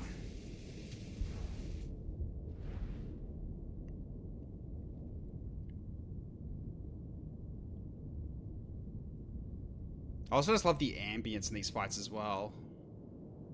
It's just so silent, so quiet when nothing's firing. So it feels like you're in a jet. It's amazing. Except just even quieter than that. Oh, hey, Expand. How you going, mate? Yeah, you're slightly faster than me.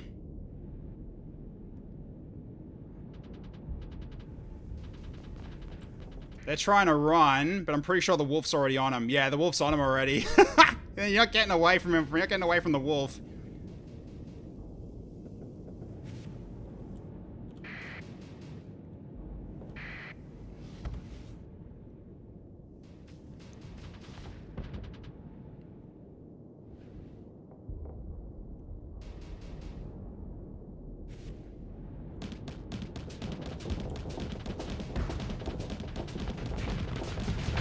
Oh, Expand rips him to shreds.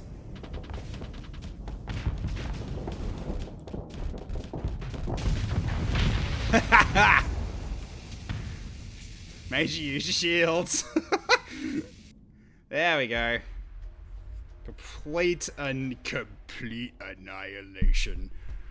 Alright. So what do we got in terms of ship recovery? A tanker? Oh no, wait, no. That's our ship, sorry. What do we got? Ew, no. Nah, no point. We're just gonna go pull these apart. Okay, not bad. Fuel's definitely welcome. What do we get here? Hammer class torpedo. There we go. We got more torpedoes. Excellent.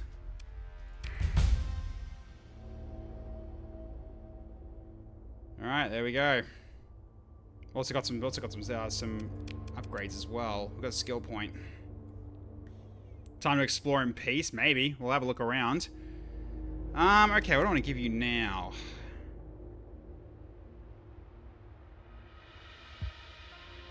Oh, that's what? Ordnance expertise sounds great. What?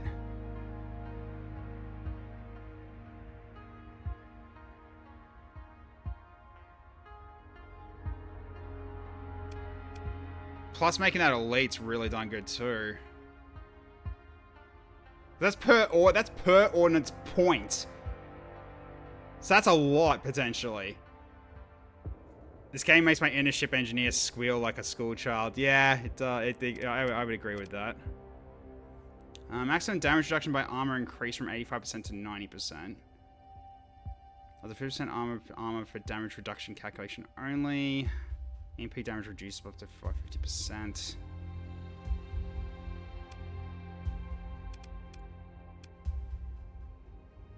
So there I take field modulation.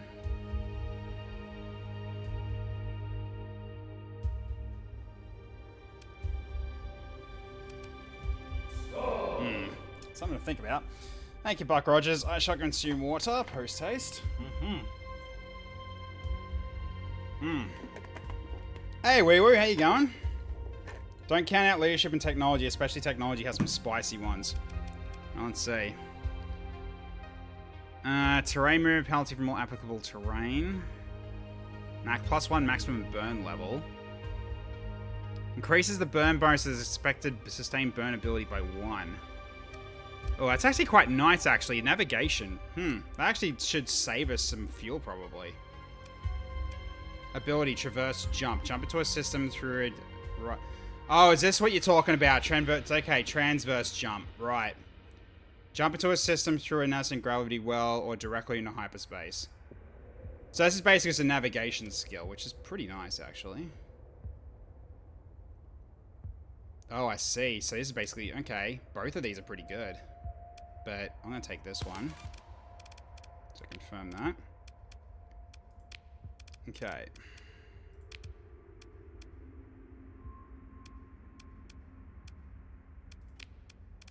Okay, what have you got that we can give you? Haven't you got a lot of ballistics on your ship? Oops, hang on. Yeah, that was your ship.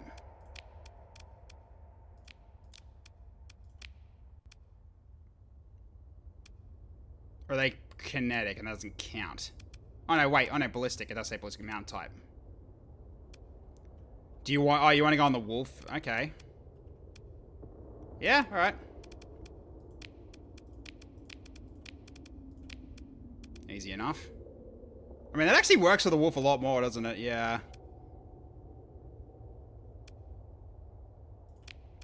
Alright, now what do we got? Wait, not now. Let's just have a quick look at your ship first.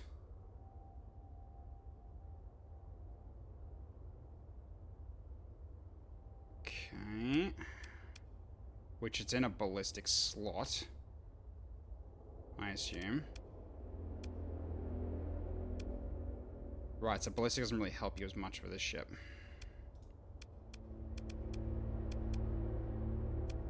Hey, Excaliblade, how you going? Good to see you.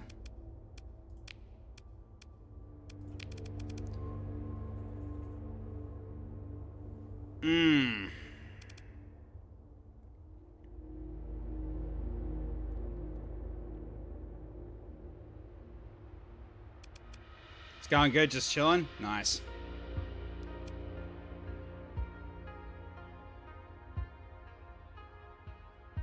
Yeah, this music's great. It's so good for this. I don't know, expand, it's your character. Do you have a specific one that you want out of all these? Because these are the ones you can choose, you can pick from right now. As your level up skill.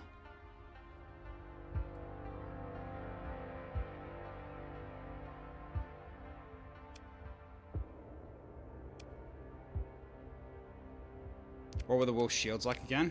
Good question.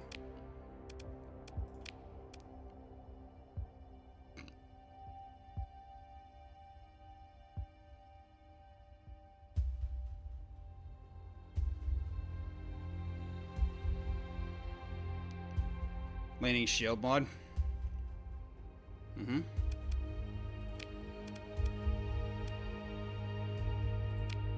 So field modulation. That's the one you're talking about. Which makes sense because you are out on your own a lot considering how fast you're going. So I think having extra damage reduction for your shields might actually keep you alive for even longer if things get bad. Yeah, I think we're good with that. Let's go with it. Alright.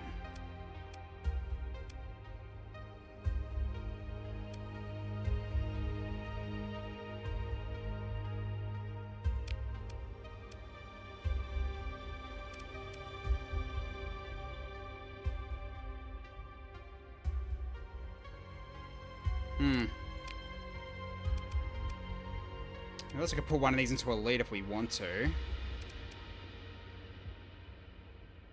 Wait, can I? Hang on a minute. Mentor an officer, increasing their experience gain and giving them a wider range of skills to choose from, as well as optionally influencing their personality, can only be done with an officer below maximum level. Requires a story point.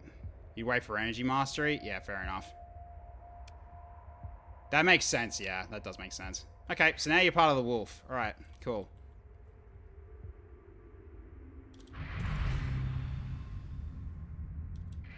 There we go. 74,000 credits. We just basically just went up to got up a lot of money from that.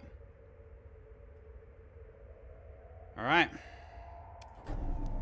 So now we start exploring the planets.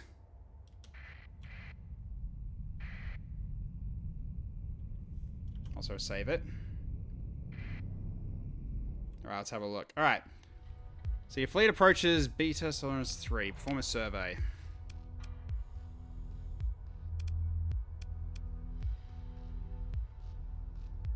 Wait, is it meant to be grayed out, or am I doing something wrong here? I like to pilot the smaller frigates in the early game. Yeah, I can see why.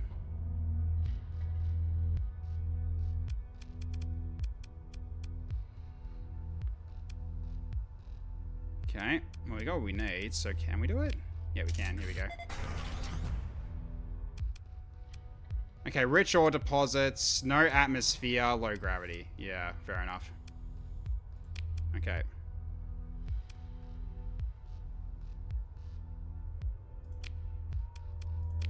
So not for here. Alright. Alright, so then we try... I guess we'll go this way next.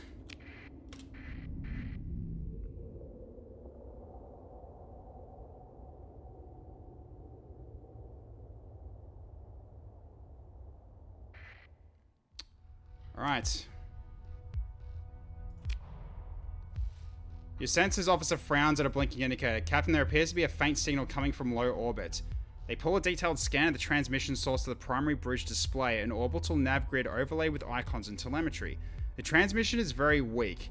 We only picked it up as the survey array ran its calibration cycle. It looks like an automated instrument package deployed in low orbit. Power source is degraded. It's got to have been there here for a while. Okay, so this is basically now Stellaris anomalies now, almost. Okay. And the signal? Your sensors officer activates the audio output. A garbled loop, wailing in and out of coherence. A recorded voice? The transmitter must be damaged, but with a little work, a hint of pride enters their voice. There. Meant of the Galatia Academy. If found, I implore you to return the data core to the Academy for a reward of 18,000 credits authorized by Provost Thomas Calicor. Message will repeat. Well, excellent, something we can bring back. Your Ops Chief oversees a retrieval mission by the book, staging approach, and scan to maximize safety of the event of environmental or technological hazards. The salvo team is used to your chief's attention to detail and within the hour place the instrument package data core in the EMC crate. Acquired Galatia Academy data core.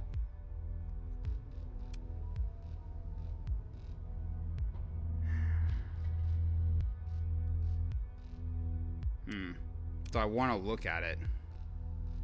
Don't know if I should.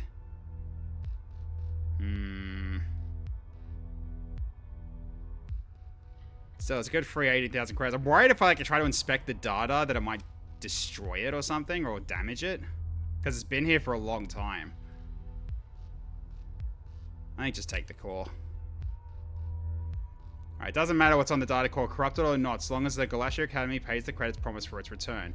You order the crate secured the tower hold to your fleet finds itself in the Glacier system. Yep, cool. Now let's perform a survey. It's got extreme weather, but it is habitable. Okay. Which is basically 0% now. Plus 25%, minus 25%. Okay. Preliminary survey indicates the base source has a hazard rating of 100% on the standard scale. Okay.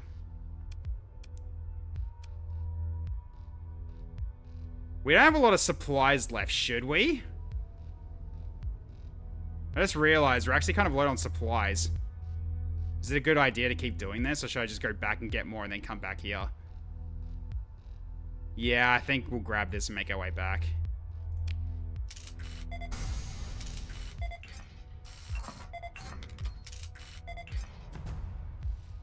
Whoa. Okay. Plentiful organics. Okay. This is colony bait. Oh boy. A few sparse ore deposits exist here, but they are more of more academic than industrial interests. Their extraction is barely economical.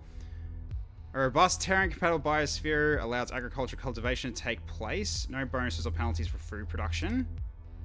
And scattered ruins. I feel like I should come back here at some point.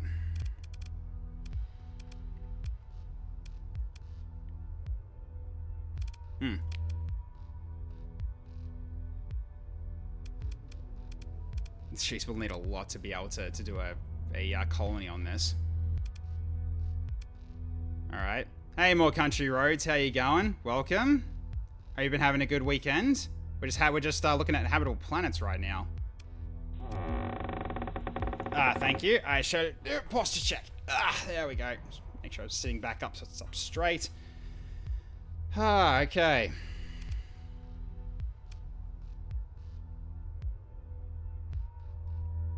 So colony established here would have an accessibility of 74%, assuming a spaceport was constructed. I see.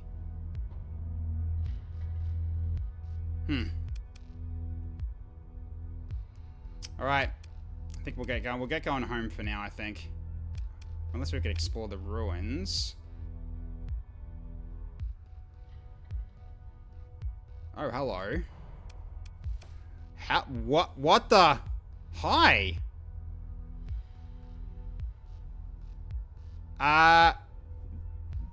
Okay, no long term. Okay, an intact scarab. Interesting.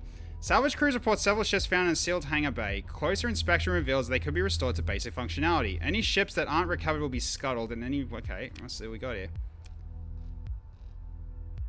Okay, so. Is it armed? It is armed. Antimatter blaster, Atropos class torpedo rack, 2 of them. 2 IR pulse lasers and 2 PD lasers. Whoa, what the hell is this thing? That's a pretty cool frigate. Alright. Absolutely. Oh shit, we're low on supplies too. Oh boy. What about these ones? It's got no armaments. We definitely get that one, absolutely. But we were really low on supplies though, I'm just a bit worried.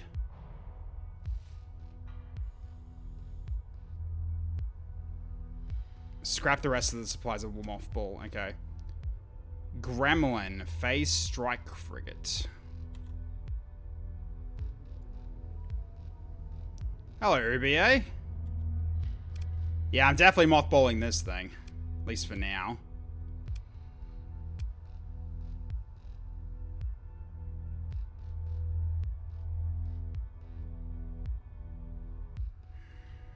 I think these two we scuttle. Yeah, I think we scuttle both of these. But we definitely recover this one. Wait, so just make sure we've done that. Okay, recover. Alright, then salvage.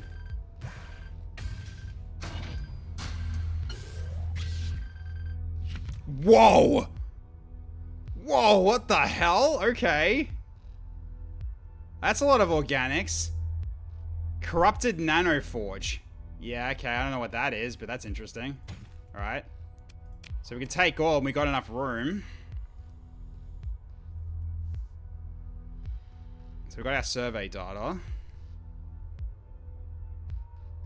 Okay, transplutonics. Refined heavy elements, including common decay. So 200 per unit. Oh, wow, okay. Love the loot explosions of these tech ruin planets. Yeah, pretty much. What's this? Volatiles. Okay. Wow. And organics. 278 organics. Okay. And corrupted nanoforge. Domain restricted. Okay. Powerful and versatile manufacturing black box. Capable of building itself out to an industrial scale, given the necessary raw materials and human assistance. This one has seen better days and is incapable of reliably producing defect-free components. Nonetheless, having access to a nanoforge at all is a step up as far as starship construction goes. Increases ship and weapon production quality by 20%. Increases heavy industry production by 1 unit. On habitable worlds, causes pollution which becomes permanent. Ugh, okay. 50,000 per unit though. But, okay, so putting pollution on a planet.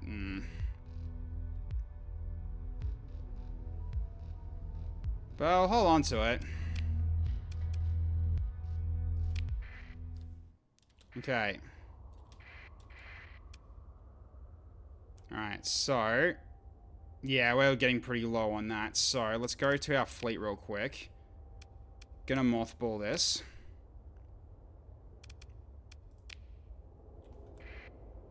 Actually, I want to check it out, actually. Let's have a look at this ship real quick. I'm kind of curious. Let's have a look. So these torpedo racks, okay. Antimatter blaster. Okay, IR pulse lasers. 500 range. And then you got the PD lasers. Okay. What does mothballing do? Okay, so mothballing basically just brings everyone out of the ship, and the ship's running on basically like extreme skeleton crew. Yeah, stores the ship away so there's no maintenance. So no repairs are done. But basically, it brings down our daily supply use. That's kind of what it's for. Because we're going to have a bit of a tough time getting back on low supplies. So, but we can jump into hyperspace from here.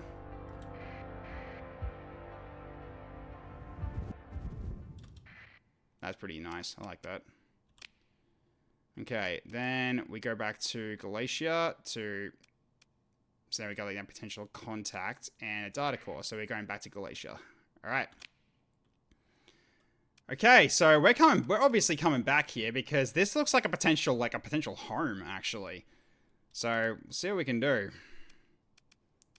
All right.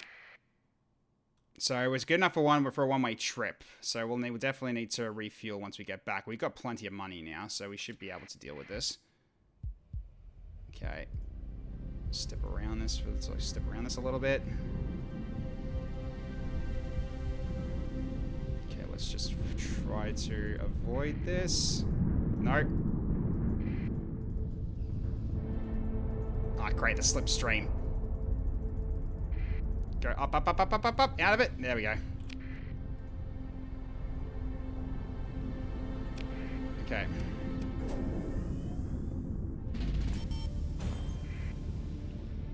Okay, up this way. There we go.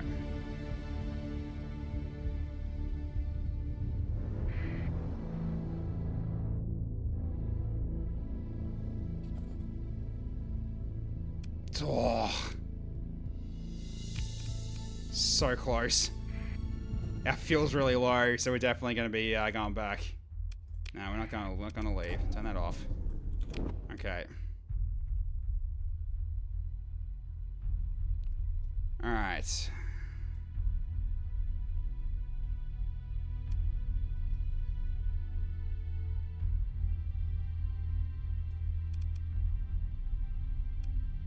Okay, we've got the Academy Station. Let's go to the Orbital Station first.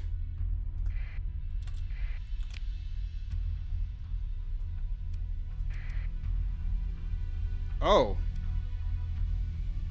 The mining station's become independent. Interesting. The makeshift nav buoy's been taken over by the hegemony as well. Interesting. Okay. Let's go.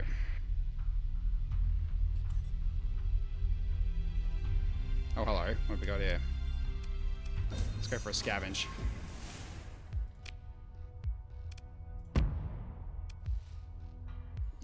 Okay, that's alright. We can live with that.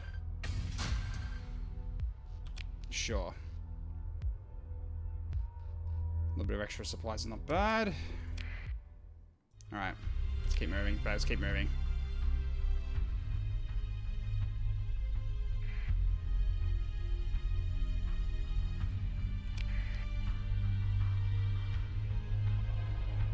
Ahoy, gents. Okay.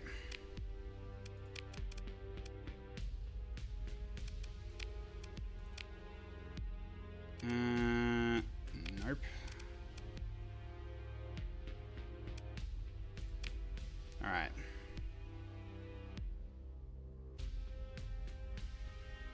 The space station's now independent. We might want to get rid of that there, but that's fine. Alright, so...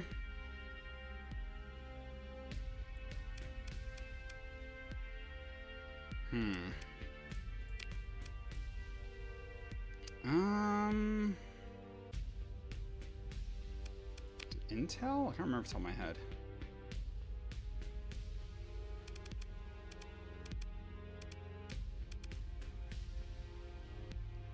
Right, the data core, yep.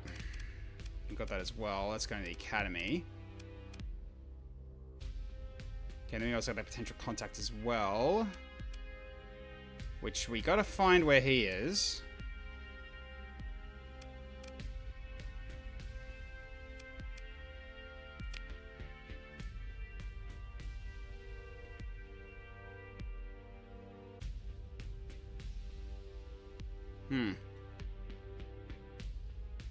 Where's that one? Oh, wait, it's one of my own? Wait, is this one of my own? Actually? A junior officer, known and jealous, has distinguished herself recently as a worthy consideration in command of a ship. In contact, this officer will attempt to avoid direct engagements of all possible. A random crew member. Huh. It's timid, though. Yeah.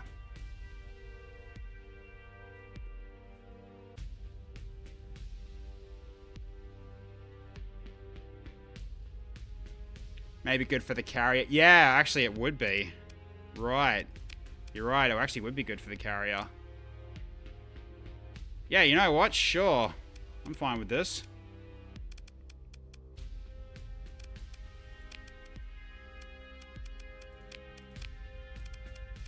Intel.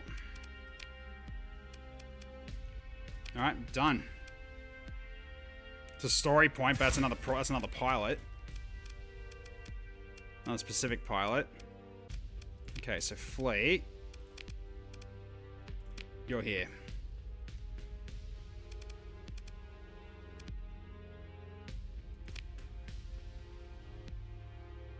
And you're steady. Wait, what? That wasn't what I want you to do. No, change your ships back. Bloody hell. Alright, come on. There we go. Yeah, it's not the final release yet.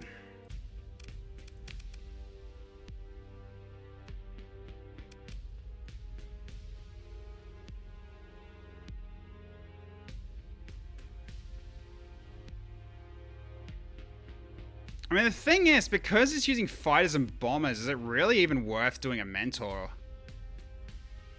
No, it's not. It's not on Steam. You have to. You just search for their site. Just search for Starsector. You'll find their site from there, and you can purchase it from there as like a pre-order. Because right now it's not 1.0, and they're not putting it on Steam until it's ready. It's been in development for bloody years, a long time. So what do you got? Point defense, right? Okay.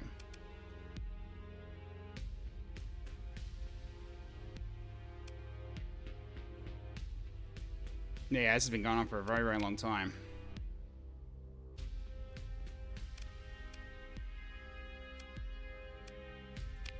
Okay, so now we can turn this back on. Alright. So you've already got your weapons. Alright.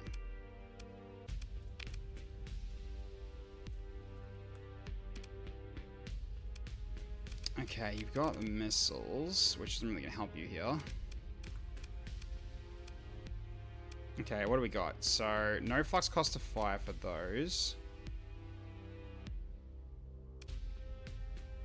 Weapon flux per second, 466. Ugh, okay.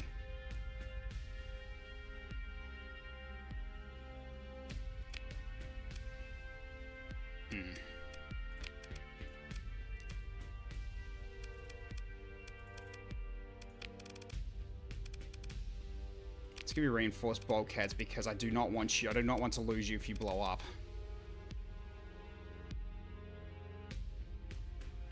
Always recoverable after a battle. Yeah, I think that's definitely preferable on you.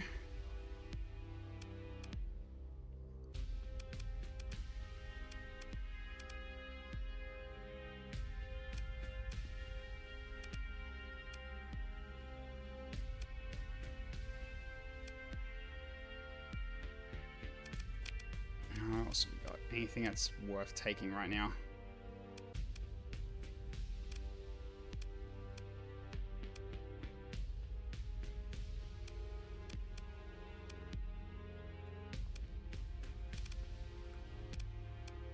I guess we fine as is. Just reinforced bulkhead should be fine. Okay. All right.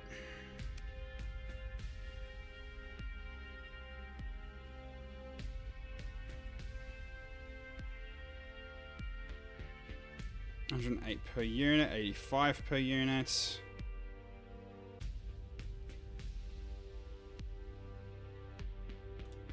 Can absolutely just get rid of all these. That's just taking up space.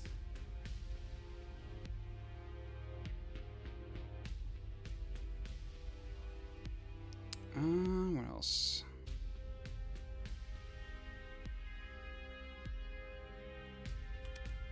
Oh, that's where you find it. Okay, right.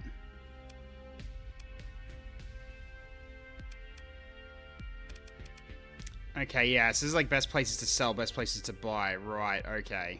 Yeah, this is where I'm learning. This is where I'm learning this. Yep. Okay.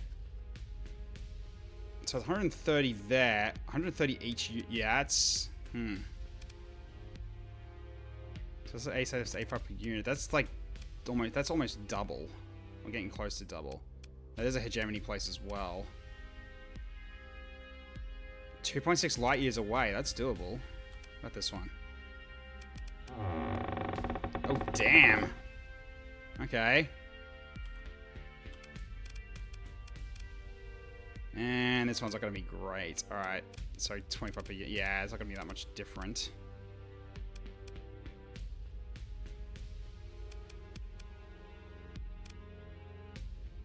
That's pirates, though. Pirates aren't my friends right now.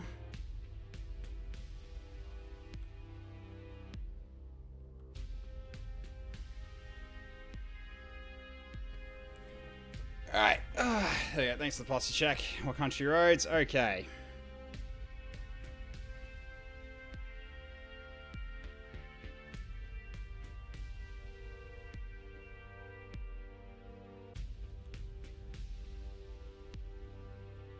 At least I can sell that.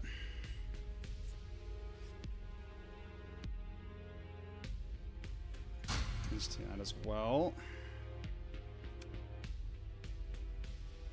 Yeah, I think I'll sell these elsewhere.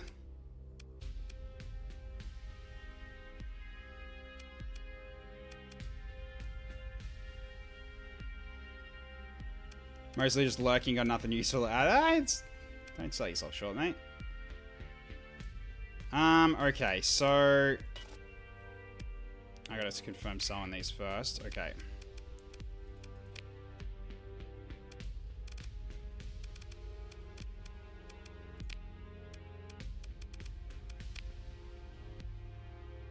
Right, so it's this one.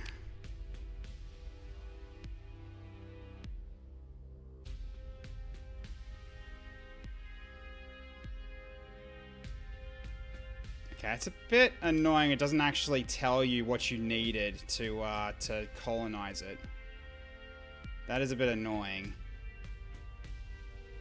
Could tell I'll be fine with the game. We'll be fine with the game watching this. Yeah, it's fair. I mean, it's not every time. It's like every player's cup of tea. 1K pop was the big one. Yeah, I remember that. But what were the others that I needed? I should have taken a screenshot. Oh well. We can't even take that much personnel. We need more ships first, so we need to start. We need to start just finding more transports, if anything. Because yeah, everything at the moment is currently active. I'm pretty sure. Yeah. 200 on both, was it? Yeah, potentially.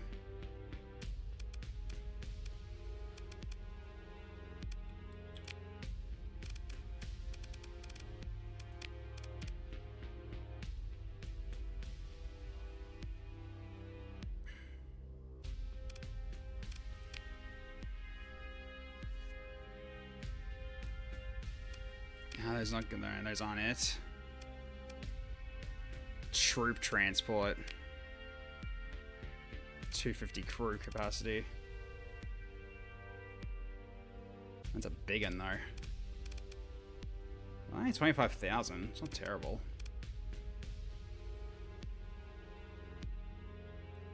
True transports are nice when you need a field, when you need to field tons of marines or colonization runs. It's kind of what I need, I think, right now, because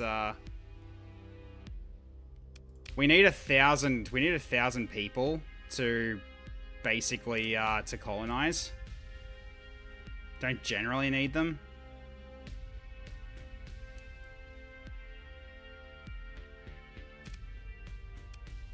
Like, at the very least, we need more ships in order to be able to carry enough people so that we can do a colonize if we want to do a colonization run.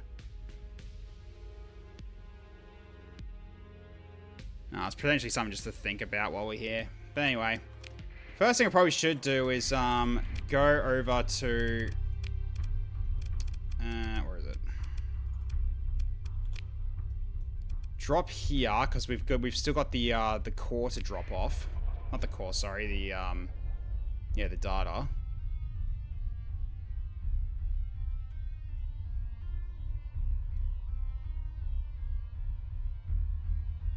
Academy shuttle service, that's fine. Okay. The stark white hulls of Galatia Academy Station crawl past in slow magisterial rotation. The ivory tower looms before you. Your request to the docking queue is approved. Your comms officer helpfully mutes the chirpy automated vid feed presenting a bowdlerized history of the Glacier Academy and its role in providing education and research to the Persian sector while remaining above political influence. The landing promenade is filled with modest civilian transports, a few high-end personal craft, and, at the far end, a row of freighters offloading supplies. A junior academy agent greets you in a landing lounge with promotional paraphernalia on hand. Paraphernalia, okay. Greetings, Captain. Perhaps you are an alumni. Have you considered donating the scholarship trust to the Academy? Ask about returning a data core to Provost Kellicor. At the mention of Kellicor, the junior agent goes suddenly pale and touches their ear, stammering something about an urgent request as they turn and leave. With a sigh, you check the public comms and terminal nearby. No entry under the name Kellicor. After your query, the display locks into a hegemony ComSec warning. You open comms to your flagship and delegate the task of finding out what's going on with your comms officer. In short order, they manage to navigate the lower echelons of graduate students to finally speak with someone in a position of authority. The active comms link is routed to your personal interface. Accept the comms request. Okay. Cornelius Ellick. Academian Ellick, at your service, Captain. The academician,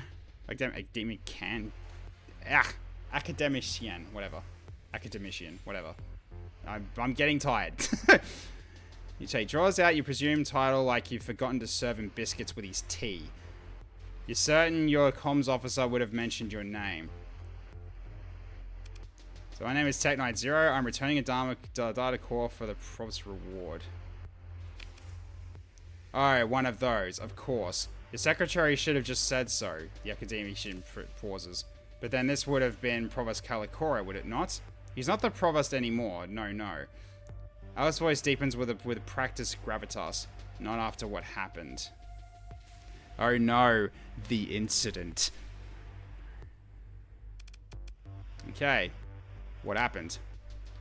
Alec leans back, slipping into his professional role.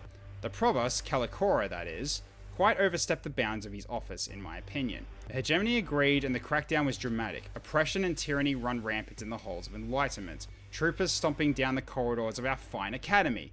Alec is working himself up. Now I'm a mere specialist in the planetary sciences. Some would say preeminent in my field. So of course I had nothing to do with Calicora's jump point experiments, but, he pauses, taking a moment to look up to the heavens. I had my suspicions, particularly of those of my colleagues who wouldn't hesitate to breach the ethos we uphold as members of this academy. And that's exactly what I told the hegemony officer who interrogated me. The thick-headed brute said he'd review my list of names, but from my point of observation, I would speculate that he quite ignored my insight. It is as stars tossed in the mud, I tell you. I present the gift of knowledge and... It was really bad Bones, but it was called Tyrannus. Website was weirdnerd.com. Remember the website said it was a creator's name backwards. Ah, I see.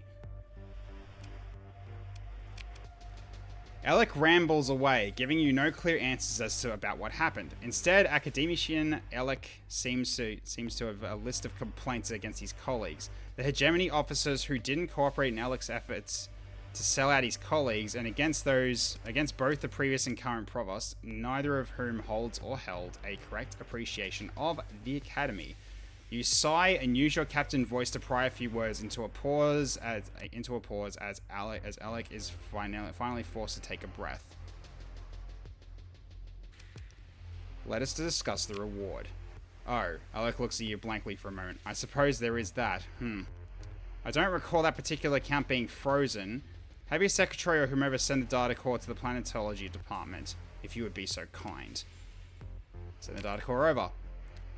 Academician Alec authorized to release the reward credits to you via the bursar's office with surprising alacrity, 18,000 credits. Now, where were we? Okay.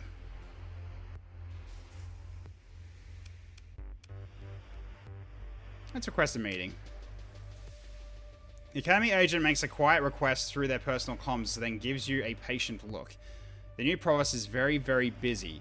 New administration after the recent unpleasantries, you know? This could take some time, days, weeks sometimes. You might want to leave your comms ID with me and come back in... The comms unit chimes softly. Yes? Really? I mean, yes, we'll come up immediately. The agent turns to you. Provost Baird will see you. Right now. Please follow me, Captain. Oh, great. He's going to show me his next robotic invention.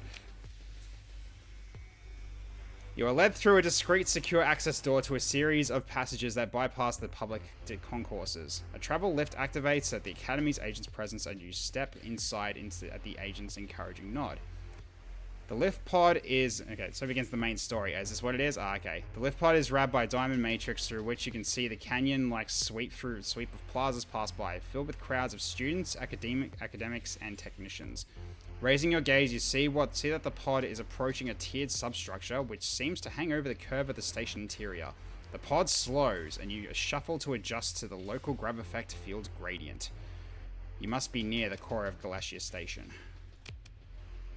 A guard wearing a mirrored faceplate dismisses the junior agent and ushers you into an antechamber filled with small groups waiting to meet with the provost. They have perfect hair and perfect skin, unmarred by the radiation and burns that mark a spacer. Those cybernetics you can spot are consciously stylish adornments rather than crude augments. Many have brought their young progeny with them. The stench of wealth and influence is palpable. Heads turn as you are led past all of them towards a set of large doors inlaid with wood and what looks like real trees. You feel their glares on you like point defense fire on heavy armor. Smile and wink at them, you're special and you know it! I want to do that, but no, let's play it cool. That's just cheeky. I love it. You enter the office and the doors close silently behind you. Provost Anahita Baird turns to acknowledge your entrance while concluding a call via her desk tablet. You smile and wink. You lose one reputation with someone random. Some random person out in space dislikes me. Oh, the horrors! One person out of a galaxy of hundreds of thousands or millions or billions of people. Woe is me. I'll probably never see him again. Okay. Okay, ancient wooden shells for real. Paper books gleam darkly in subdued light emanating tastefully from nowhere. The shelves are only a half stocked from crates scattered around the office.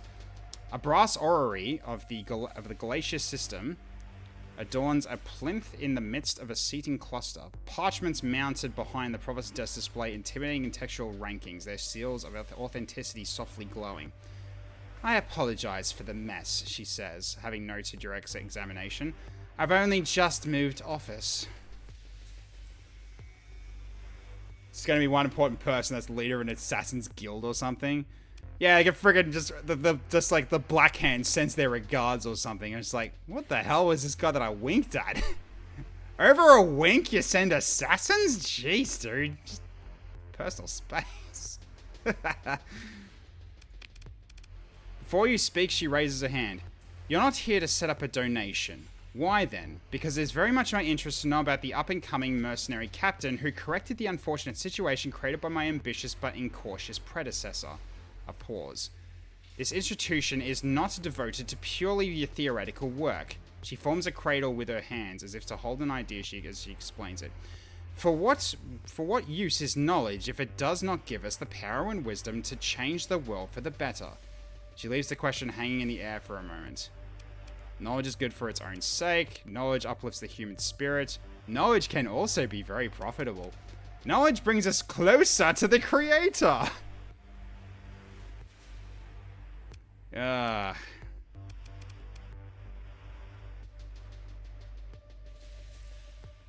Knowledge can also be very profitable, the Ferengi approach. Yeah, exactly. Good for its own sake. Provost Beg cuts you off as you begin to speak. The question was rhetorical, Captain. She brings her hands apart. The Glacier Academy could make use of someone like you. Someone capable, discreet. And here she pauses, a tactic for emphasis as she appears to employ often. And very well paid. Do not wish to make the same mistake as my predecessor. If one wants work done properly, appropriate incentive must be provided. She leans back and looks at you, done speaking for real this time probably. I'm interested, but what do you need done? Thanks, but I have other priorities right now. Actually, I really did want to create a scholarship. Ask about the stipend you're receiving. Okay. I mean, sure, I might as well have it open. Why not? Alright. I shall put you in contact with academician Alvis Sebastian. Ah, I see. Okay. He will be my liaison with you. You will receive a few mundane tasks from various departments in the Academy so that we may build a working rapport and provide you with the funds required to bring your fleet up to my standards. She looks over her spectacles at you. Most of all, I require evidence of trust. I intend to remain provost here for a long time, and productive relationships are built on trust. We will speak again before long, I'm sure. She looks out the dim windows at the great halls of the Glacier Academy.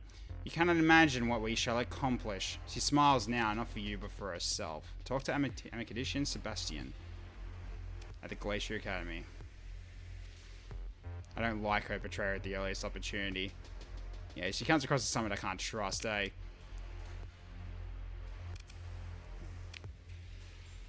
Sure, let's start talking to people. Let's go to Alvis. Here we go. Alright, the comms connect after a moment. Oh, hello, it's you! Your contact almost looks surprised that you're calling, but manages to launch into an upbeat introduction. My name is Alvis Sebastian. The new provost, that is Provost Baird, assigned me to be your liaison with the Academy. I hope you're as excited to work with me as I am to be working with you. Shall we get on with it? Right, yes. He seems nervous by meeting a real-life space captain. You wonder idly how he even got this position. Different departments within the Glacier Academy tell me what they need done. Then I coordinate with freelancers like yourself to procure necessary services. Oh, and I run jobs by the finance office. We have to make sure you get paid. That's very important. At any time, there may be various jobs open to you. You just have to check with me. Or sometimes there might be no jobs if they're all fulfilled. He reads something on a tablet. But, it looks like Provost Baird wants you to have first priority. She must like you. You're not so sure of this. What's available? He taps at a data pad.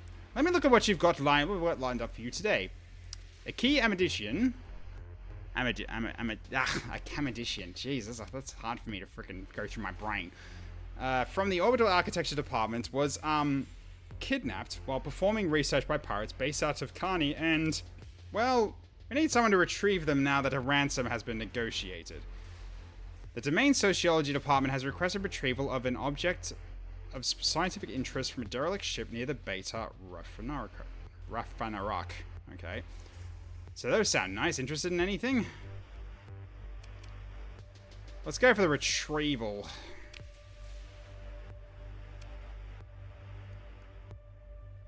in that direction as well. Jesus. Well, at least we could probably get 2 big things done with that huge amount of fuel, but we need to make sure we've got enough fuel to do it. Okay. The Domain Sociology Department needs you to pop on over to the Beta Referonox system. That's 27 light years away to retrieve, he squints at a data pad, a fascinating low-power field projector from a derelict ship. I guess it's in the ship? Or maybe the cargo? It says here they have a pretty good idea exactly where it is within the hull itself. Anyway, this should be simple, right? He pauses briefly. Oh, the payment. Once you return the fascinating low-power field projector of the Academy, the finance office will pay you 54,000 credits. There was something else up there. Yeah, there was it was something else. I can't remember what's on my head. There was something that way. There was a core up that way. Yeah, there was. Sure. Sebastian jumps as if he just realized something. Captain, you might... I've been authorized to provide you with a neutrino detector for the mission. A technical crew is transferring the necessary equipment to your flagship, and... He taps his data pad. I've sent your sensors officer the documentation. We found the neutrino detector very helpful for pinpointing interesting, all sorts of things while surveying distant systems. Power sources show up especially well, though sometimes you get a false signal. Oh, and one more thing. We haven't figured out a way to quite close the regenerative loop on the plasma reflector, and, just be sure to stock extra volatiles in your cargo bay to keep the detector running. Well, we got volatiles, so that's fine.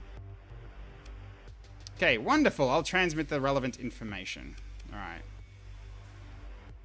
Probably not going to bother about the kidnap researcher right now. Let's cut the comm link and let's get out of here. Okay. That's a shuttle service. Okay. Yeah, we got this one here. We got the technology cache. That's relatively close to the other one. So if I do get enough fuel and supplies, I can get both done in one go. Yes, the cache. Do you not say cache? Or do you say cache? You probably say cache, don't you? Yeah. Fair enough. Okay. Never heard of someone say cache. I mean, but that's how I've always said it, so... Whether or not it's right is another thing. Okay, we've also got Clark Medina we got to try to find, which I believe he's at the independent space station, actually. So let's just do that real quick. So he's currently here, the Hulk with the mining station, and we probably have to go around the sun, so we probably have to go to the right, to this side here.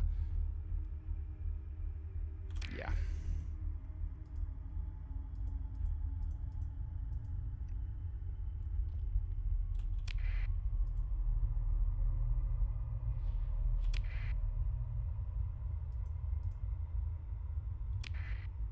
Academy shuttle service, yeah, it's fine.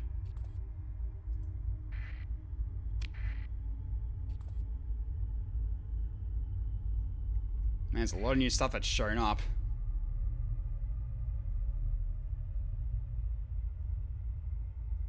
We definitely need to get more fuel while we're out as well. Trader, that's fine. Okay. No, he's not here. Interesting.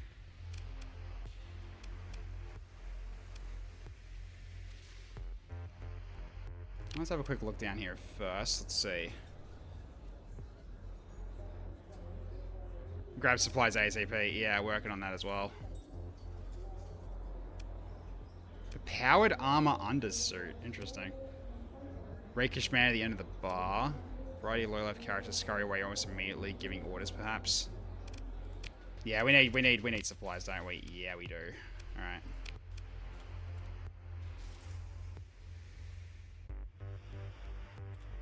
Okay.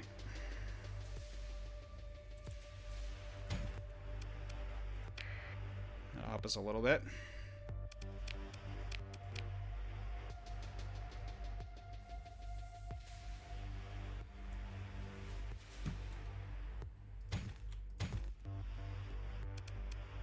Yeah, grab the lot. That's full now.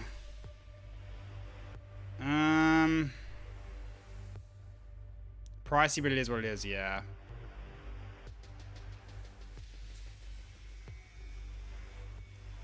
And this I'll probably store away. Suspicion level high. Okay, I probably should be careful now.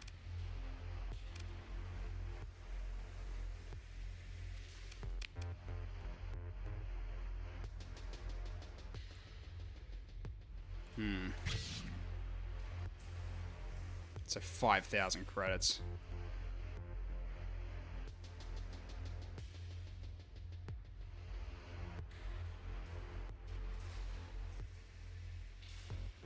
Yeah, let's do that then. Okay, now it's high. Okay, yeah, we need to just basically buy it normally. Hi, Triple Strike. Welcome. Efficiency overhaul in this shop. Oh, what's this? Reduces supply usage for maintenance, fuel use and minimum crew required by 20%. Oh. That seems kind of nice. I'm fine getting that. Okay, there we go.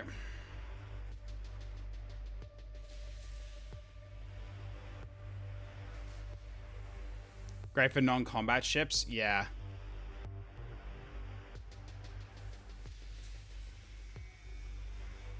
Okay, don't need that. Don't need that either. Okay. We do have room in here again. We do need crew as well, but not yet. But we definitely need the supplies. We definitely need fuel as well. So let's just do this then. Stock up. Okay, how much is that now? Not even close. We need a lot more fuel. So how much do we need to actually do a two trip? 354 fuel, so...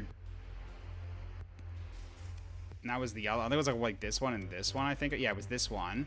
So 324. So basically...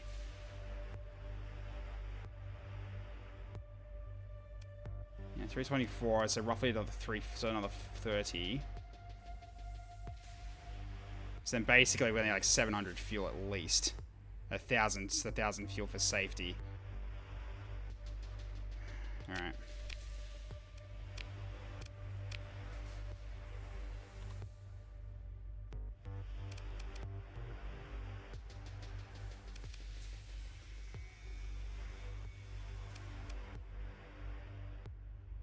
Okay. We've got a few options for getting fuel. So we can go Nachiketa and Sphinx.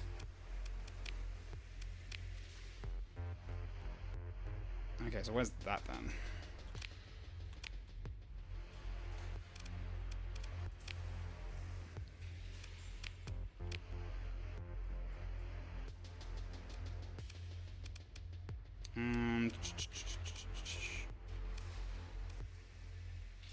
I guess I can't see it from here. Oh, whatever.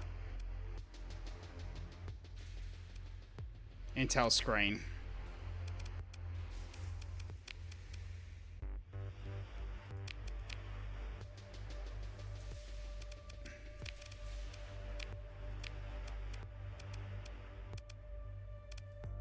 Can I type it out or something or no?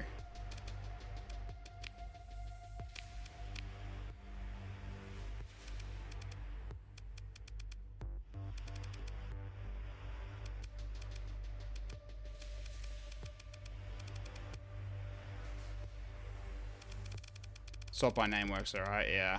Could just do that. Okay, what was I looking for then? Let's have a look again. Okay, Nachiketa and Sphinx. Alright.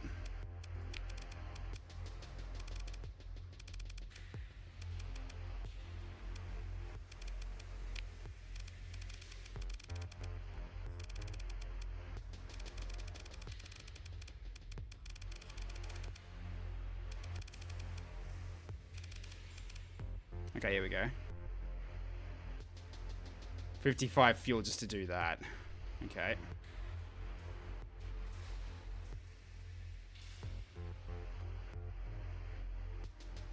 Okay, then Sphinx. Sphinx is going in the opposite direction for 20 fuel. I mean, not awful in comparison. I'd say Nachi's. Nachi then? Yeah, that's a okay, probably Nachi then.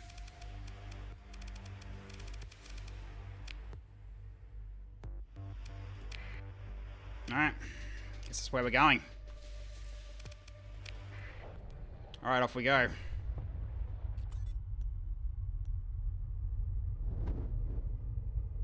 It is the wrong direction, but it's cheaper. So we'll see how much we get for it. I think we'll do both, just to keep it safe, right?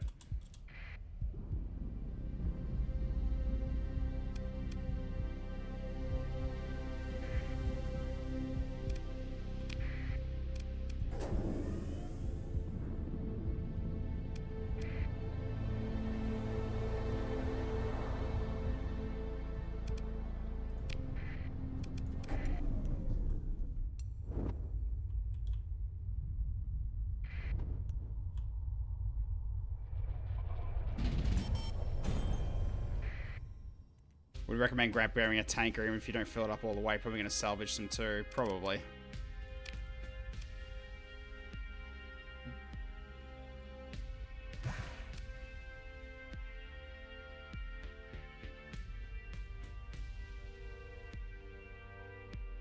I mean, that'll be a good start. Fully full up on fuel just for that. We'll need a tanker, yeah. Alright, do they have any? They do. For 128,000. Jesus. We've got one of these ones as well. How much will these hold? 300 each.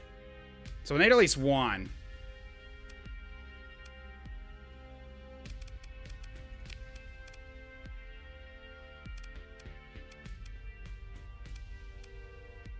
Oh my god, those look gorgeous. Look at that.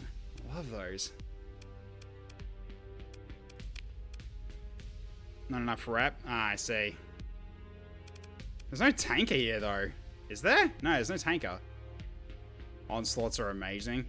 Oh, yeah. They look bloody sick. It requires commission, though. Right?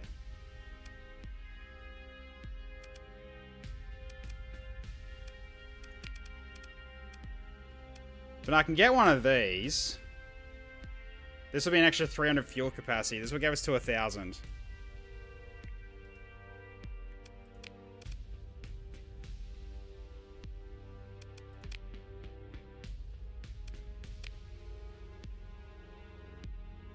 I forgot because next round does has faction starts and you always do those. Oh, I see.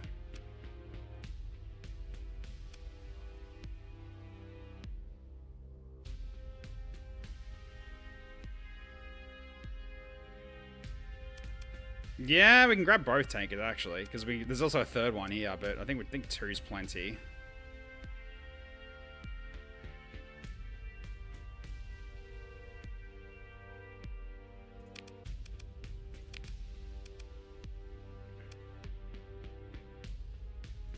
Oh yeah, that's right. We also got the data too. Probably should sell that while we're here. Cargo. Okay, there we go. Alright, then...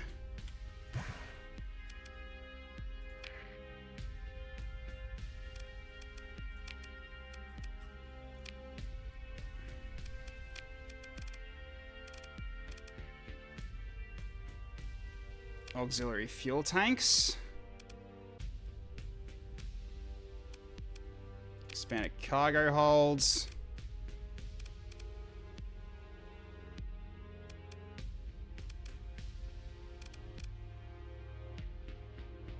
Maximum 2 non-built-in logistics hull mods per hull. Wait, what?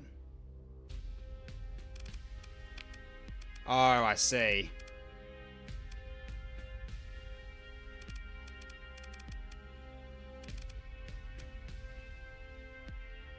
Reduces maintenance costs, right.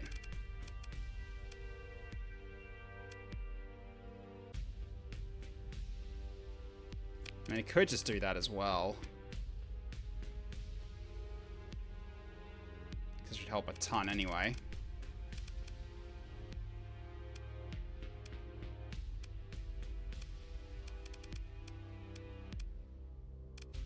So maybe I can't do another one, can I?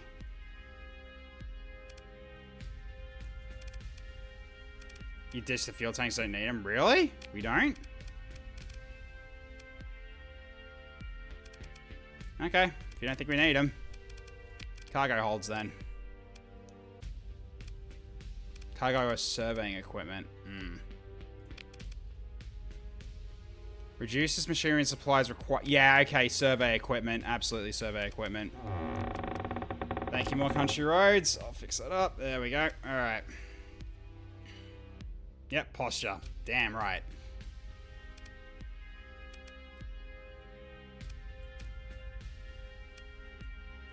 Okay.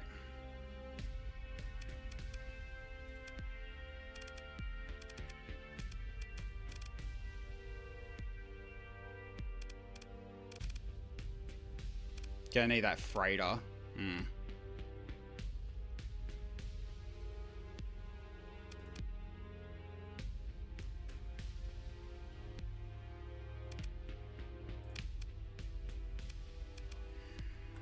do at least for now.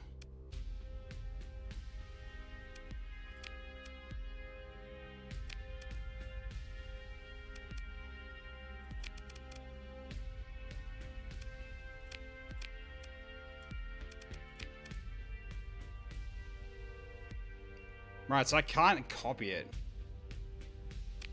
Go to other DRAM variants. Then load it here. Wait, what? Where? How do I do that?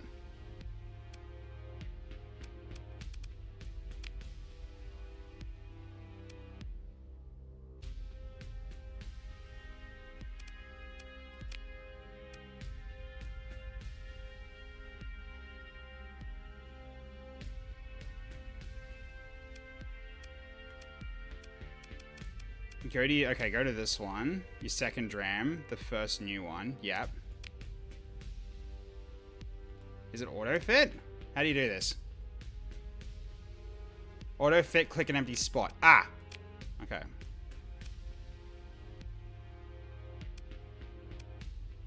So, current variant custom? Yeah, okay. So we just do that and just hit, then just that, and just let me do that for the others. Oh, that's really handy. Okay, that's really handy. Wait, why have you got to... Okay, fine, we'll fix that. There we go.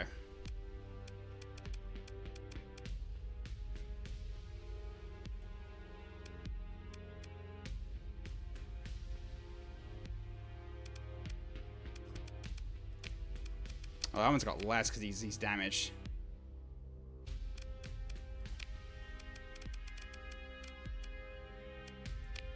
So all these.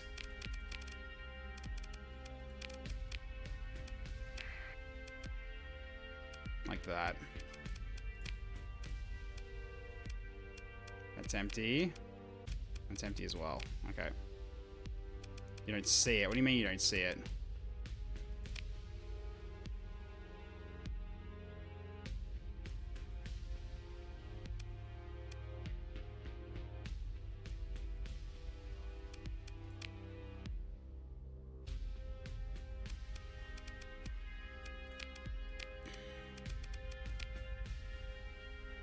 Oh, right. Huh. Strip it and try loading it again. Okay.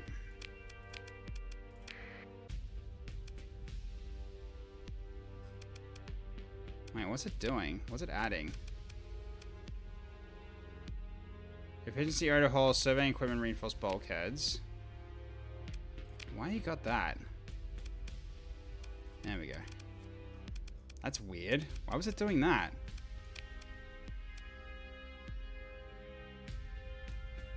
Yeah, I don't know what's going on with that. Never mind. Well, it's alright, it's fixed now. They're all the same now. Okay. So now our max fuel is at 1700. Okay, cool. So we can take all that then. Then take all this as well. Oh, gee, it's a lot. But that maxes out our supplies too. Don't feel fuel. Okay, hang on. I bought.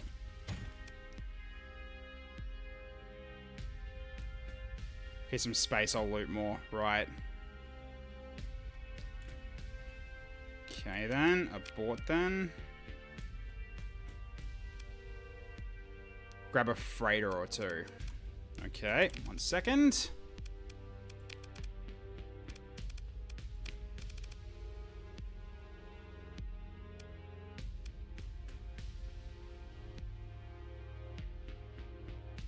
It's an option to use the extra point by default it doesn't. Is there any reason not to? So they make it faster or something? I got no idea.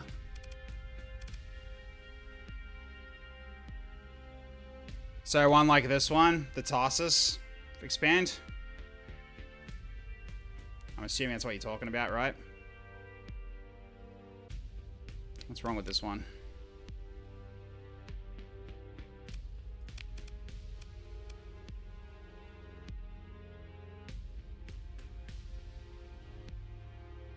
Didn't say what's wrong with it. That was good. Maybe grab another one from the black market. I might as well do this first. Alright, what do we got?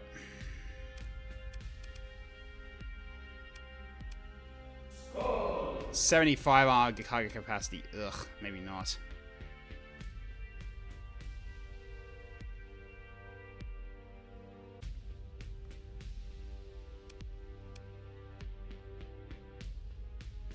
We got that one, but that's 62k.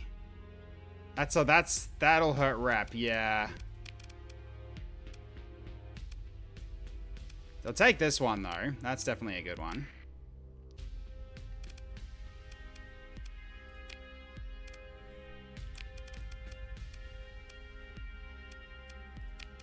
Alright.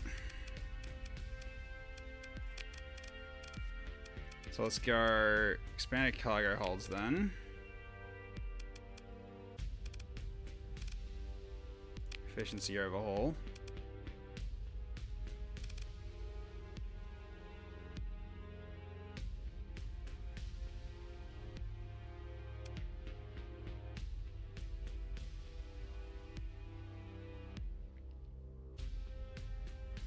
Yeah, that would probably be better. I mean, as much as I want to do surveying equipment, I think efficiency overhaul is probably better here. So basically it's just like it's the minimum amount to but it's a lower amount to keep these things aloft.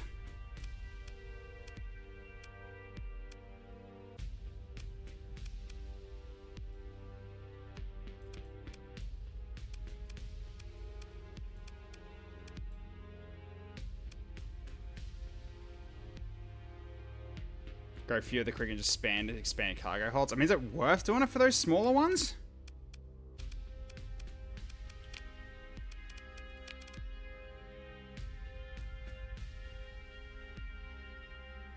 I think maybe at this point just move on and then look for go for the next place. 75 isn't too terrible if it's good. 10. That's 50. Cargo capacity 0, no. Civilian transport, 32. Here's 120 cargo. For 32k though. Ugh.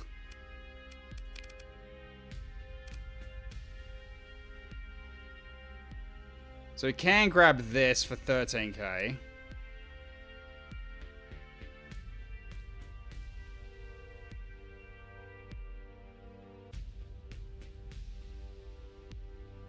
Yeah, I guess I can take that one.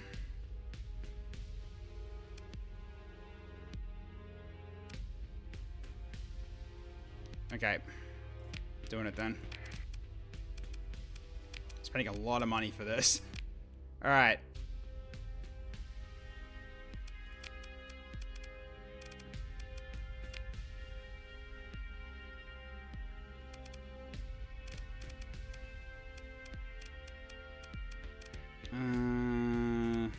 Wait, where is it? Or is it already here? No? Wait. Ah, here it is. It's like, where am I looking? There we go.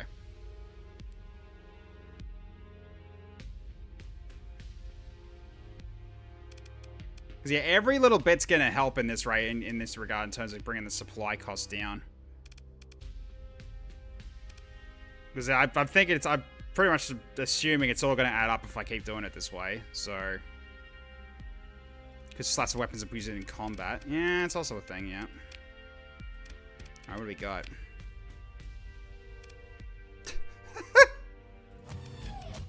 Sure. You take the heavy autocannon.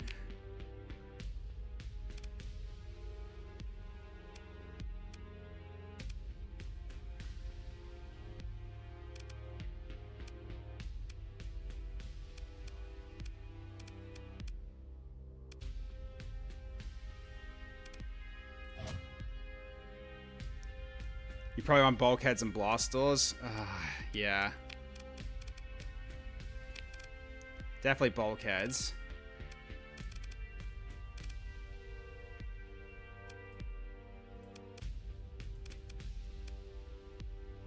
So I'll do to start us off.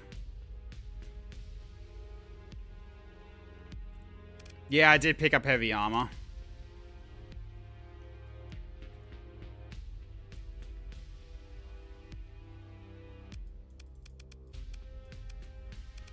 Yeah, it's the maximum capacitors, that's fine. Rear to light machine gun and get heavy armor.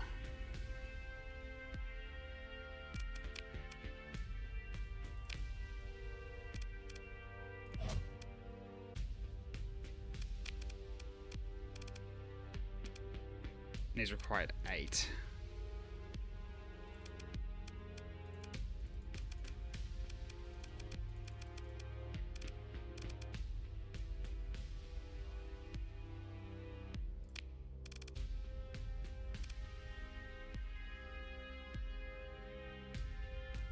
Is that worth it, though?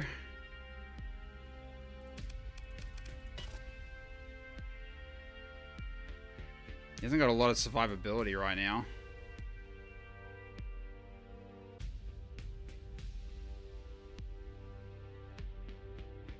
It does give a lot of armor? Okay. Right, yeah, I see what you mean. This guy is for emergencies. Okay. Cool. Alright. Okay, so that cargo is now at 1,600. Weapon groups. Ah, right. Yeah.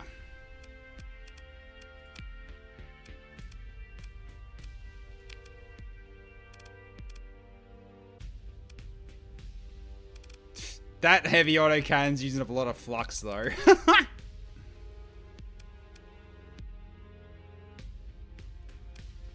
Yeah, I think that's fine as is.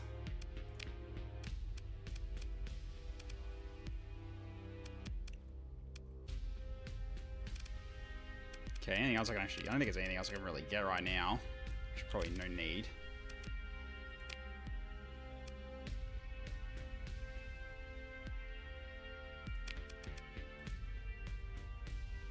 So now it's down to 6, but it's down at 6.2 per day.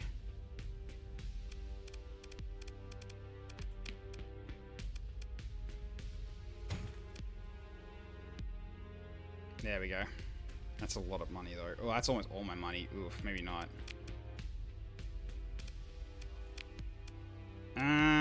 Suspicion level none. I guess I can do this.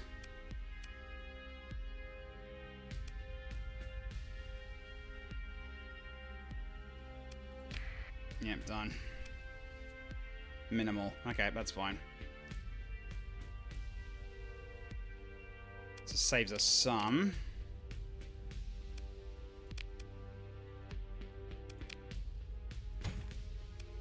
Nah, it's the same. Okay. Thought it'd be different. I grab all the heavy machinery from the black market to go heavy into supplies.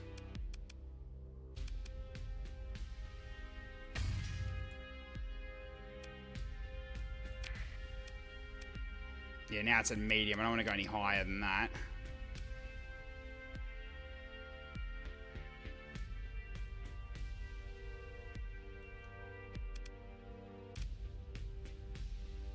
buying the supplies will fix that. It will, yeah.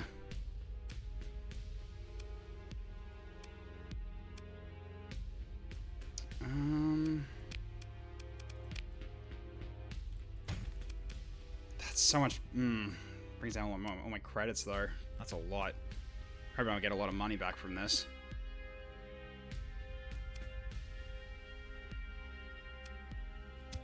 What happens if I get 100 of these as well? Yeah, they're coming home rich or not coming home at all. Yeah, pretty much. Alright. Back down to minimal. Cool. Alright.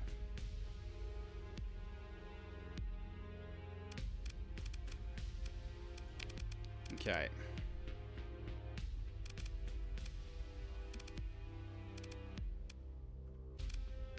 We've got such a bloody fleet right now. This is ridiculous. Okay.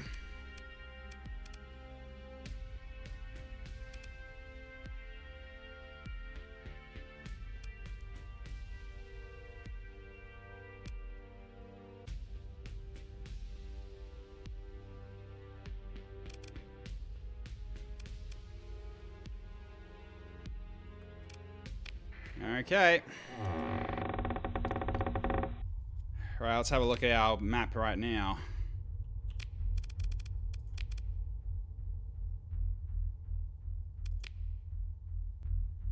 Right. Intel? Oh, we're having so much trouble at the moment. And you got fuel range sector. Here we go.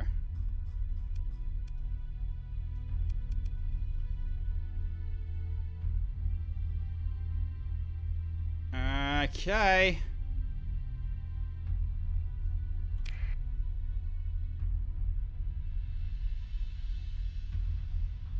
Might spend my last drops on fuel. I might, yeah. Have I got any more? I do.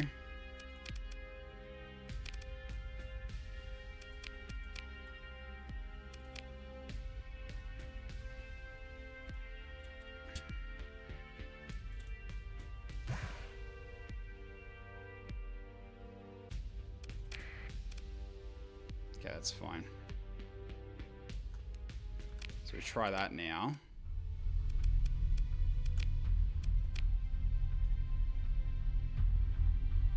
That's looking probably a bit safer.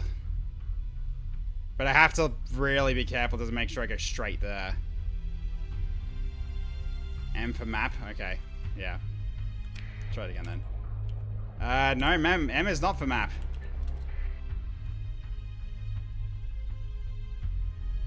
The tab is this, and it goes to sector from there, so...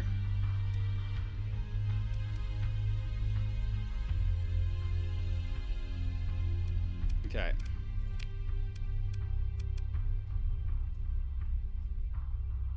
Yeah, Alpha Shadim and Beta Ruffinarg. Okay. Which they're both close to the edge of the ring. Okay. Well, we'll try for this, and if we don't score big, then we're not coming back home at all. Alright.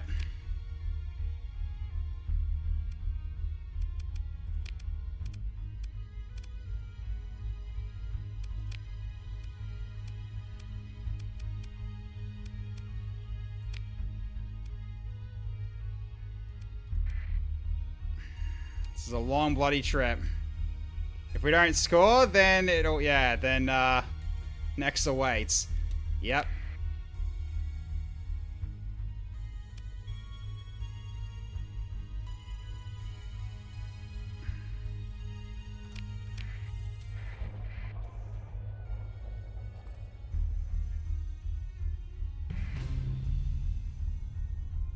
Relationship with Germany improved by 1. Nice.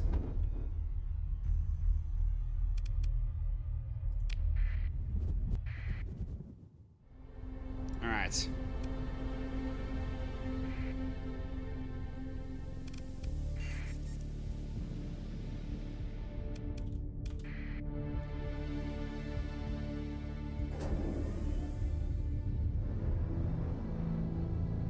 Let's go straight through.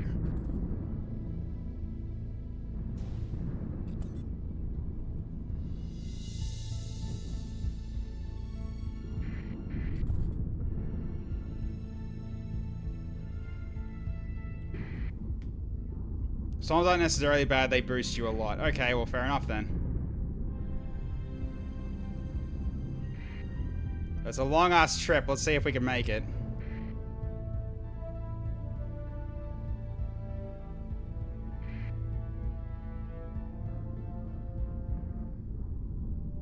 Yeah. Look at that fleet. We're looking pretty good now. Oh, no. No, no, no, no, no, no, no, no. Come on. Shit.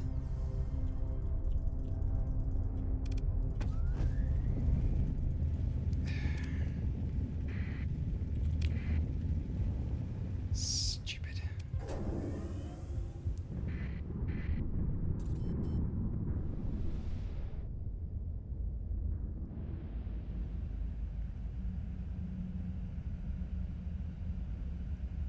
That is such a nuisance, that.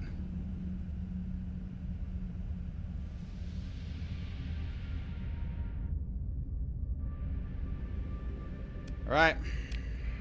So we're going to wander around here a little bit as well, see if we can get some fuel at the same time. We might just do that. Okay. Alright, so, what are we looking for? Looking at Darrow, looking for artifact recovery. So we need to find a derelict ship. Like here? Turn this off for now. Ah, easy. Got it. Alright. As you approach the derelict, your census officer points out signs that you're not the first to visit. Outgassing and debris around the target's hull match the profile of a recent salvage operation. More like a smash and grab, growls your ops chief. Whoever got here first was not a professional, judging by the slipshod, breaching cuts and tangle of discarded equipment. You send out a salvage team and they perform a sweep with cautious efficiency. Your mission target is missing, but they do find something unexpected. A leaky suit crudely bolted to a bulkhead. Occupant unconscious. The victim of some punishment, evidently.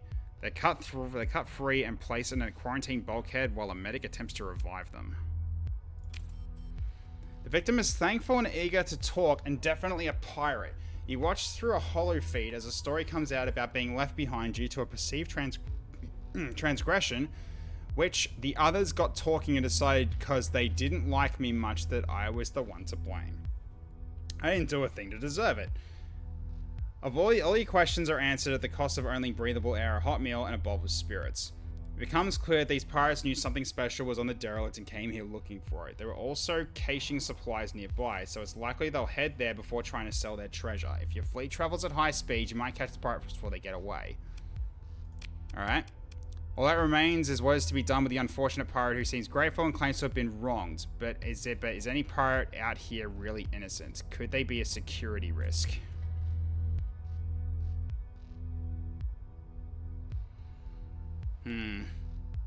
I mean, he kind of got left there to die.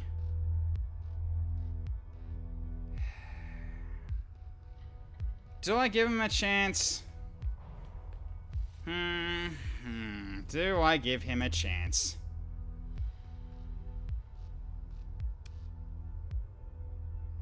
Do I probably return a leaky ship?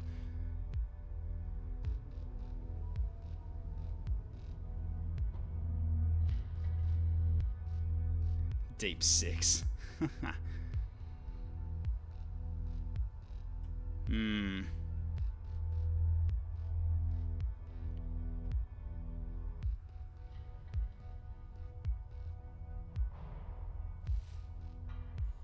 Alright. I'm gonna roll on this. Okay. Uplink established. Hope you enjoy your stay. Alright, so where is this then?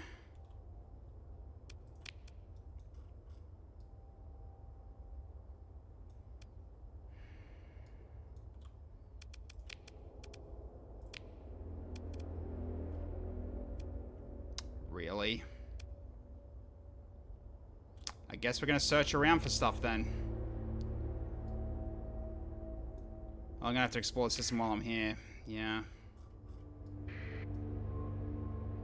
Okay, what do we got?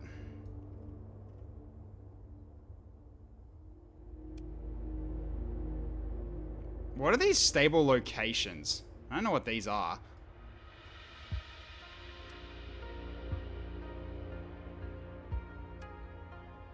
Alright, let's have a look around then.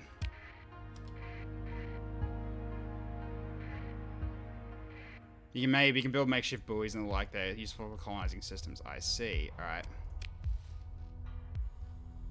Alright, so... hazard rating of 200%. Oof. Thin atmosphere, tectonic activity, extreme heat. I don't think we're really going to find anything here, are we?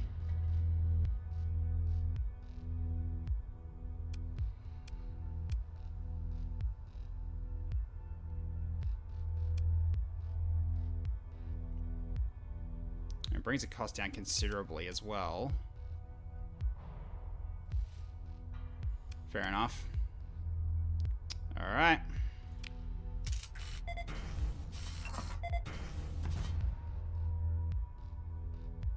Huh. That's a lot of abundant ore deposits right there. Huh. Alright, so we got that one. Alright. There's one over here as well.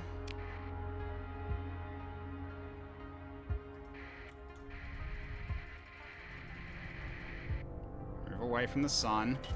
There we go.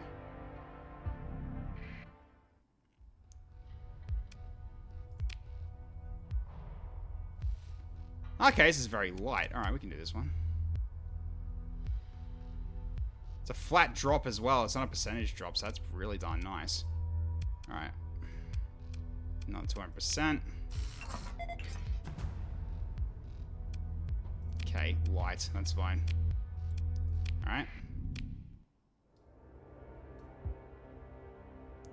Anything else while we're here? Don't think so. Yeah, we're done. I guess at this rate we go for the pirates and hope for more fuel.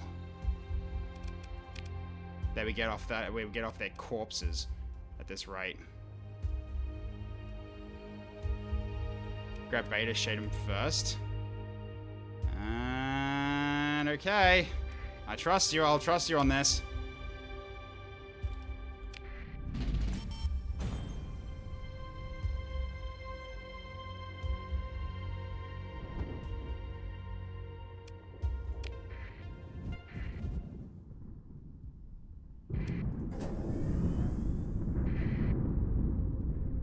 Okay, we're getting hit from the storm a few times.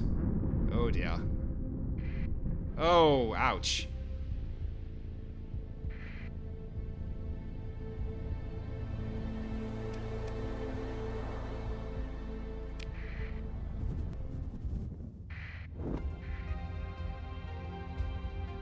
There it is.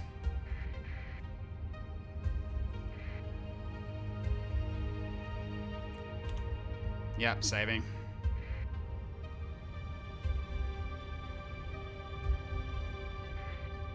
Turn that off. Being a nuisance. Okay.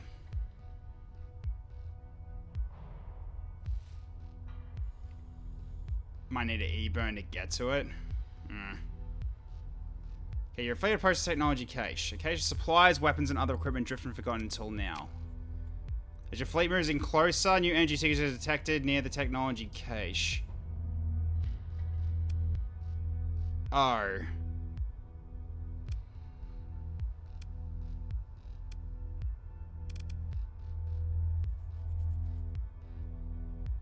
I won't win? Oh, God.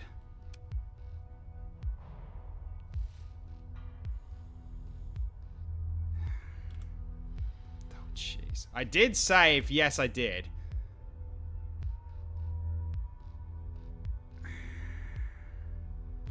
So should I just try anyway and see how far I get?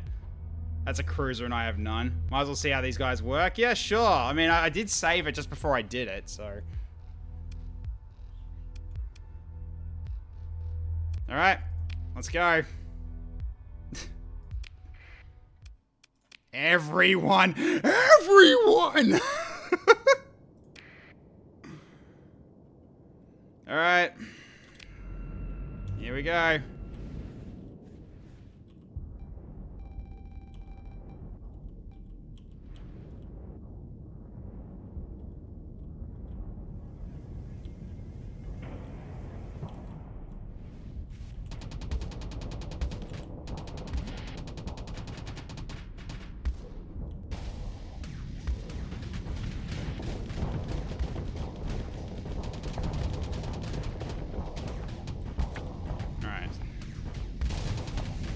Wow, okay, just basically just knocking out my shields right away. Alright, this is fine.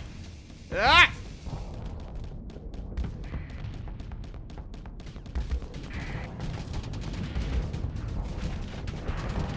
Jeez, they're wiping out my shields quickly.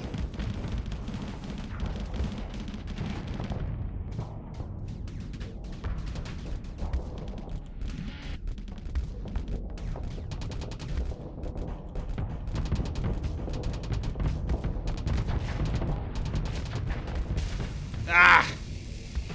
Damn it, I almost got theirs overloaded. When I went overboard on that, yeah, I'm screwed.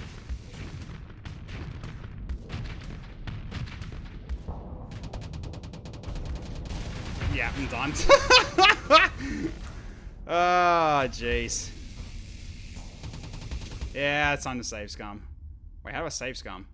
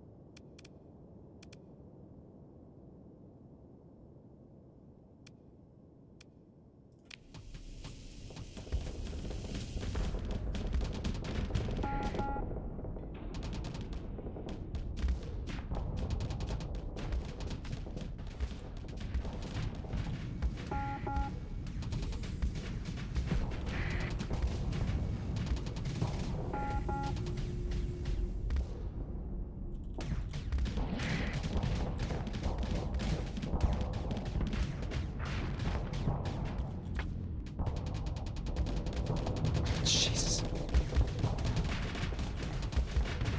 Ah!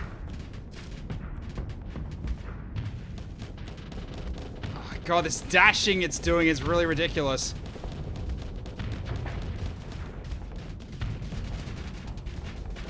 I need a vent.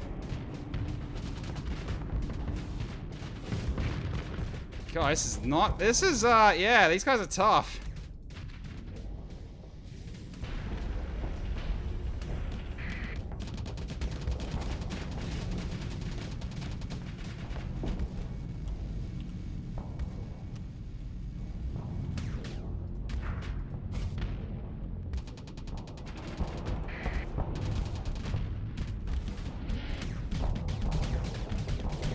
Nope, this isn't working. He's got longer range than I do.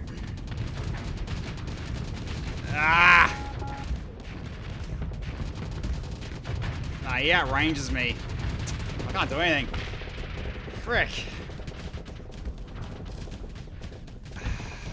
Yeah, I think I'm basically just gonna just exit this and go back and start over. In terms of that bit. Don't know what that's doing there, but alright. Okay, so that's not an easy fight. Gotta feel like this is pretty much done. I don't know. That was not easy. I honestly don't know about this one. So it doesn't help my allies keep freaking flying away from me when I'm about to engage as well, which really annoys that. I can win that if I split them and focus the big guys. I mean, yeah.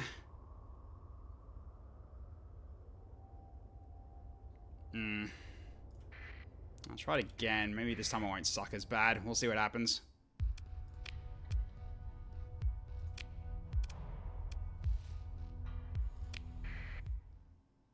Yep, well aware.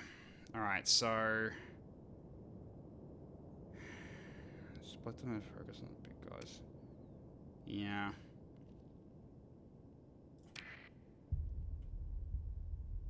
Alright, I think I need to actually, like, properly need to get these ships properly set up here.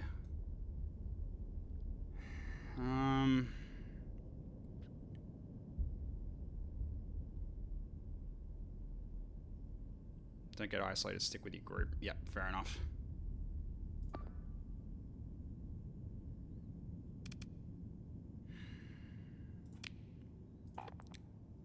Let's get some ships moving with me then.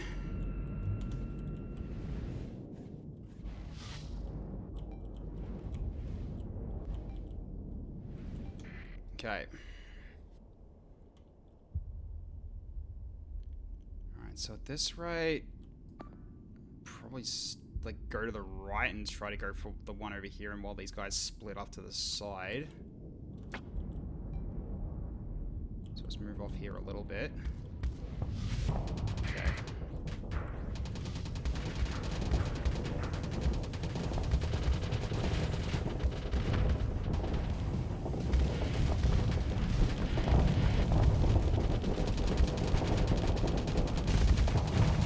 Ah, I went too far. I went a bit too hard. We overloaded them.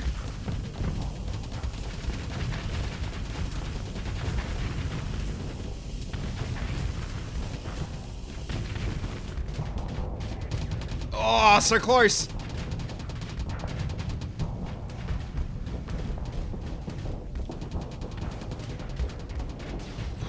Damn.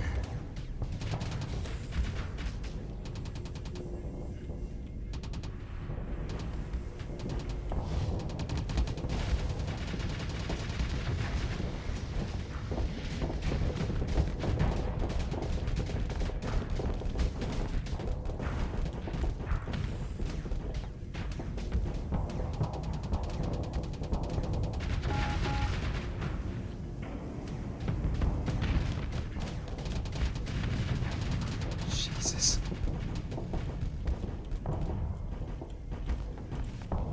Nah.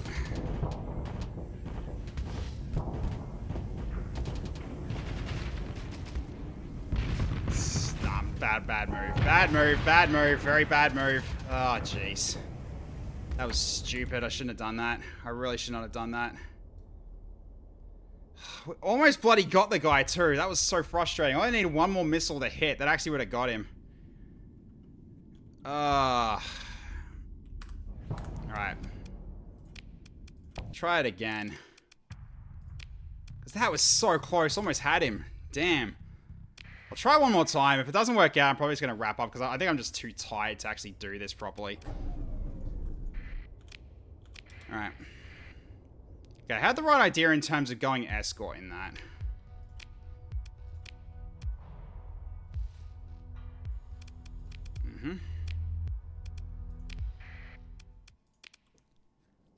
Alright.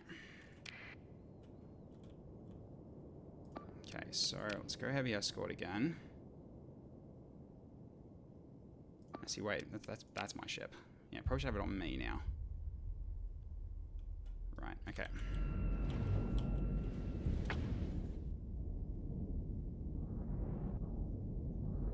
Just strafe off to the side. Okay. This actually is going to be a bit awkward. Alright.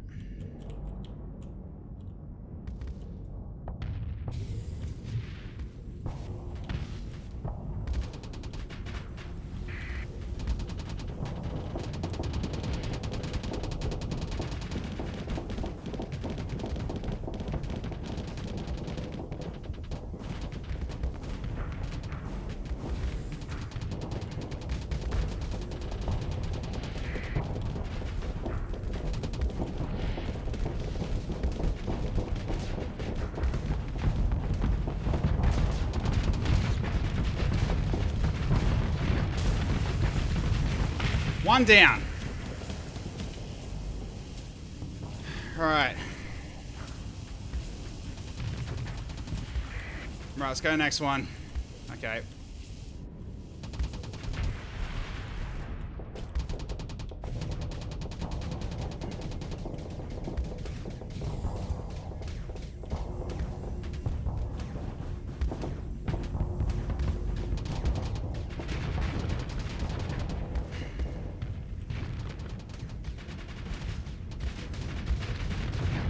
Oh, jeez. Ah, frick. Damn it. No, this kept overloading me so bad. Alright. Go to the other hammerhead.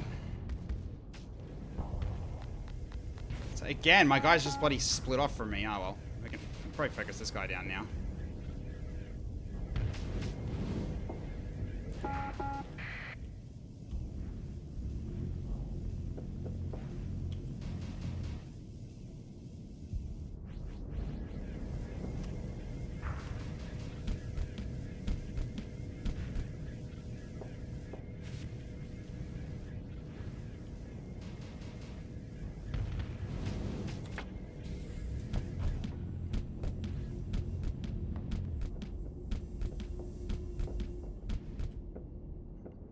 Oh my god, they're just out of range.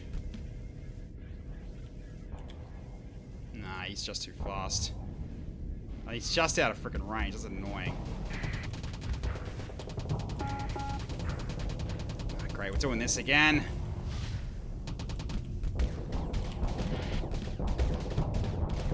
No, this isn't working. They're over there. They're doing too much damage.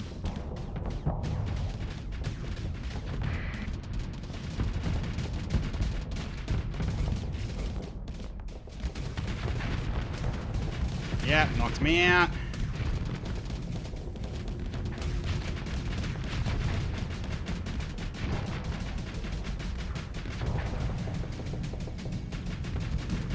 It's stupid on my part that, yeah, they just tried to chase me down. Frick.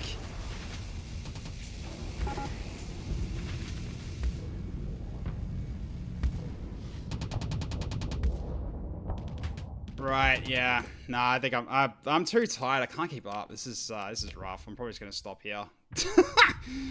Well, yeah, I'm probably gonna be starting a new campaign after that one because I don't think I'm gonna be recovering from that run. Jeez.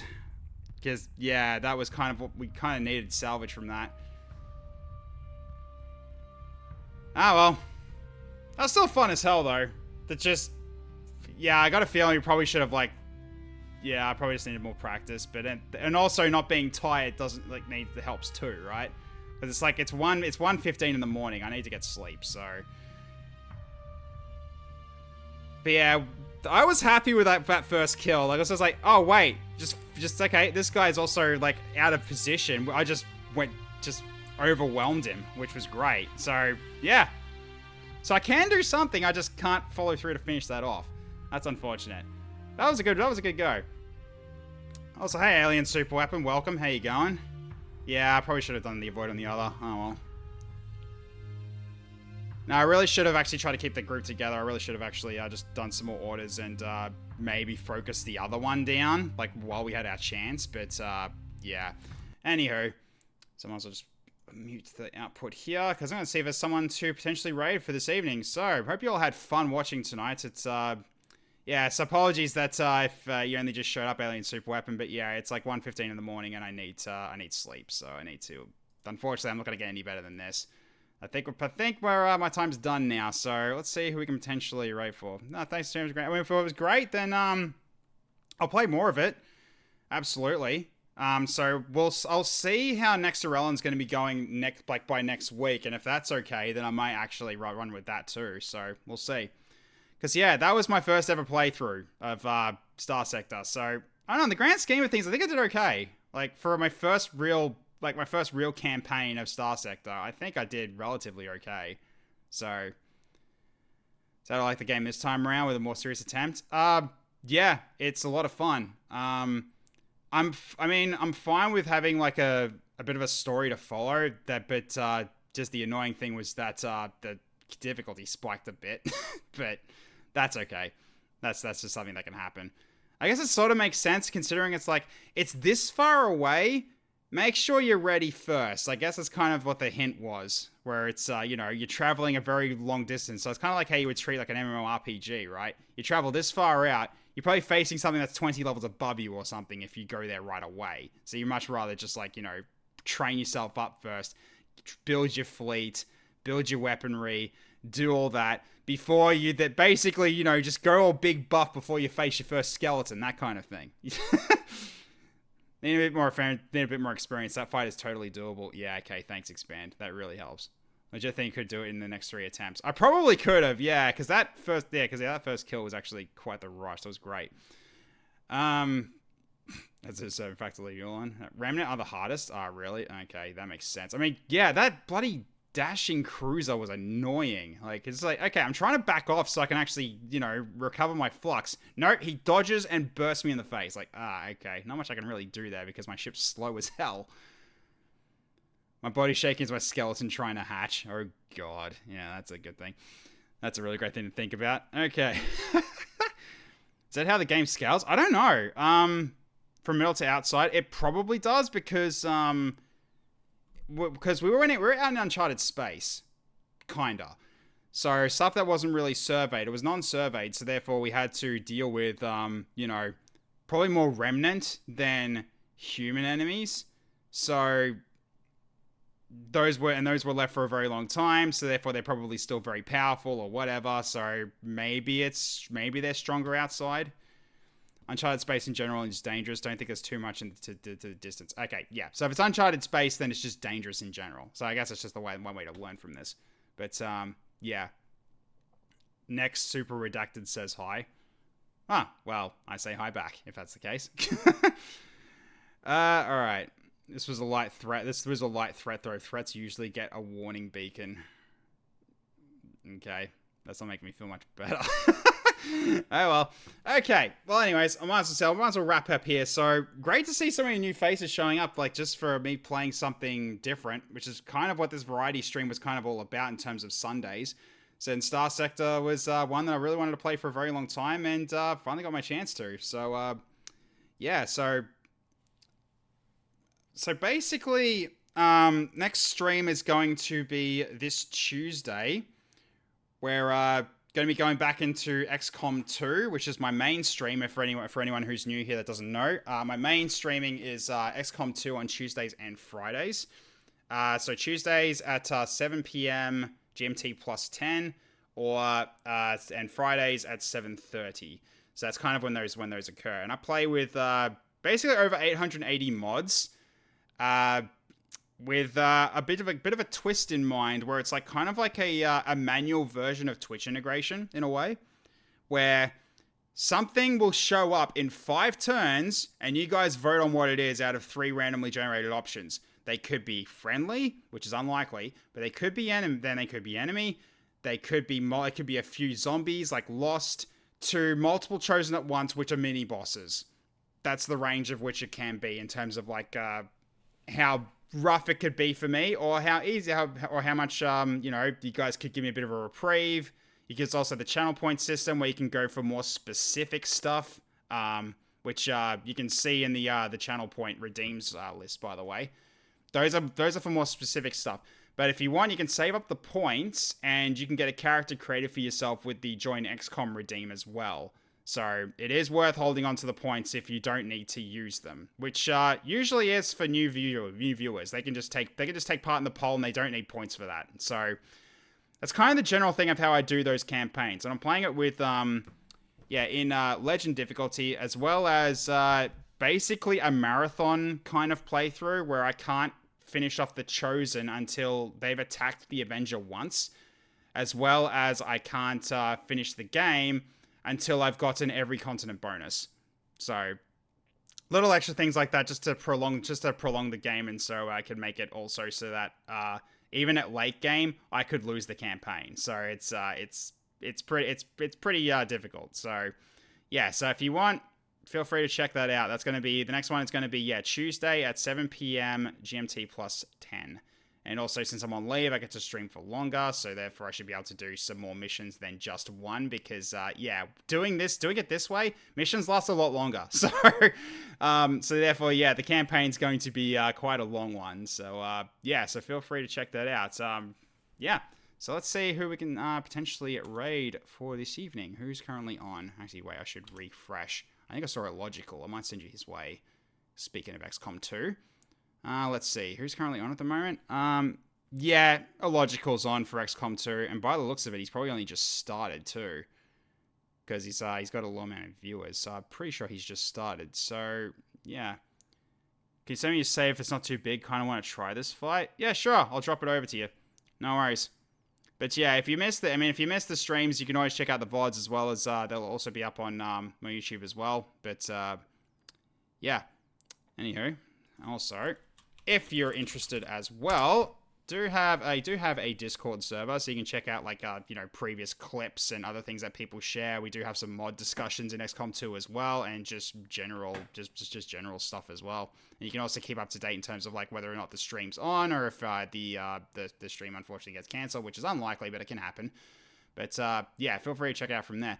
Anyways, I'm going to send you over to Logical. So, you know what? Let's do that, because he's playing XCOM 2. He's doing Long War of the Chosen himself, Mod Jam Plus, with his own sort of spin on Mod Jam, apparently, because that's kind of his jam. But, yeah, he's basically one of the best XCOM 2 players I've ever seen, honestly. So, you know what? I might as well send you over his way right now. So, once it actually shows, hang on. Where is it? Outro scene. I don't know why it's not showing. There we go. Thank you everyone for watching tonight. Hope you all had fun. It was great to see some new people. You all have a wonderful evening, morning, or afternoon, wherever you're out there in the world. I'll catch you all next time. Bye for now, everybody.